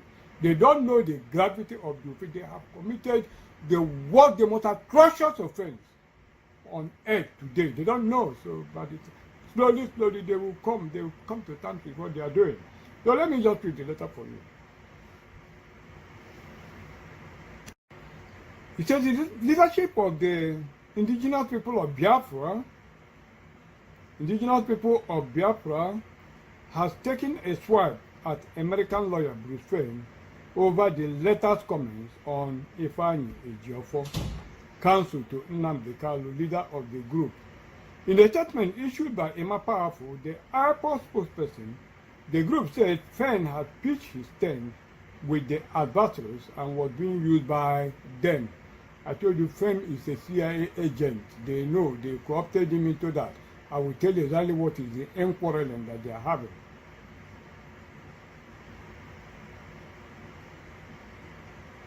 So continue with the report. It said Powerful particularly pointed out that Payne's grievances against Ejiofor started when the American requested Kanu to allow for the inauguration of government in exile, a request which the agitator declined. This is a lie. That was not the main bone of contention. I will tell you exactly what is playing out in IPOP. There's nothing like government in exile. That was not the issue. The issue is control of Radio Biafra. I'm still coming. I will do a proper, I will tell you exactly what is happening. Still continue with the report. On Thursday, Payne wrote Ejiofor urging the letter to immediately refrain from representing the agitation. In the letter obtained by Sahara Reporter, Payne had noted that Ejiofor was not eligible to defend Kanu against the Nigerian government, amended charges in the court, citing a pending lawsuit instituted by a businessman against Ejiofor. Over an alleged fraud of 3.6 over an alleged fraud of 5.6 million naira. Ejiofor, in a chat with Sahara Reporters, debunked the allegations. Reacting in a statement on Friday, IPOP noted, quoting IPOP, "We are baffled that Bruce Payne could belittle himself and reduce himself by allowing them to deceive him by talking like a demented fellow.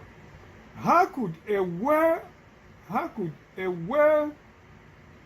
intelligent and a professional lawyer be using this kind of ways to his fellow lawyer in the world?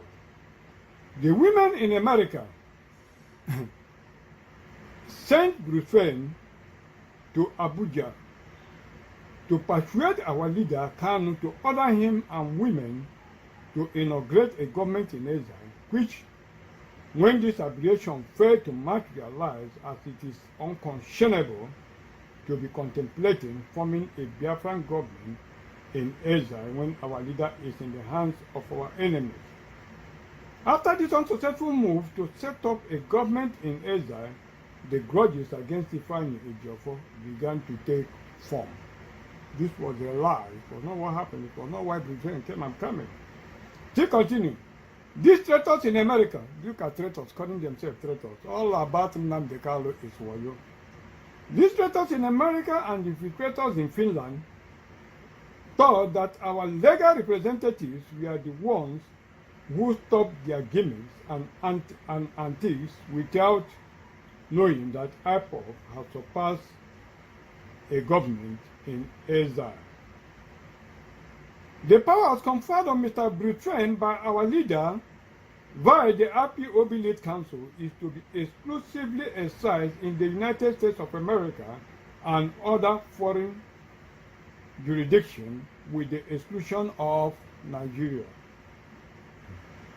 Pertinent to note is the fact that Mr. Britain set his feet in Nigeria shortly after the abduction and extraordinary rendition of our leader via the invitation letter extended to him by our lead counsel, Sir Ifeanyi Ijo, for which visa issued in respect thereof still subsist to date. Several attempts to visit our leader, either in court or the DSS facility by Mr. Britain, were all rebuffed by both the DSS and the court respectively. All former correspondences towards making those visits feasible were exclusively handled by the IPOB Lead Council.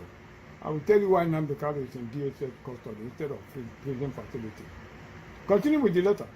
We have observed that Mr. Britain started avoiding our lead counsel after our lead counsel declined to cooperate with him in getting our leader to sign a totally strange document that could have negatively impacted on the status quo. From that moment, Mr. Britain pitched in with sworn enemies and detractors of our struggle. No wonder he is today ranting from a foreign land. Still continue. The general public is hereby respectfully urged to disregard Mr. Brutain's claim as they are baseless because he is being induced into ranting this infamous statement. We reiterate that the IPOB leadership has implicit and unshakable confidence in our erudite team of lawyers who have predictably distinguished themselves as a sound and indefatigable advocate. Mr. Britain is advised to focus on the international briefs provided to him to handle on behalf of our leader, which we have not seen any tangible results since he started handling them in the United States of America, and desist forthwith from further defrauding our amiable legal luminary. IPOB appreciates and loves his commitment and focus in handling our leader's case. Okay? So it is now that IPOB knew that Britain was a fraud. Don't worry, now we go into, I will tell you exactly how the rendition of Nnamdi Kanu started. Now, even before I proceed, here the views of an insider, one of them, who they have been using, the one that predicted my statement on Biden that he's not going to finish his term, that is there somewhere along the line that he's not going to finish. He predicted it, forwarded it, and appropriated it as his own prophecy. Look at him, the so-called ego prophet. Hear what he said about the Empire first, before I explain what happened. Now listen very well to this prophecy from the ego prophet. That's my voice. You hear the ego prophet. Listen to what he said about the sit at home and what he said generally about the IPOB. And this is the normal program that he does. Look at his date, you see he's corresponded with even the time he's making the broadcast and all that. It doesn't really matter that there will be no delays in the broadcast that somebody makes. It is not to backdate something by 9 months far back just to claim a prophecy. So when he does the normal preaching he wants to do, he put the normal days, But when you want to claim somebody says prophecy, you just backdate it.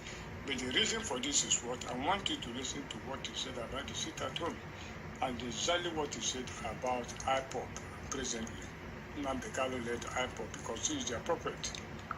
That is my Papa. Thanks for forgiving. God bless you. I'm proud of you. God bless you. God bless you. God bless you. I'm proud of you. Thank you, God. Thank you. God bless you. All right. Now hear this clear wherever you're watching me from. The most important thing I want to let you know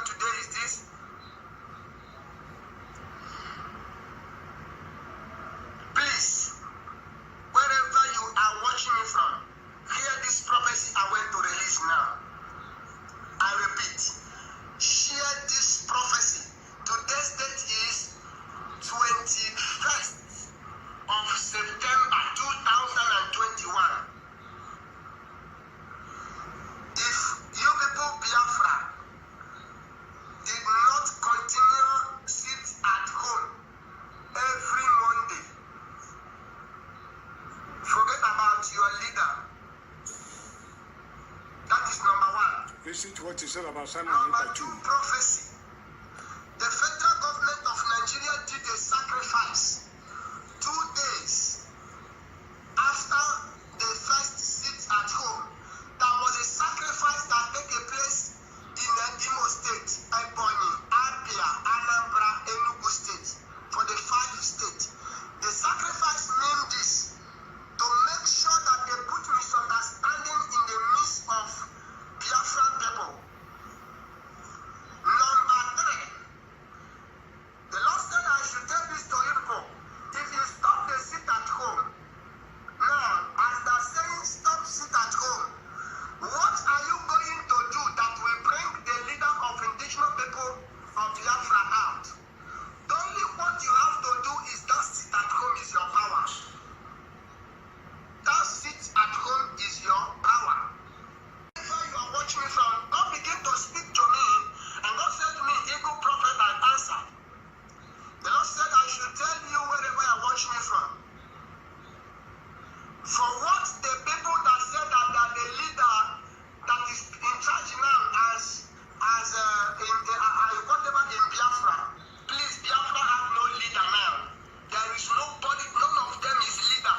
All of them is angry because Simon Ekpa stopped them the way they are getting money, the place they are getting their money, how they are contributing, they will give people, that is why they are angry. All of them is scam 419. Did you hear it? All of them is scam 419. But the reason why they are getting your heart is because they know the way to follow you, you will follow them. Are you hearing? Not the Kalile like pop, all of them are scam. Hear me clear, wherever you watch me from. I want you to know after today, if you hear me talk about Biafra again, just be angry about me. I don't change my word at all. And I can never change my word. So wherever you are listening to this video, share it to others. The Lord began to speak to me, and God said to me, the eagle prophet, I answered. He said I should tell people that anything that Biafra is doing does not finish well. I have been saying it, and I told you the reason why. It has been a curse. It's like when you have a family curse, if you didn't break it, the thing will be happening. It will keep on happening. So you don't know. Every family that have a curse, you need to break it. Now, God said I should tell as many of you that is watching me live and direct now. Very soon, in the midst of this IPOB people, whatever, they will begin to fight themselves more. Those people that is in group, those people that is in group that is fighting the truth, they will still fight themselves. They will fight themselves. The Bible said that what communication between light and darkness? Nothing. The reason why they are fighting the light is because they know that what they are doing is evil. How can you say that you don't want to sit at home? How will you bring the leader out? What effort are you showing to bring the leader out? What is your effort? No effort. The effort you are showing. Did you hear it? Did you hear it? All of them are scam 419. You had him? You had that right, from the so-called ego prophet. Once High Tutu was dominating the airspace, prancing up and down. Elohim say, God will say, you seen the fraud? You saw his pronouncement that all of them are fraud. Fraud. 419. You had it yourself. He was the one who antedated my prophecy. Not I can't even call it my statement on Biden. He antedated. He fast forwarded it. He antedated it. And predated it. But Biden will not finish his tenure. So that when it comes to prophecy, when it comes to pass, he will now go and bring the date. He said it before this man. What happened? So let us listen more, to the crossfire of exposition from these criminals, led by the arch criminal himself, Nnamdi Kanu, as the Leviathan house of fraud, IPO will come crashing down. Hear them, as they expose themselves, his children. Came together and sold land. Your generation will never be remembered. Until the end of this age, you will be a thing of shame. You will be a thing. That's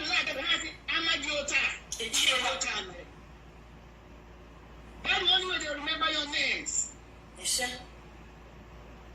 Because you have committed abomination that causes desolation, and that's what you bring here. My sister, have a wonderful night. God bless. Thank you so much. Thank you for your wonderful contribution.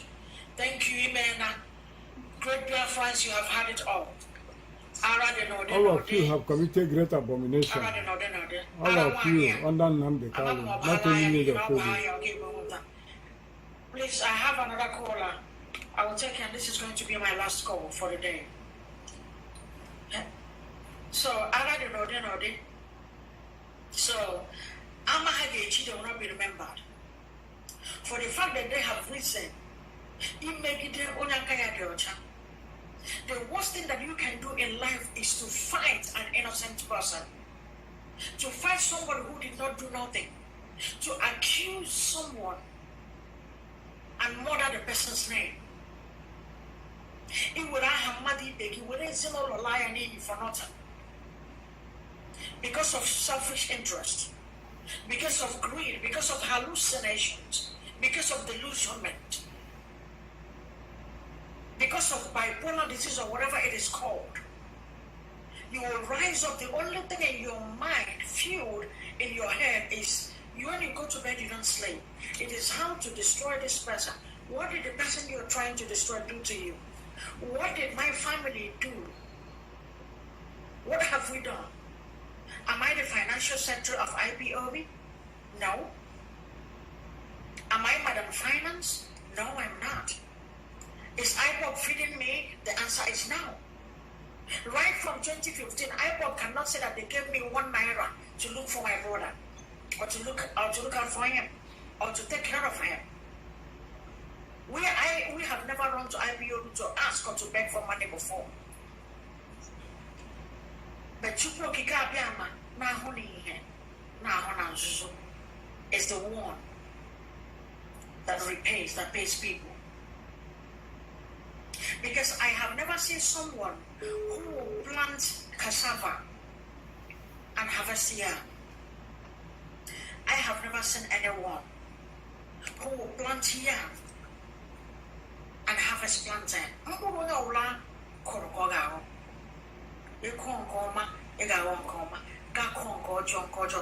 That is very good. That's a good comment. People that say,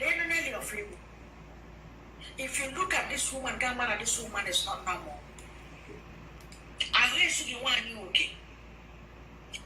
This is where I want to pause. I'm not interested in the dragging on Nnamdi Kanu's family instead what they're doing. That's not my interest. But you see her comment, that is very good. And there's something again she said. She said, if you look at this woman, you know that this woman is not well. Anybody that calls Naira Account a crazy person is a criminal.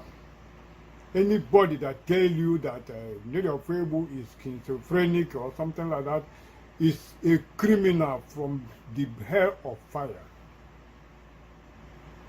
From the deepest depth of hell. That's where the person is coming from. Naira Account is neither delusional or schizophrenic. She's not. She knows exactly what she is doing. So there's no amount of things will cover her up. She knows exactly what she's doing. All those portraying her as delusionally or mad or her counterparts in crime who are trying to cover up the atrocities that they are committing, and they cannot go free. Hear what lady himself, the heiress of her. You hear her on what she said. Hear her yourself. Nobody should come and deceive us and tell us that Naira Account is delusionary or schizophrenic. She's not. She's if neither. She has parents, if she has relations, she's sane, completely sane. If she has people, uncles, These are agents of CIA, and they have asked all of them to kill all of them. They should do something. This woman needs help. This woman needs a evaluation. Only they go to a psychiatrist home so that she can be taken care of before they don't want you too late. Hear what the people herself have to say. Take care of yourself, Nelly. Go and take good care of yourself. Nelly, take good care of yourself so that it will be well with you. Take good care of yourself. But if you continue in this line of action, your generations will not be remembered. You see the picture of the one, the criminal called it there? If Anjuna will be better than you people's generation, all of you. Love for Mazenam, they can love for IPO. Meanwhile, there is a problem everywhere in Biafra land. Or in our nonsense on social media. Well, it is late. I think I have to go for now. It is very, very late. I will continue this program some other time. Thank you and take care. Thank you for watching. Good night. Nobody in this family has a job. IPOB is their job. Mazin Nandikana is their man. You hear, Nelly? And after all that, what did they do? Sell him for money. In my culture, they call them Abidi Ogonogo. Abidi Ogonogo. This family has a long throat. They are lazy. You know, all they see, everything about Mazin Nandikana IPOB is a business and a source of income for them. That's why they don't have a job. That's why when their source of income was cut off, they all went crazy. They went berserk. That's why that fourth face came out for the first time and was talking about now they are talking about Nelly is changing Biafra to do. Just imagine how evil. It's so shameful. When the secret, when things start opening up about this family, you will know, every one of us will know that God, Jehovah Chukwuekikadiama, is the one that gave us our freedom. Everything will be exposed, don't worry. Everything was designed to yes, make sure that we don't need any information from you. I'm going to expose everything. We will respect this man for the achievements so far. When you consider what he has to go through, when the secret of what is going on, when God opens up to show us about this family, we will do nothing but worship God, because now we will understand that God himself is the one that gave us this freedom. Because everything has worked against us and worked against Mazen Nandikana. This family, I'm going to affirm it, is the worst. They will turn out to be the worst family in Israel. They said, oh, you sue them, sue them. I wish they can sue me. That's what I'm waiting for. I am waiting for that lawsuit. And right now, I'm on air saying that this family, the family of this Martin Nandikana, is the worst family. They will turn out to be the worst family in the history of Idu Nation. The totality of Apple, Camboga, both the autopilot, they are all criminal enterprise. Martin Nandikana does not give us our freedom, our independence. This family has done everything possible to make sure that we are running around in perpetuity, contributing money for them.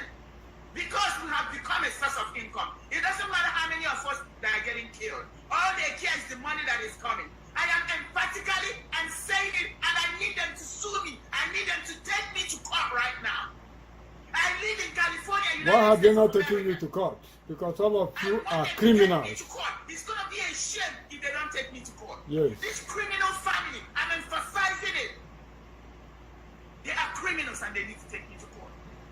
And I'm also stating that it's only by grace of God that Martin Nandikana was able to achieve what he achieved until they He did not achieve anything, he's a criminal. I am also saying that it's only by grace of God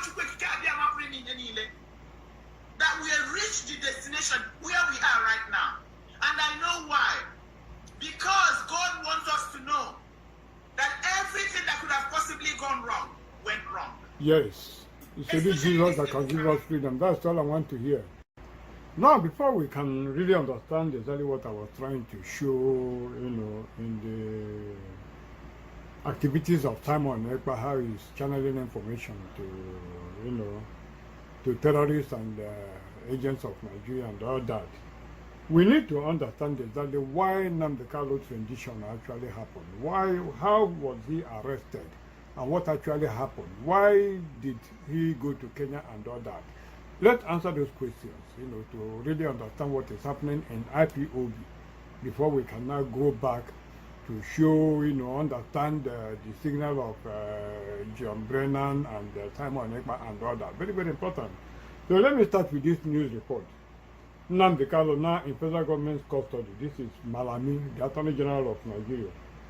This is by 247 of June, news 247 of June 29, 2021. Let me read the news report. Very, very important. It says federal agents have apprehended Nnamdi Kanu, acclaimed leader of the proscribed indigenous people of Biafra, IPOB, who has been on the run after jumping bail. The Attorney General of the Federation and Minister of Justice, Mr. Abubakar Malami, announced this on Tuesday in Abuja. Very, very important because these are international documents I'm presenting. Malami revealed that Kanu was arrested and brought back to Nigeria on Sunday. He said the arrest followed what? A collaborative effort between security agencies in Nigeria and Interpol. Very, very important. I want us to mark that keyword. He said the arrest followed a collaborative effort between security agencies in Nigeria and what? Interpol. Number one key point. Malami further disclosed that Kanu would be taken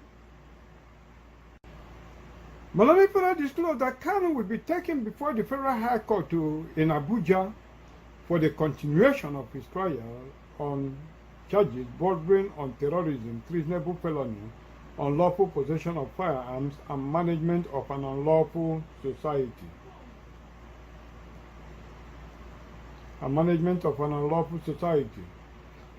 Okay, below is full text of press conference on Tuesday, 29 June 2021 by the Honorable Attorney General of the Federation and Minister of Justice, Abubakar Malami, son, on the interception of fugitive Nnamdi Kanu back to Nigeria to face trial.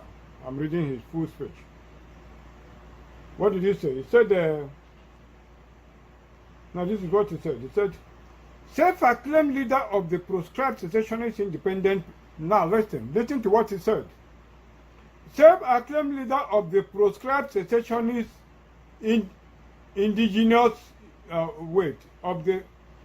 self-acclaimed leader of the proscribed secessionist, they used to call them independent people. Now he's calling them indigenous people of Biafra. IPOB Nnamdi Kanu has been through the collaborative efforts of Nigeria intelligence and security services. Before he said it's Interpol. Am I correct?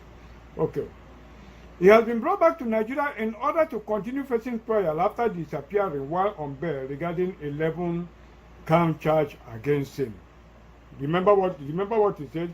He has been brought back to Nigeria in order to continue facing trial after disappearing while on bail regarding 11 count charge against him. Now, there has been a couple announcements on this, but that's not where I'm going now. Recent steps taken by the federal government saw to the interception. Malami further disclosed that Kanu will be taken before the Federal High Court in Abuja for the continuation of his trial on charges bordering on terrorism, treasonable felony, unlawful possession of firearms, and management of an unlawful society. Below is a press conference on Tuesday, 29th June 2021 by the Honorable Attorney General of the Federation and Minister of Justice, Abubakar Malami, son, on the interception of fugitive Nnamdi Kanu back to Nigeria to face what? To face trial. Let me read his full speech because it's a very big age bit. It says, self-acclaimed leader of the proscribed secessionist indigenous people of Biafra, IPOB, Nnamdi Kanu has been through the collaborative effort of Nigerian intelligence and security services. He has been brought back to Nigeria in order to continue facing trial after disappearing while on bail regarding 11 count charge against him. Recent steps taken by the federal government saw to the interception of the fugitive Kanu on Sunday, the 27th day of June 2021. Nwanne ka enyi Nnamdi Ngozi Chukwu Okwu Kanu, born 25th day of September 1967 at Afaruku, Abia State, is a holder of Nigerian passport number A05136-827. First issue 17th October 2013 at Festac, Lagos. It is recorded that Khan was arrested on 14th October 2015 on 11 count charge, bordering on terrorism, treasonable felony, managing an unlawful society, publication of defamatory matters, illegal possession of firearms, and improper importations of goods, among others. A judge of the Federal High Court Abuja revoked Kano's bail that was granted him on head ground and issued a bench warrant for his arrest on the same date over his failure to appear in court for hearing. Fulani Cow issued a bench warrant. There has been a what? Another court judgment nullifying this the so-called Nnamdi Kanu jump bail. I'm coming to that, but that's not the issue. He has also, upon jumping bail, been accused of engaging in subversive activities that include inciting violence. I want you to note, doing what? Inciting violence through television, radio, and online broadcasts against Nigeria and Nigerian state and institutions. Very, very important.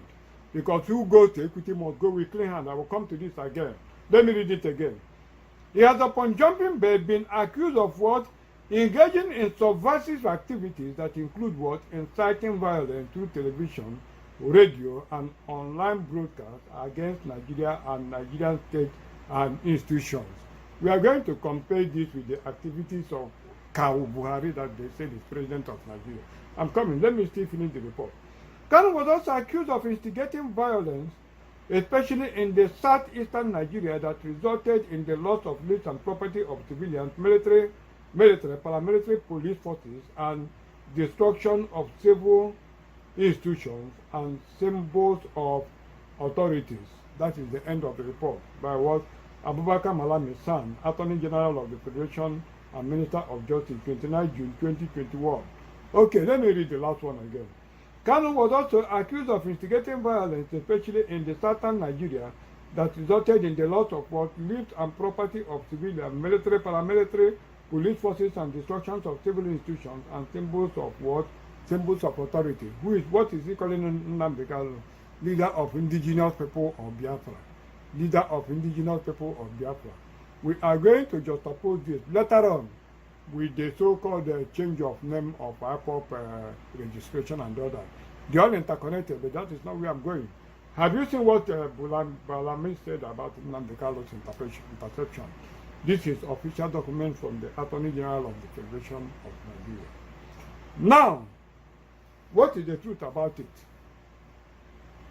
Nnamdi Kanu was not arrested through the collaborative effort of what? Of the Interpol, as Malami claimed. The people that arrested Nnamdi Kanu, the Interpol he was calling, was the CIA that gave the information about Nnamdi Kanu. Nnamdi Kanu was arrested by Al-Shabaab terrorists in Kenya. That was what happened. So the collaborative effort that the Attorney General of Nigeria, Malami, was talking about, was the collaborative effort of CIA and Al-Shabaab terrorist group. That was exactly what happened. And what actually happened is that they said Nnamdi Kanu was arrested in 2021 and all that, in Kenya and all that. Nnamdi Kanu has been living in Kenya since 2020. That is exactly what happened. Nnamdi Kanu has been living in Kenya since 2020. I have evidence, I have documents to prove that. That is exactly what happened. Why did Nnamdi Kanu go to Kenya to start with? All these ones they are telling you, sell out, there was nothing like sell out. Nnamdi Kanu arranged his rendition. It was an internal work. They all agreed. All of them knew, both his brother and all of them, it was an internal collaborative work. Nnamdi Kanu has been living in Kenya since 2020 and even earlier than 2020. That is just the truth. And what I'm presenting are what? International documents that will clear the mysteries surrounding what actually is happening and the killings that are going on. You see, the Kenyan ambassador was killed in Nigeria because what? Because he went and filed a suit against the federal government saying that Kenya, we are not involved in the rendition of Nnamdi Kanu. That was why that man was murdered. I'm still coming. I want to take it step by step. Nnamdi Kanu has been living in that apartment since 2020 and even earlier on, permanently on that particular place. That is exactly what happened. Let me read one statement for you to elaborate exactly what situate what I'm saying. I've read the Attorney General's Malami's statement. I want to read Lai Mohammed's statement because all these people, they are going to be arrested. All of them are they are criminals, international criminals. They are terrorists. I'm coming. I'm giving you first-class documents. That's why I'm doing it. This is Lai Mohammed, Lai Nnamdi Kanu and his highly placed sponsors will face full wrath of the law. Look at the heading. Nnamdi Kanu and his highly placed sponsors will face full wrath of the law. This is the cable of July 1, 2021. Let me read down the report. Lai Mohammed, Minister of Information and Culture, says Nnamdi Kanu, leader of the proscribed indigenous people of Biafra, IPOB, and his collaborators will face the full wrath of the law. Check since when? Since July 1, 2021, they have not told us the highly placed sponsors of Nnamdi Kanu to date. I will tell you why. Going down the report. Addressing a press conference on Thursday, Mohammed said the government has uncovered a treasure trove of information on the proscribed IPOB leader and his collaborators. I want you to understand exactly what he said. That the government has uncovered a treasure trove of information on the proscribed IPOB leader, and his collaborators since July 1st, 2021. They have not shown us the trove of information that they collected, that they said they uncovered. The treasure trove. Remember Saddam's weapons of mass destruction? The same authors are the same people doing the same thing for the same purpose.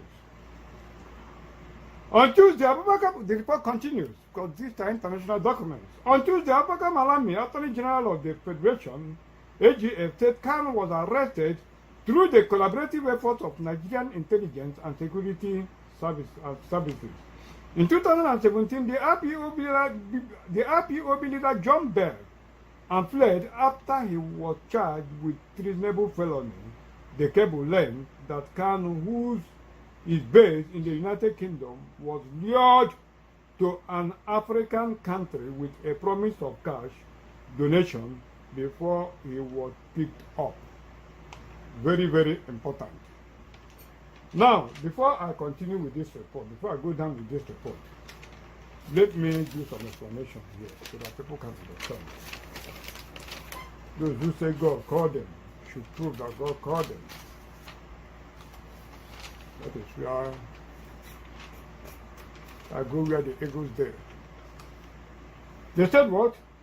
In 2017, the IPOB leader John Bell, I'm coming to this John Bell, the pronouncement of Omahia Court have proven that the Nigerian government is a terrorist organization.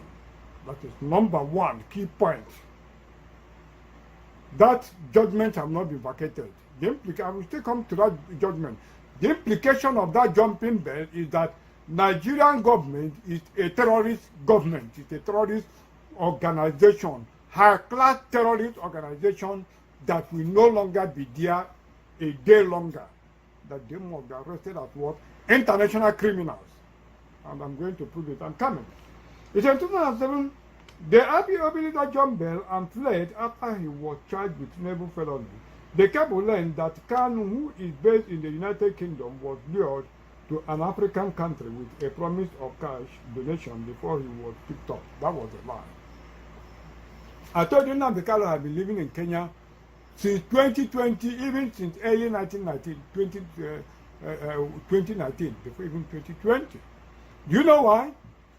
All these broadcasts Nnamdi Kanu is making through the radio broadcast that we are what? Documented episodic messages for mass destruction of our people that the CIA are using Nnamdi Kanu to do. London, United Kingdom of Britain knew the implication, of the gravity of the offense Nnamdi Kanu is committing against humanity, crime against humanity when he goes to International Criminal Court and all that. So they want to do it in a way that it will not be on their soil, that will be done. That was exactly what happened. So in order to do that, in order to absorb themselves from that, they have to push them. Nnamdi Kanu have to get another safe place where those things can be done. That was why Nnamdi Kanu traveled to Kenya. That was exactly what happened. They have to move him to Kenya to be making all those broadcasts. You saw when they said, when Britain reported that they discovered Nnamdi Kanu radio house and all that. When did they discover it? Nnamdi Kanu has been in Kenya for a very long time, even before that incident happened. That was exactly what actually happened. So all this incendiary statement Nnamdi Kanu is making, broadcasting, he was doing all of them from Kenya. All of them were done from Kenya. That was exactly what happened. Both the answers,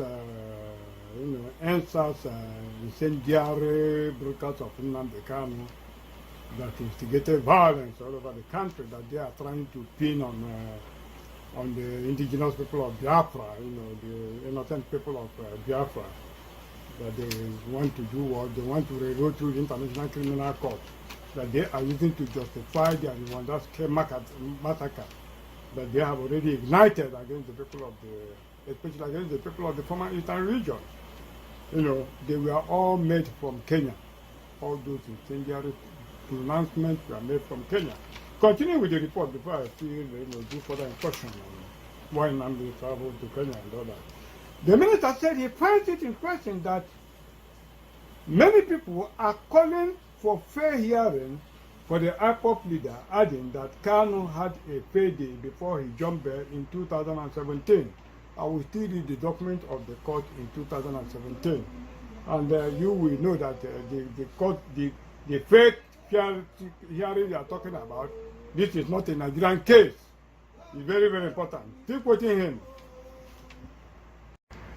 So from the foregoing background that I have laid, it is clearly evident that we have a terrorist government.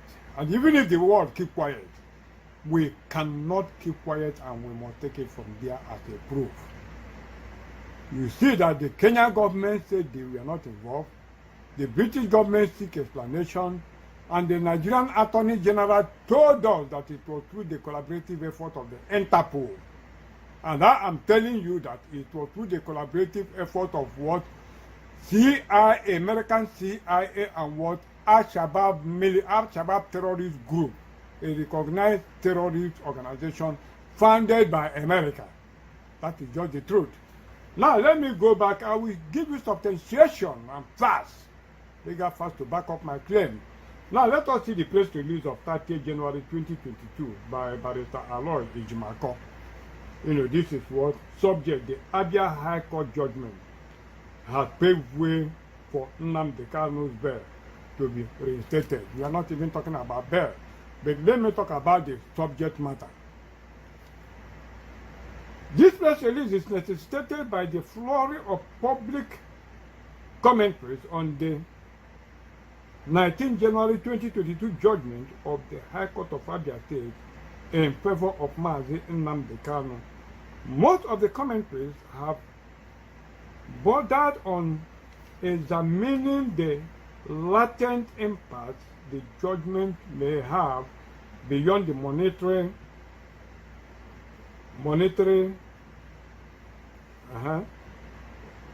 and the apology. Of particular note is whether the judgment should directly or indirectly impact the persisting notion that Kanu had jumped bail in 2017, which was what granted the bench warrant that was what granted the bench warrant that was used to justify his what? To justify his rendition. That's what he said. He said in summary, the answer is in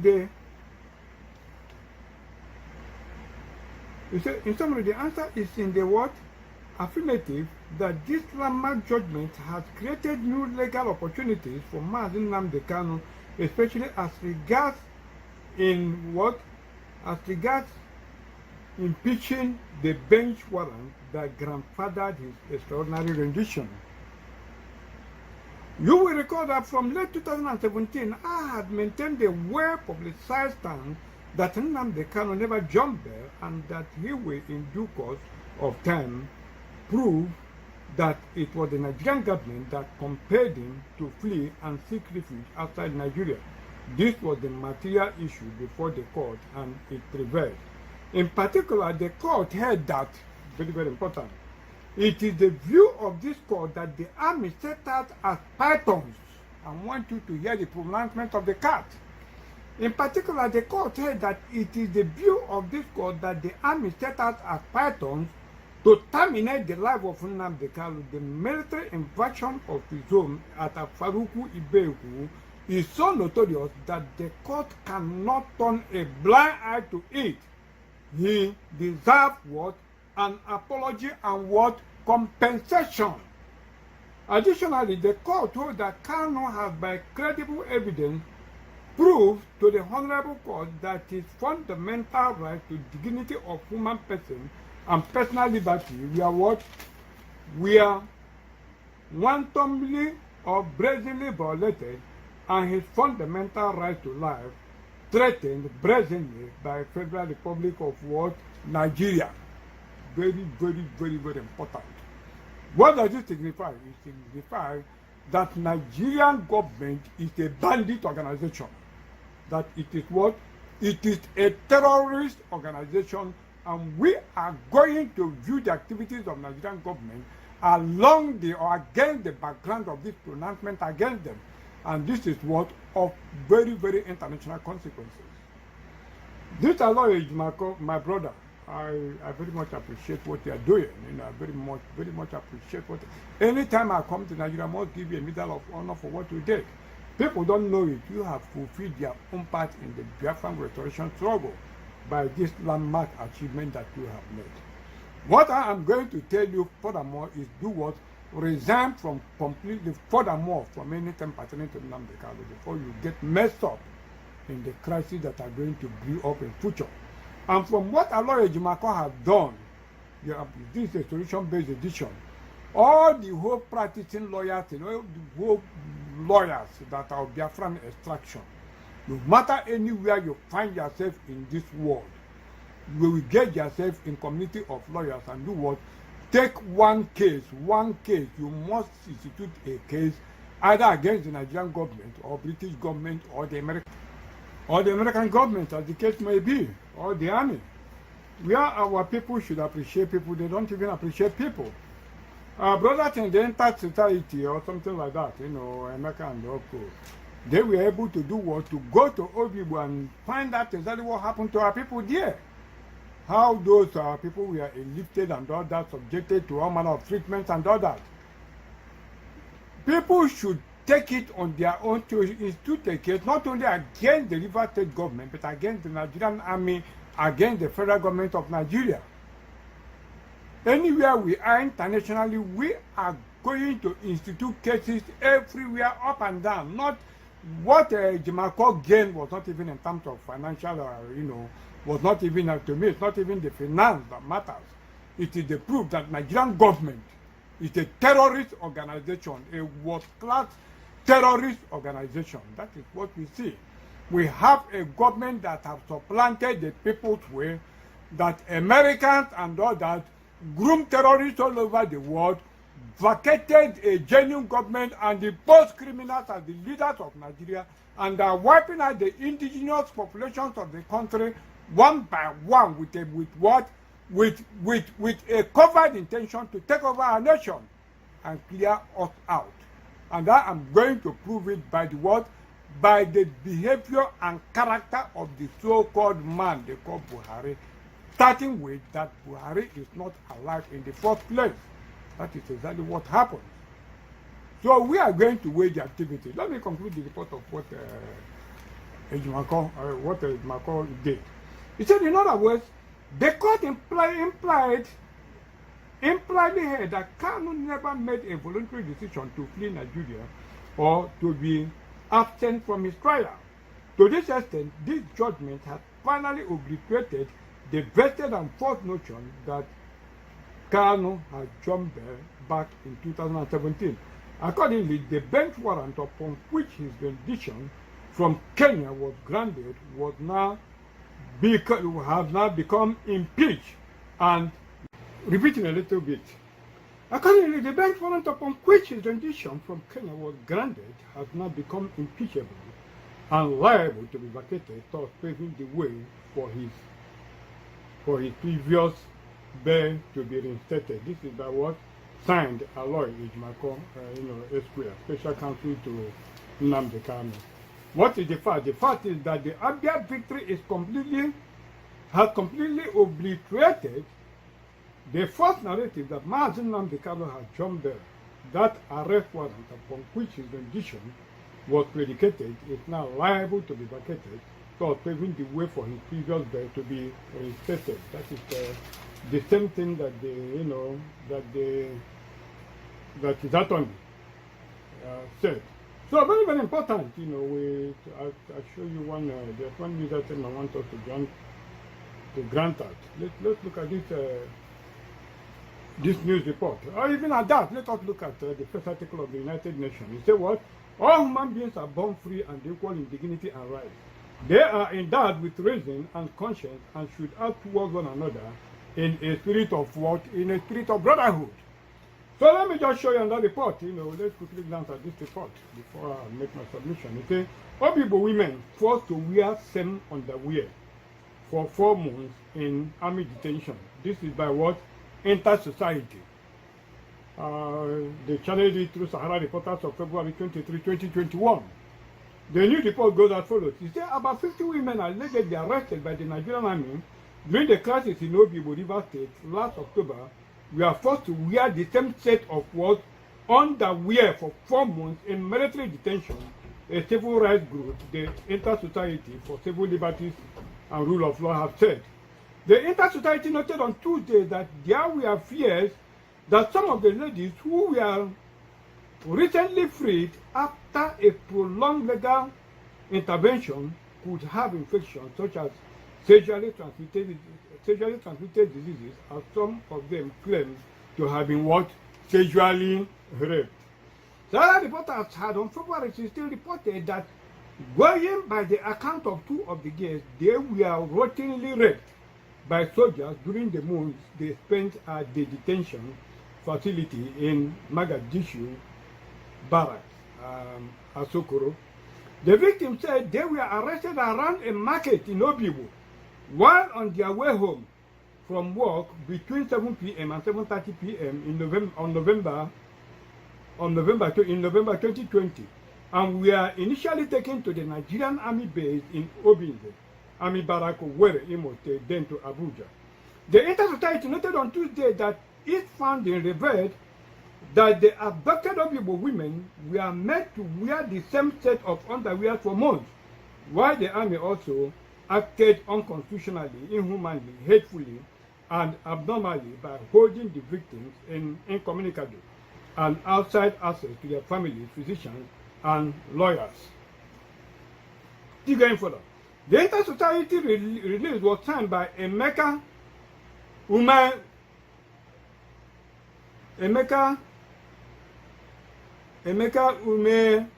Abalasi, God bless you.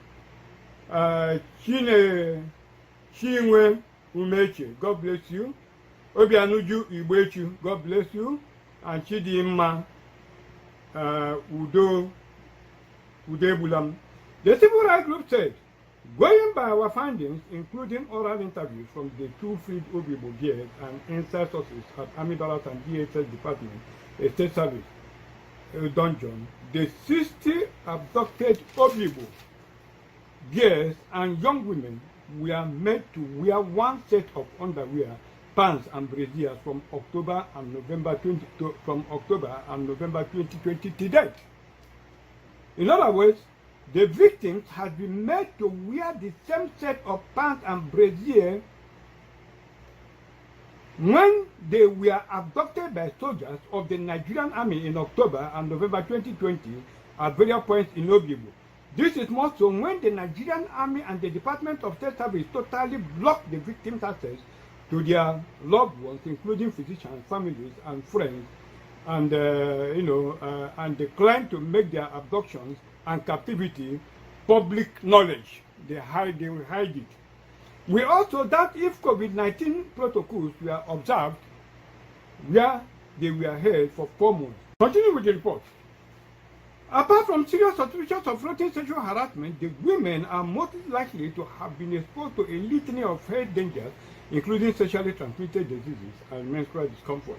The victims only got freed when their names were stressfully and painfully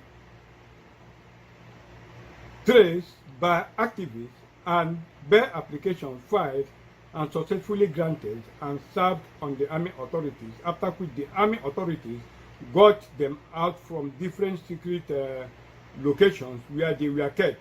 The totality of these abnormal and unknown to Section 35 to 36 of Nigerian Constitution, particularly subsection 4 of Section 35 and subsequent 8 and 12 of Section 36. We are going to compare the Buhari administration to tell us the constitution they are using to rule Nigeria.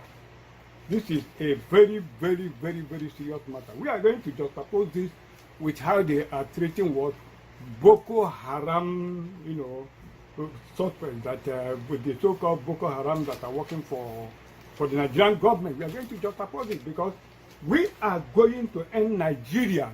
I told you that this edition is the edition that is going what? It's the edition that is going to end Nigeria. And I'm very, very serious about exactly what I'm saying. And this is very, very what? This is very, very important and should not be joked with. Let me read, there's one article I want to read first, before. Like I said before, I said it and they may think I'm joking. All Biafrans who are lawyers, anywhere they are in this world, they should do what? They should form community of lawyers. They must take one case. Every of them must take at least one case or more than.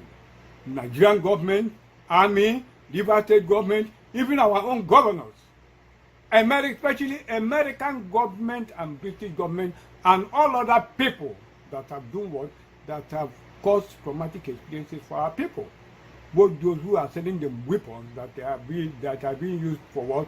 For the destruction of our people. This is very, very important. If you don't take up that case, and when Biafra comes, we are going to have your list. You will not be allowed to practice in Biafra land. Before you practice in Biafra land as a Biafran soldier, as a Biafran citizen, you must show us the part you played in this unfolding dilemma of survival that is confronting us today. Nobody knows how it's going to end. It's just everybody on his own and God for us all, because nobody knows who and who is going to survive this. So let me just read one article for you, on how Sunday Igboho. I want to read the article on. I want to read Sunday Igboho's bail condition for us to have at least a bench. Let us have a bench standard of what we are going to ask from the federal government. That is very, very important. We need to know what to ask. Let me read the article for you. It says, court awards 20 billion naira to Sunday Igboho over SS invasion of home. This is by Premium Times of September 17, 2021. It says, an Oyo State High Court has ordered the State Security Service to pay 20 billion to Yoruba Nation agitator Sunday Adeyemo, also known as Sunday Igboho, over the alleged invasion of his home in Ibadan.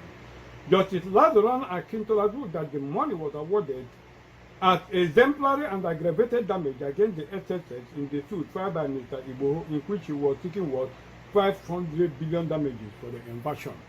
So when you are filing our case, Sunday Igboho's case have already set a standard. You are going to demand for the same amount that Sunday Igboho demanded. All the whole victims that have suffered one thing or the other, we are going to do what? We are going to demand the same thing that did what? That Sunday Igboho did what? That Sunday Igboho demanded. That is exactly what we are going to do. In line with United Nations, Article 1 on human rights. That is what we are going to do. You have heard what John Brennan said. As I have told you, you have seen the high-profile criminals that we are confronted with. You have seen all of them. So this is no ordinary case. It is not. We are not confronted with a small situation. The situation we are confronted with is what? It's a very serious situation. Now look at. Let me read one article because it's very, very important. He said what? He said, now listen. United States Senate brands Putin a war criminal. Let me read the report. He said the United Senate has voted unanimously to condemn Vladimir Putin as a war criminal. The rare cross-party vote called on the International Criminal Court at The Hague to probe Putin's decision to invade Ukraine. When did Putin invade Ukraine? And then the International Criminal Court has already started. And both the United Nations have already started. I'm coming. Democratic Senate leader Chuck Schumer said in a speech on Tuesday ahead of the vote that Putin should be held accountable for atrocities in Ukraine. You, Chuck Schumer, is a war criminal too. I'm coming. You should be held accountable. The Senate of America should be held accountable for the events that are happening in Nigeria. Very serious. I'm coming. These are no easy time for all of us again. He said, well, Republican Senator Lindsey Graham, a sponsor of the bill, said in a statement, the next step for me is to work with our British allies and hopefully others to create an intel cell that will make available to the public Russian military units engaged in war crimes and start naming their commanders. A name and shame campaign is in the making. A name and shame campaign is in the making against what? Against the American government. Against the what? American government. That is what is there. Against the American government. I want to show you something. I want you to watch this video. Very, very important. Say what? United States President Biden, called Putin a war criminal. I'm coming. It's a very serious thing. In sharpest condemnation of Russia's invasion of Ukraine so far, U.S. President Joe Biden has called the Russian leader Vladimir Putin a war criminal, in a move which has clearly soured diplomatic tensions even further. President Putin delivered the remark in an off-the-cuff response to the reporter's question at the White House. Listen in. Mr. President, after everything we've seen, are you ready to call Putin a war criminal? No. Are you Why not? You asked me whether I was called. Oh, I think he is a war criminal. Will you be meeting with him? The White House later said that the president was speaking from his heart, rather than making any official declaration. Did you hear the American president call Putin a war criminal? And speaking from what he's seen on television, which Did is you hear him call Putin a war criminal? Dictator, through his invasion of Then, from here going forward, the game have changed. I'm going to remove this uniform and wear my uniform as a priest of God, because the war have changed. I have told you that this is the edition that is what? That is heralding the Biafra Republic. This is going to be a collar-breaking edition. I had wanted to do what?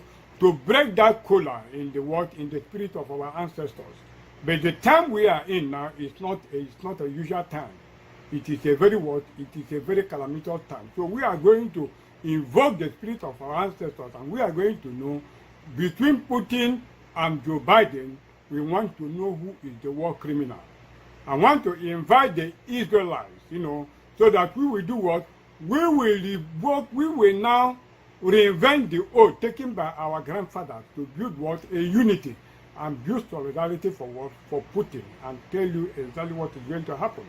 I'm very, very sorry about the calamities and people that are dying in Ukraine. My heart grieves for them. But then there is something, what is needed to be done must be done. That is one thing that is very, very needful. I am going to give Putin a blueprint on how he is going to do what, how he is going to defeat America and their European allies. That is number one. And we are going to look between Putin and America and these European allies. We are going to see the people. We are going to see who actually is the war criminal, whether it is America with her European allies or Putin. We are going to see. Before I change my clothes to the main battle clothes, let me read one news report for you. It says prosecutor opens Ukraine investigation. This is by Reuters.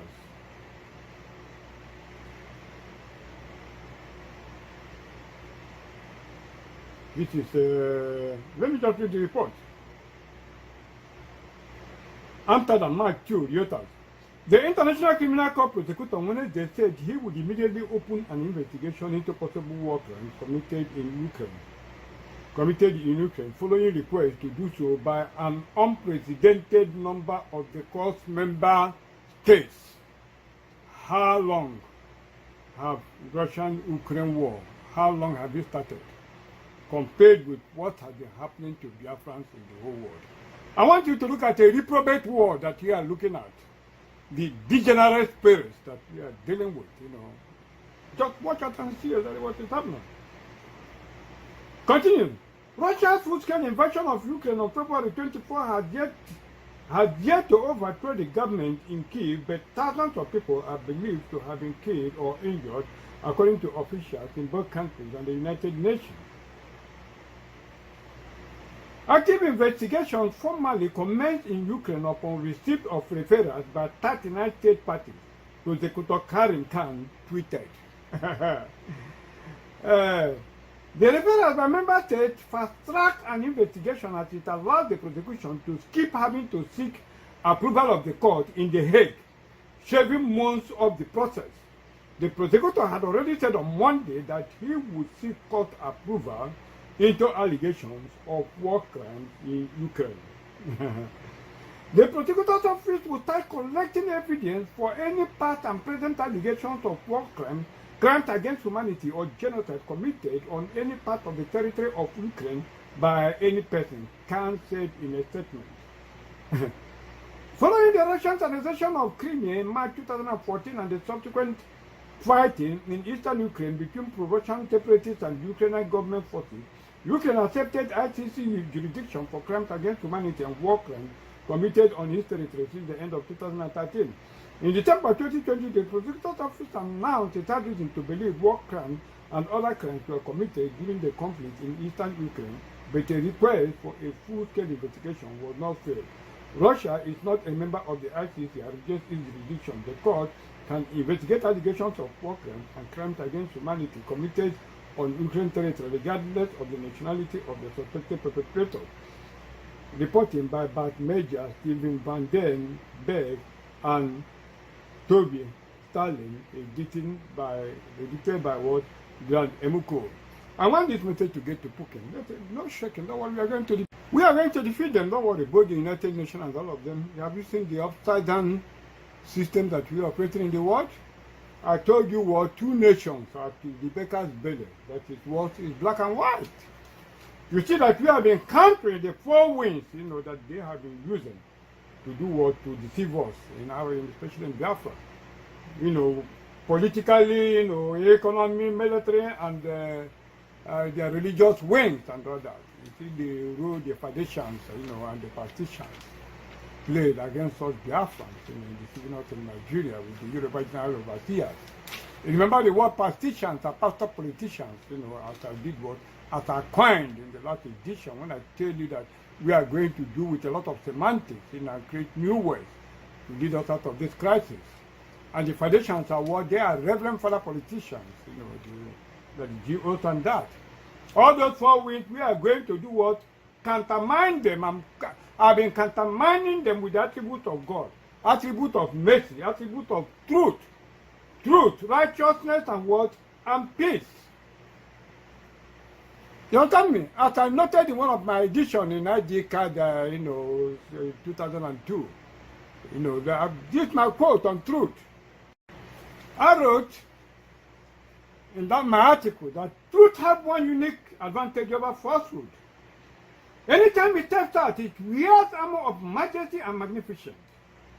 Falsehood alongside the truth always wear the inglorious badge of odium, shame, and defeat. My people perish for lack of knowledge. Means that light, that is knowledge, is the force that reveals the contents and secrets of darkness. Once that light shines on darkness, the powers of darkness is removed, as the hidden contents of darkness are revealed and people are saved.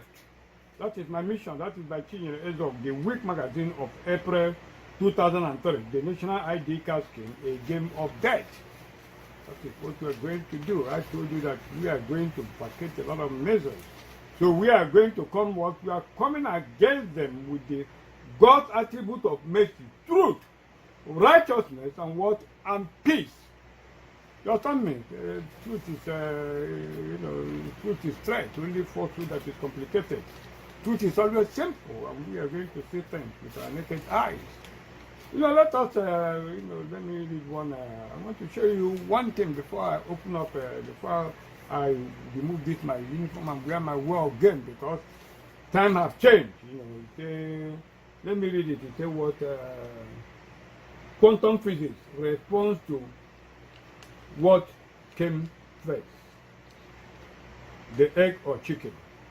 I want to read it for you. It's a clear. This is by what Curious Must Come, September 28, 2018. Let me just read the news report. It said, the chicken or egg paradox was first proposed by philosophers in ancient Greece to describe the problem of determining cause and effect. Aristotle, an ancient Greek philosopher and scientist, writing in the 4th century BC, described the problem, concluding that this was an infinite sequence with no true origin. I'm greater than him. There's an origin. There's everything has an origin. On the other hand, Plutarch, writing 4 centuries later, specifically highlighted this question as bearing on a great and weighty problem, whether the world had what? Whether the world had a beginning. And this has to deal with what? The issue of how Biafra will come. As I said, I'm coming to it, I know where I'm reading it. Now, as explained by Science Daily, a group of quantum physicists has demonstrated that as far as quantum physics is concerned, the chicken and the egg can both come first. Jacques Romero, a researcher at the ARC Center of Excellence for Quantum Engineering Systems, explains how a quantum physics cause and effect may not always be as simple as one event causing another. The reality quantum mechanism induces that events can happen without an established order.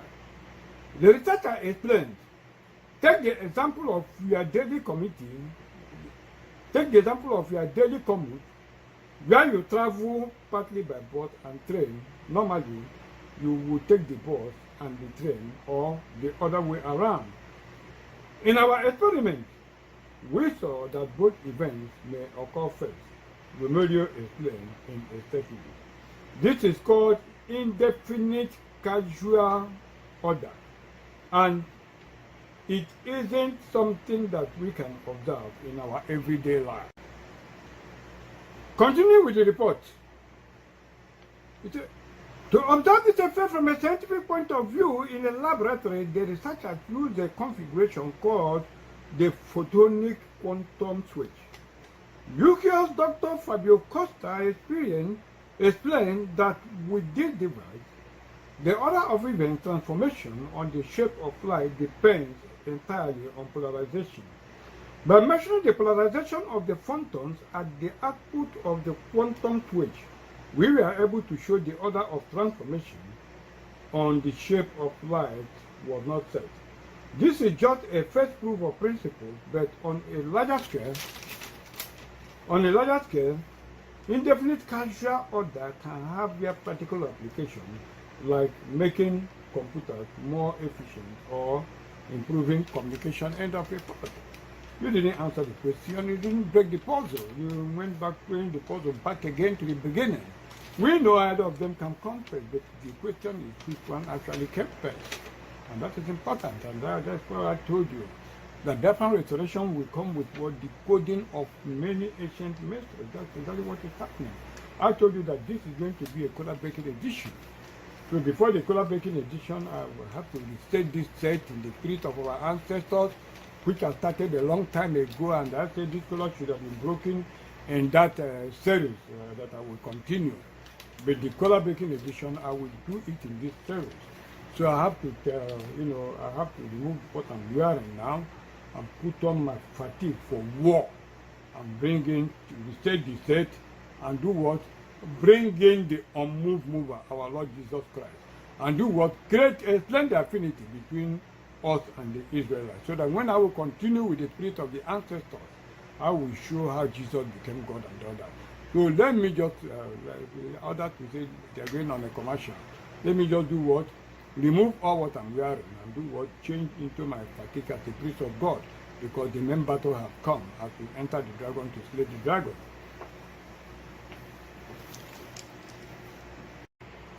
As you can see, times are different. I'm dressed for war. I am the African Tarzan, the Black Panther, the original Black Panther, the man-child, the legend. Times are different.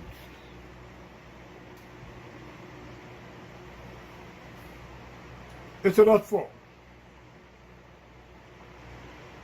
And Moses answered and said, but behold, they will not believe me, nor hearken unto my voice, for they will say, the Lord has not appeared unto thee. And the Lord said unto him, what is it that in thy hand? And he said, a rod. And he said, cast it on the ground. And he cast it on the ground, and it became a serpent. And Moses fled from before it. And the Lord said unto Moses, put forth thy hand and take it by thy tail. And he put forth his hand and cut it. And he put forth his hand and cut it, and it became a rod in his hand, that they may believe that the Lord God of their father, the God of Abraham, the God of Isaac, and the God of Jacob, have do what? Have appeared unto thee. Now, I'll show you something.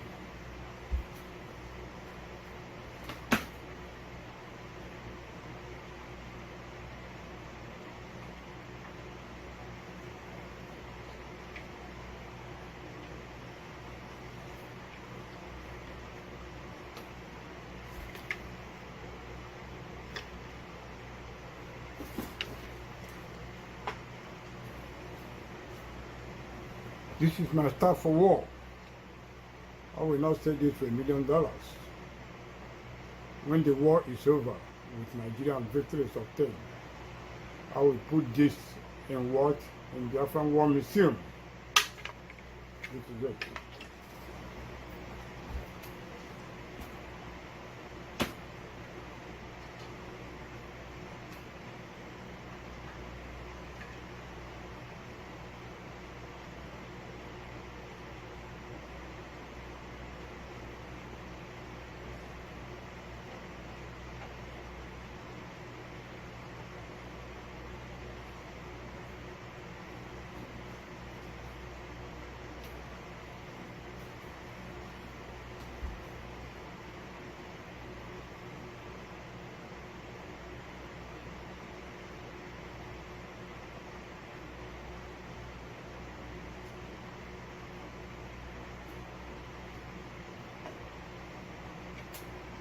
Look at it.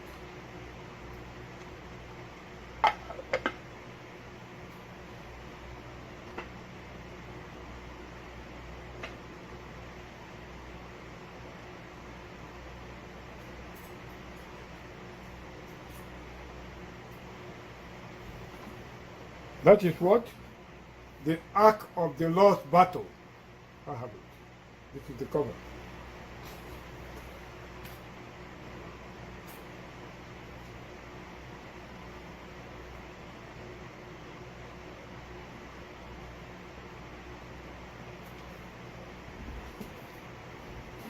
This is what? Symbolism.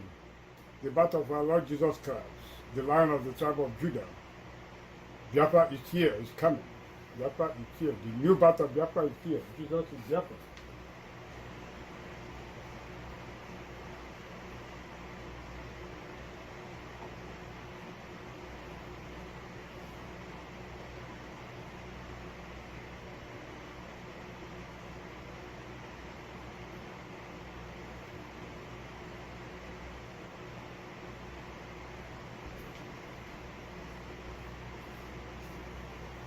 Look at it.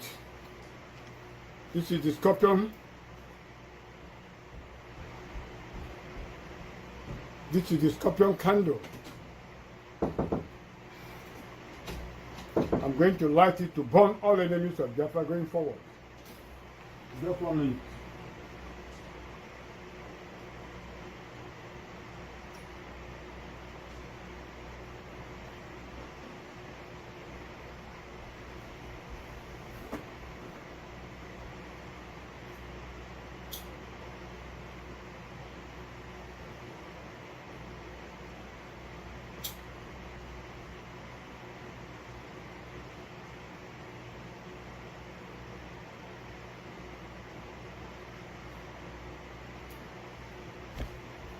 Going forward, all powers against Biafra are destroyed. You are going to see what is going to happen going forward now. I told you people about money donating to the account. Nobody cared up to today. Nobody cared. Nobody knows exactly what we are dealing with here. Biafra restoration is we have won the spiritual battle, but you don't know. Going forward, I'm going to present all the evidences of what we are going to do. And you are going to see how we are going to do what, how we are going to destroy the Western power. We have Putin, through Putin, we are going to win the, win the Western powers once and for all. Let me just show you one news item before I go to the color breaking edition, before I just break the color. There's something I want to show you, something very, very important I want to show you. Very, very important. Let me show you. I read this news report by CNBC. It says what? Russia's war on Ukraine is a defining moment of the century, says what? Says John Kerry. This is March 7, 2022. By what? By CNBC. Now the news report. The Russian war on Ukraine is said to be a defining moment for this century, said John Kerry, a former Secretary of State and current U.S. climate policy chief. Kerry warned the energy price volatility is something we are going to live with for a little while as centuries look to put pressure on Russia. He also said it will be difficult for countries and businesses to hit emission targets for 2050 if they don't start to make changes in the near term. Volatile energy prices are here to stay, with Russia's war on Ukraine said to be a defining moment for this century. John Kerry, special presidential envoy for climate, said Monday at what? A zero week by S&P Global. His comments come as the Russian invasion has upended global energy markets and supply chains, oil shot above $130 Sunday evening for the first time since 2008, and natural gas in Europe is trading at levels that had never been before. Kerry, who served as Secretary of State during the Obama administration, said volatility is something we are going to live with for a little while, with nations around the world having to come together to counter President Vladimir Putin's illegal, unprovoked, profound, dangerous war. Quoting him, people realize this is a serious moment for all of us in the world, and it is also serious, needless to say, in regard to what is happening to our planet, Kerry said. I want to talk this report here. If you don't know what devil looks like, look at John Kerry, you get exactly the picture of devil. So when he's talking about what it means for the planet, you know exactly what is happening. We are facing what? The greatest human reset that has ever occurred since this world began.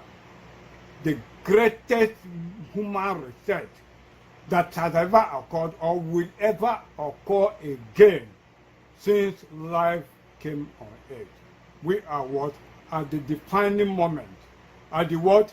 At the real conundrum, the real basic subduction anatomy of the earth crust. Catastrophic overthrow of what? Of generation upon generation upon generations of being on earth. This is the defining moment for the whole world. The battle is run and we are into the battle. I particularly and intentionally decided not to be showing my face in order not to cause distraction, because my message is more important than the messenger. I don't want you to, not to be linked to the only power that can save you. That is our Lord Jesus Christ. That is why I decided not to do what? not to particularly, get people distracted, by showing my face, who will be watching my mannerism and all that, and therefore they focus their attention on the messenger instead of the message. That's the most important thing, because as I said, since life began on earth, this is the most important period that we have in this particular world that have ever existed and that will ever exist. Because this is the manifestation of the reason why God even created this world. That is what we are saying. The scenario that is playing out on world scene is even much, much, much more important than what it will happen at the end time that we call, the Armageddon War or whatever. So what I'm doing is these are my special testament message, my dedication, my service to humanity. And I want the whole world to know that, especially my people, my brothers, people, or something like that. This particular moment is the reason why you are born into this earth. This moment is the reason why you are born in this world. After this moment, there is nothing again that you can do for our Lord. Nothing. This is the harvest time that our Lord keep on telling you that the harvest is full, but that the laborers are few. So this particular moment is the moment, the reason that you are on earth. So any person that is being distracted, that is not connected one way or the other to the issue of what am I going to do in order to make Biafra come, you have wasted all your life, and you will only do what? You will only regret when it is too late. So this thing I'm doing it because all since we started the first war, when Ojukwu frontally engaged the Nigerian government, we have not been able to do what? To really define what we want from the Nigerian government and confront them technically, physically to get what we want. That is what I've been lacking. So all these are people, they have died in vain, who have died out of all this crisis or what? Because there has been no what? There has been no actionable, enforceable forward way march to do what? To make sure that their lives did not die in vain. So what I've been doing is my debt, my personal debt, to honor the men and our men and our heroes and heroines, the men and women, gallant men and women, who have died in the service, one way or the other to restore our nation, Biafra. Their debt can never be repaid. So whatever I'm doing, just my little way of doing what? Showing undying gratitude. Because I will never forget the sacrifices that they have made, and it shall not be in vain. So every Biafra must do what? Every Biafra must be connected one way or the other. We talk about the war, like when you go to the Bible, they say, what do you imagine of the Lord? He will make another end. The affliction shall never rise the second time. That is what the Bible says. But I dare tell you that those who forget their history, they are do what? They are condemned to repeat it. And people, the Biafrans are gradually forgetting their history. It can be so. So let me just repeat, let me repeat the account number. I've said it before. My name is Fair Dear. You see my name there on the screen. Chinyere Eze Ogu. You see it there. Chinyere Eze Ogu means God give King of War. That's my name. That's my name. So the account, let me just repeat it. It's very, very important. What I'm doing has been very intensively, money consuming and all that. But nobody, since I started, nobody has dared to try to say, let me help out. Let me call the account name again. The account name is Chinyere Eze Ogu. The bank is what? Bank of America. Account number is 446040199755. I repeat, account number 446040199755. The routing number is 052001633. I repeat, routing number 052001633. I have another account at BB&T Bank. The same name, Chinyere Eze Ogu. Account number is, for BB&T Bank, the account number for BB&T Bank is 121 000 637 3508. I repeat, 121 000 637 3508. Routing number is 055 00 3308.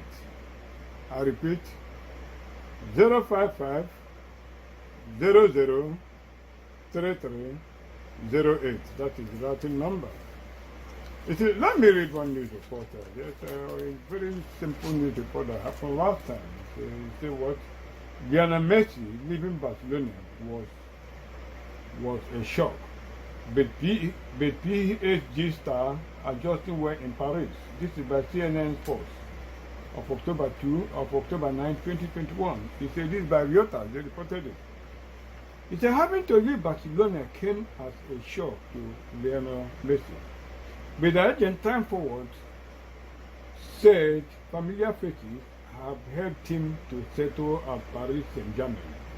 The 34-year-old who started his professional career with Barca and is their record scorer with 672 goals, joined PSG on a 2-year deal in the closed section after being told by the Catalan club they could not afford to keep him.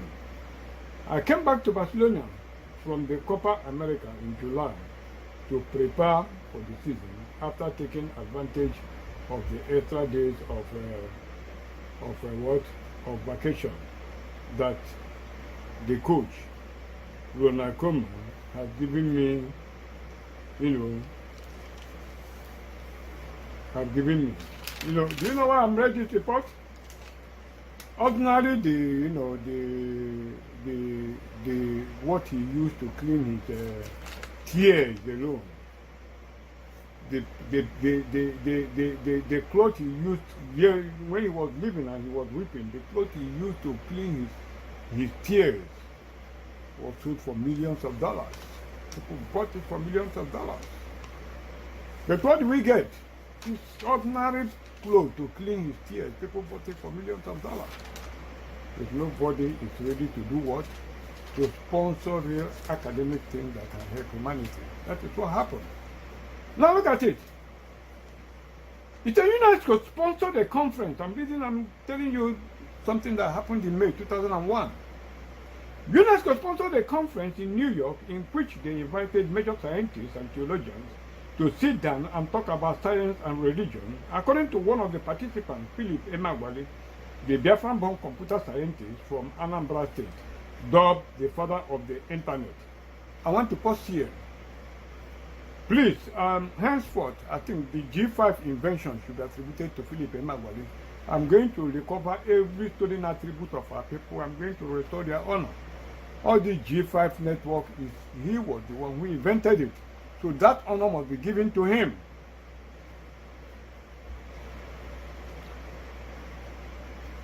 Scientist from Anambra State, dubbed the father of the internet, who won the 1989 Gordon Bell Prize for performance in high-performance computing applications in an oil reservoir modeling calculation using a novel mathematical formulation and implementation. Wikipedia said in an interview granted many years ago that the reason UNESCO invited scientists to discuss with theologians was because most scientists are atheists. Going for the Philip Emeagwali declared that the key question was, does God exist? That's the key question. Do you know why they were asking this thing? For me, that's what I believe. They were obviously doing what? They were obviously searching for Charles Darwin's missing link in creation, among other things. Now, look at it. The issue of what God's existence has been so controversial, a lot of atrocities committed in the name of God by different religions. As we go forward into this election, into the next section that I told you that the war has already started. What are we going to do? We are going to solve this problem in creation once and for all by doing what? By doing what? By making a complete analysis of what? Of the genetic code of the human family. Giving complete answers to the genetic code of the human family. That is what we are going to do. To do what? To reconcile our Igbo brothers with the Israelis. Complete practical, I'm going to show you, to bridge the link between science and religion so that people will see. These are some of the things that we are going to expect. But humanity don't they don't encourage things like this. What do they encourage? What they encourage is, what they encourage is vanity upon vanity. That's exactly what happened. You understand me? Now what is it? I need to remind Americans, because I'm residing here in America, any true thing about the Bible that God said, any true thing the Bible says, they say it's allegory. They say it doesn't exist. It's Nawakukifo. Let me take America. I need to tell you, Americans, exactly where our country is today. This is the legend. I'm telling you, let me just tell you, let's go to what? Historical value forge. What I'm telling you is the truth. If you want to accept it, you accept it. If you don't want to accept it, leave it. Don't buy the hypocrisy of people who will tell you it's a make-believe story. It is not a make-believe story. The time for this vision is now. It is the vision of what? Their founding father, your warrior king that brought independence to you and your first president. He is talking to you from the grave. Those that will tell you it's allegory or whatever, don't mind them. Let me tell you where you are. Washington's vision. Let me repeat it for all the whole world to hear. Look at how they started it. They said, well, this work of fiction was published in 1861. This author, Charles Wesley Alexander, published numerous allegorical stories featuring famous American figures. Unfortunately, many people have misunderstood the nature of the piece and believe that it is a genuine interview with a real person, relating his personal recollections of serving with Washington at Valley Forge. It is not. It is a work of fiction created nearly a century after the winter at Valley Forge. For more information, click here. Let me just tell you, do not believe what they are telling you. It is what? It is a reality. They tell you that it is a work of fiction, they are telling you lies. Just like Chinua Achebe's novel book, they say it's novel when they wanted to publish it. But Achebe did not write novels. What did he do? Achebe was the custodian of the ancient artifacts of the Igbos. He wrote out the history life of the Igbos. That was exactly what happened. So you don't call it a novel, you don't call it fiction. These are realities put down to edges as samples of the time that these things will be happening in order to do what? To forewarn us so that we can know that danger beckons and about the catastrophic consequences of the injuries that will befall us if we willfully, at our own peril, avoid to take precautions. George Washington's vision, let me tell you what he said. Quoting the man from the grave, may his soul rest in peace. He said, this afternoon, as I was sitting at this table, engaged in preparing a dispatch, something seems to disturb me. Looking up, I beheld standing opposite me a singularly beautiful female. So astonished was I, for I had given strict orders not to be disturbed, that it was a moment before I found language to inquire the cause of her presence. A second, a third, and even a fourth time did I repeat my question, but received no answer from my mysterious visitor except a slight raising of her eyes. Mind you, this man was the president. He was the Republican president, if I'm correct. The first president of the United States of America. Standing before him was what? A singularly beautiful female. Okay, I'm coming. He continued with his vision. He said what? By this time, my first strange sensation spreading through me. I would have risen, but the riveted gaze of the being before me rendered volition impossible. I said once more to address her, but my tongue had become useless, as though it had become paralyzed. A new influence, mysterious, potent, irresistible, took possession of me. All I could do was to gaze steadily, vacantly at my unknown visitor. Gradually, the surrounding atmosphere seemed as if it had become filled with sensations and luminous. Everything about me seemed to refine the mysterious visitor herself, becoming more airy and yet more distant to my side than before. And I began to feel at once dying, or rather to experience the sensation which I have sometimes imagined accompanied dissolution. I did not think, I did not reason, I did not move. Oh, we are alike, impossible. I was only conscious of gazing fixedly, vacantly at my companion. Presently I heard a voice saying, "Son of the Republic, look and learn." While at the same time my visitor extended her arm eastward. Eastward is Biafra land. I'm coming, now watch. And I beheld a heavy white vapor at some distance, rising fold upon fold. This gradually dissipated, and I looked upon a stranger scene before me lay spread out. One vast plain, all the countries of the world. Not the countries. Europe, Asia, Africa, and America. I saw rolling and tossing between what? Between Europe and America, and the billows of the Atlantic, and between Asia and America lay the Pacific. Son of the Republic, said the same mysterious voice as before. Look and learn. At that moment I beheld a dark shadowy being like an angel, standing or rather floating in mid-air between Europe and America, dipping water out of the ocean in the hollow of each hand. He sprinkled some upon America with the right hand, while with his left hand he cast some on Europe. Immediately a cloud raised from these countries and joined in mid-ocean. And joined what? Raised from these countries and joined in mid-ocean.